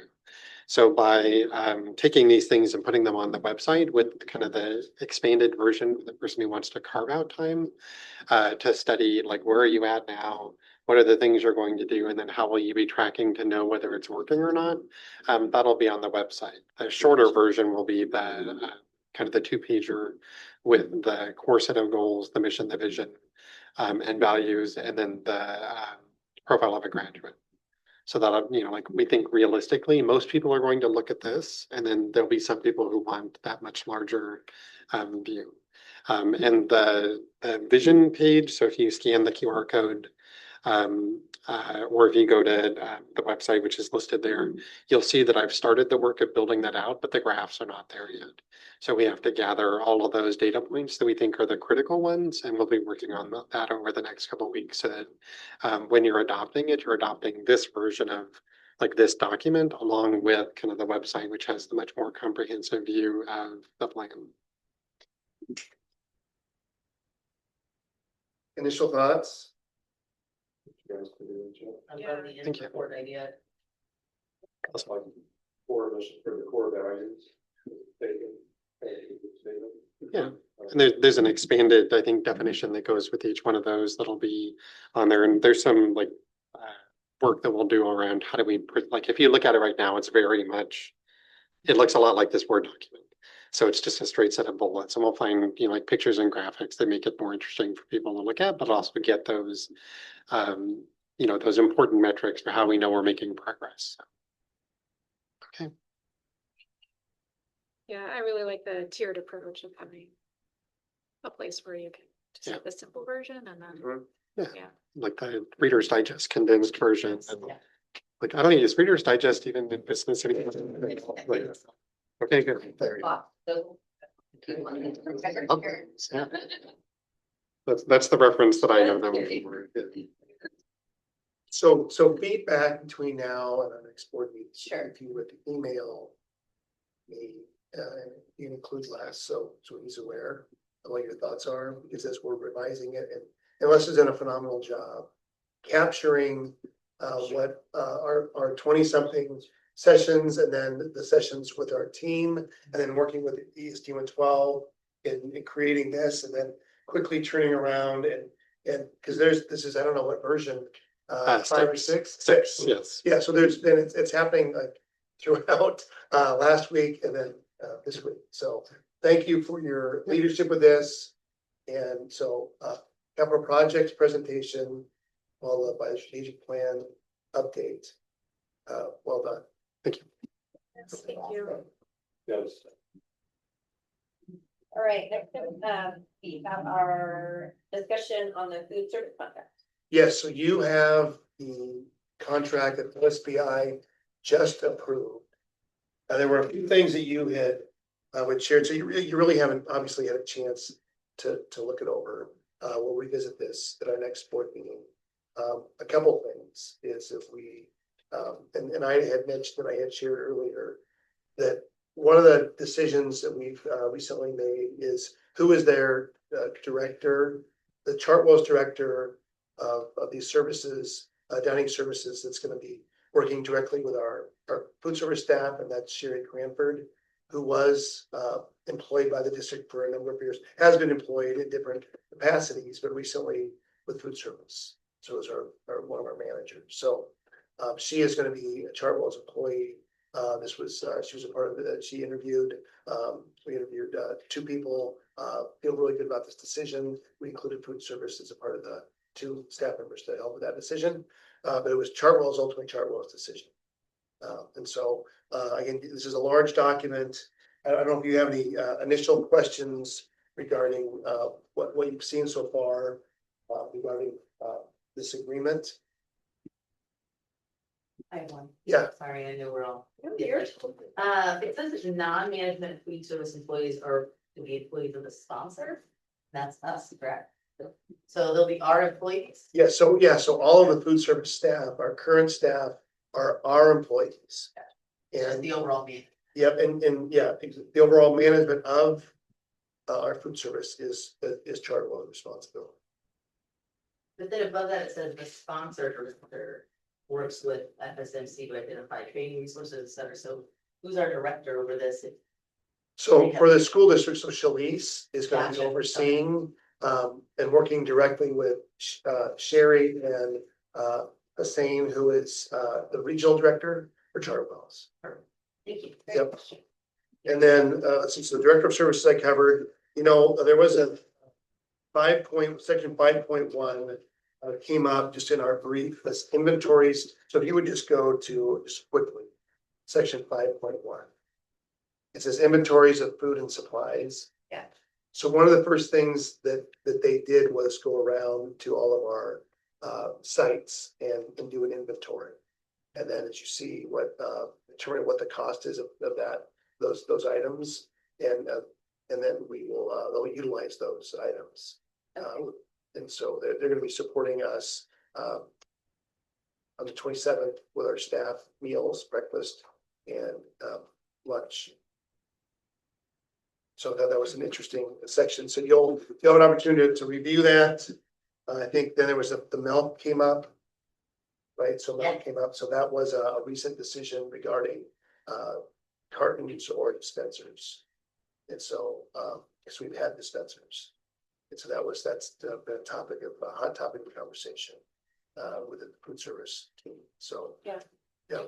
Good question on this 5.1, it says the inventory of food operational supplies shall remain the property of Chartwell's. yeah, so yeah, Turning over all of our food processing equipment. no, not the equipment. The supplies, but not equipment. Okay, So the equipment that's ours. Yeah, and that remains ours. Yes, yeah, exactly. Thank you. Consumables. I'll just mention the question I had, which you already answered, was whether it's an upfront cost. Right. And with our cash flow, and it's not, it's monthly, so. Yep, and so we will be giving you updates as we go along in this process. Probably not a lot of details in September, it'll probably be October. We'll have some real numbers on lunch count. And so what has happened so far, I think I shared with you, is Chartwell's Haas was able to we did a meet and greet with our current staff, which is the staff that we had is ended. The same individuals, we did have one person resign. We've got to fill that position. So we aren't changing our staffing at this particular point in time. And so Haas has met him. Haas has met the regional director has met our leadership staff yesterday. And so we're excited about this decision and moving forward with Chartwell's. Yep. Yeah. What work you guys put into that? All right, anybody else want to do that? Okay, let's move on then to our executive responsibility 10, which is our asset. Yep. So we have a little bit of some information regarding ER 10 asset protection. So you'll see this covers a number of asset protection steps that we follow. There's some information that Les has included. Right. You have access to. So previously with our executive responsibilities, you have the information. And so this is the time for you to ask questions. Les happens to be here, which is helpful. If you have any specific questions I'm not able to answer, you certainly will. I have a question on the Chromebooks that clearly we're missing. Do we do like they used to do with books where a family has to pay back for the textbook they lost? Yes. Is that how it works? Yeah. So you know, these Chromebooks are missing. Yeah, So so principal each of will be the, some fund coming back. yeah, there are, so each of the preschools that checks devices out to students has fee revenue that comes into technology. And then we use that to buy replacement parts, either to repair devices or to replace things that then burn that. And the missing wireless hubs. That was a box of them that was sold at the surplus sale and we didn't account for it, so there were like 50 of them in our box. 64, yeah. Yeah. And then I'm missing science equipment. Like somebody who's carefully protected by science lab wears when I run a lab. What, I mean, you know, balances, I understand that now it's microscopes, it's other centrifuge. Is that, again, just lost track of it or stuff that's actually taken from the? So it can be a mixture of several things. So one can be that things break and people just throw them away without realizing that there's a tag on it. Some of these things are very, very old things that people forget. They just don't think about the fact that looks like $100 broken microscope and they just toss it and buy another one. The other thing is that in most cases, these are shared equipment between several classrooms, so I might adjust the equipment that where it's stored in one year versus another year.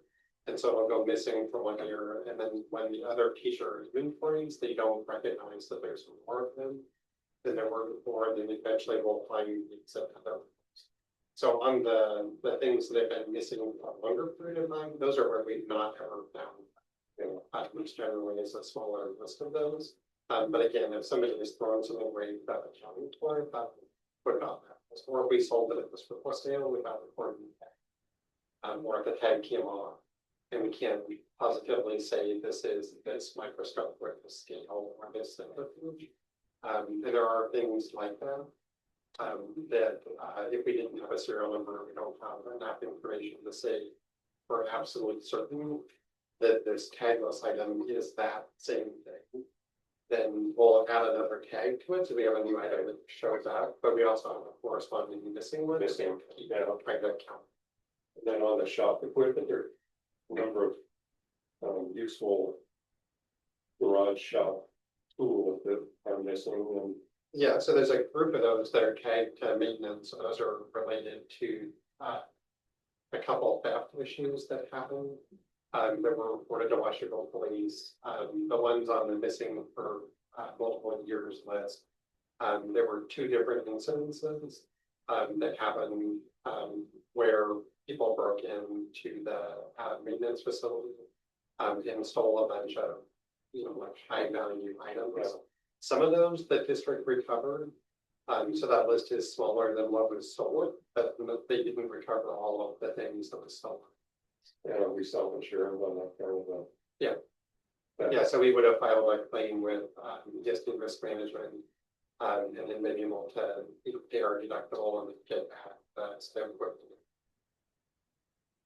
I guess for me, when I look at this, and if I were teaching, or I did, and I expect this to be here, like I've had it every other year, and I go and it's not there.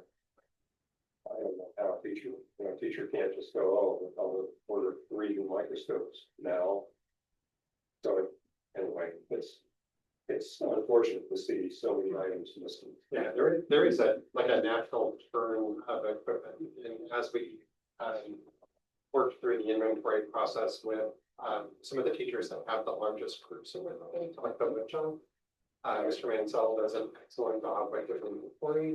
Has a really good understanding of things like power drills, like cordless tools, which are a really tight item. Yes, but he has a very tight inventory of them. They do break well, but he's careful to make sure that he's documenting the ones that get broken and then disposed of differently. So you're looking at just the outflow of devices that are like falling through the crack, and you're not seeing, or like the purchasing side of it is on place. Yeah.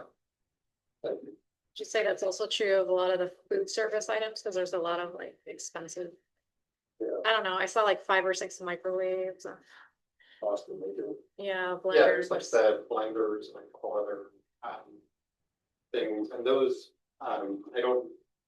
some of those were in room 187, which is the family consumer standards classroom. So they're not missing from the kitchen; they're missing from the classroom. And probably a really similar type of thing where we markedly changed what the curriculum was that we were doing, and changed how we taught family consumer science. They probably purged the ones that we put in. We either didn't properly account for it, or we sold it as surplus sale. Or those are things that were broken and try to sell them things through the open out.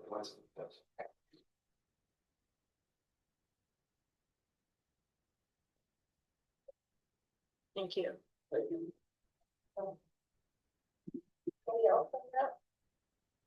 All right, we're on to our new policy, 2010 personal electronic devices. This will be our first reading. Right. So the conversation that we started last year, probably about this time, regarding cell phone use, and we talked to our principals. At one point, we asked our student reps at one point what their thoughts were. And so that was looking at a different, I was thinking initially a different policy, the 3000 series. But over the spring and looking what other school districts have done, this is a new policy for us, 2010. So we personal electronic devices is, so new language. It is, I would say, supported by OSBI's an encouragement for districts to look at cell phone use and other devices, personal devices that are impacting student learning. So I think this policy does a good job of identifying the impact. When I look at this policy and think about what we are currently doing, we made some changes last fall with increasing our expectations, I would say, and maybe holding students more accountable to having personal devices. And we heard like very positive feedback from staff. We actually did from students. Now, it isn't initially the first thing they say, but we started to talk to them about the impact it's had and the more conversations that are happening as a result of students having maybe their devices put away more often. And this is really a secondary issue. There are very few elementary students that think personal devices are an issue or are available, but there are some students. But when we talk about elementary principals, that really doesn't seem to be. And when I visited elementary schools, when I don't think you've probably seen cell phones. And if you would have been visiting secondary schools, I think last year you rarely saw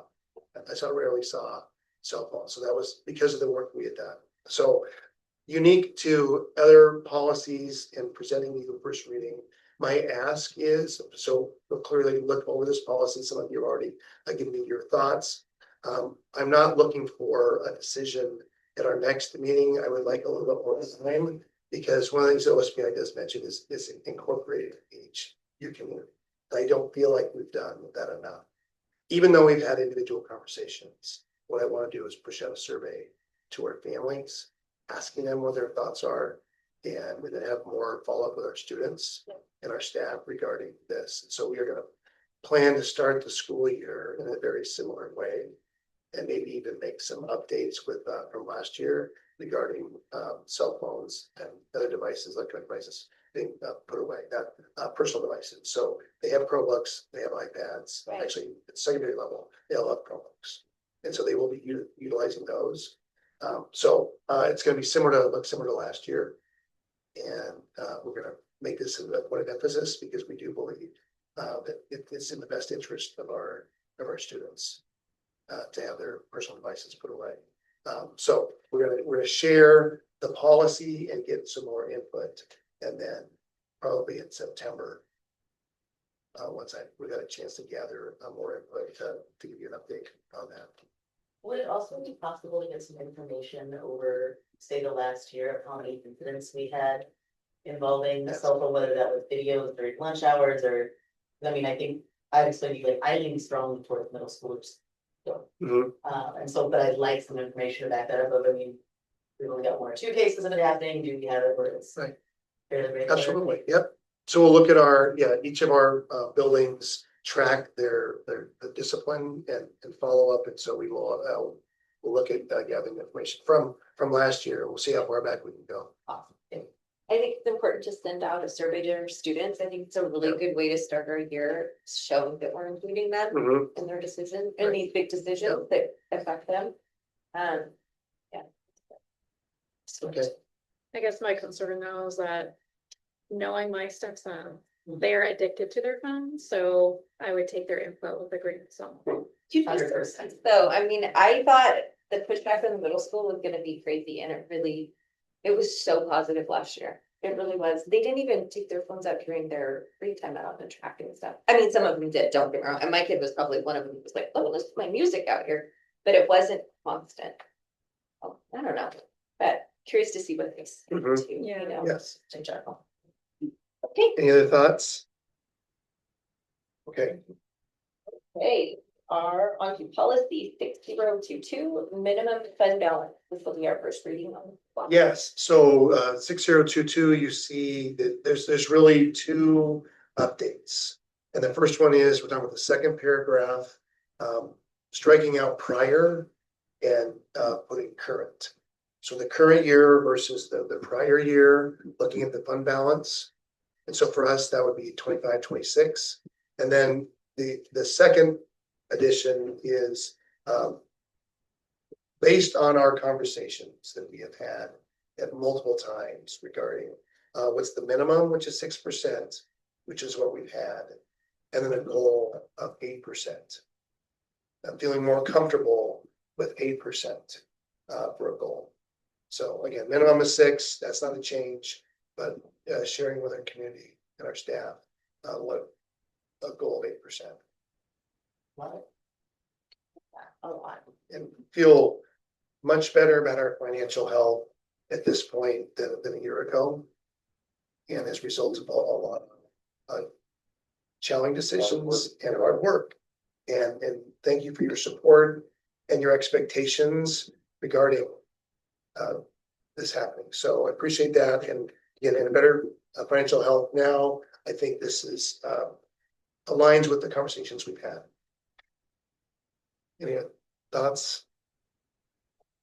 Okay. Well, Anything else? No. Do I have a motion to adjourn? Motion to adjourn. I'll second. All in favor? Aye. You're adjourned. Thank you. 8:48. Thanks.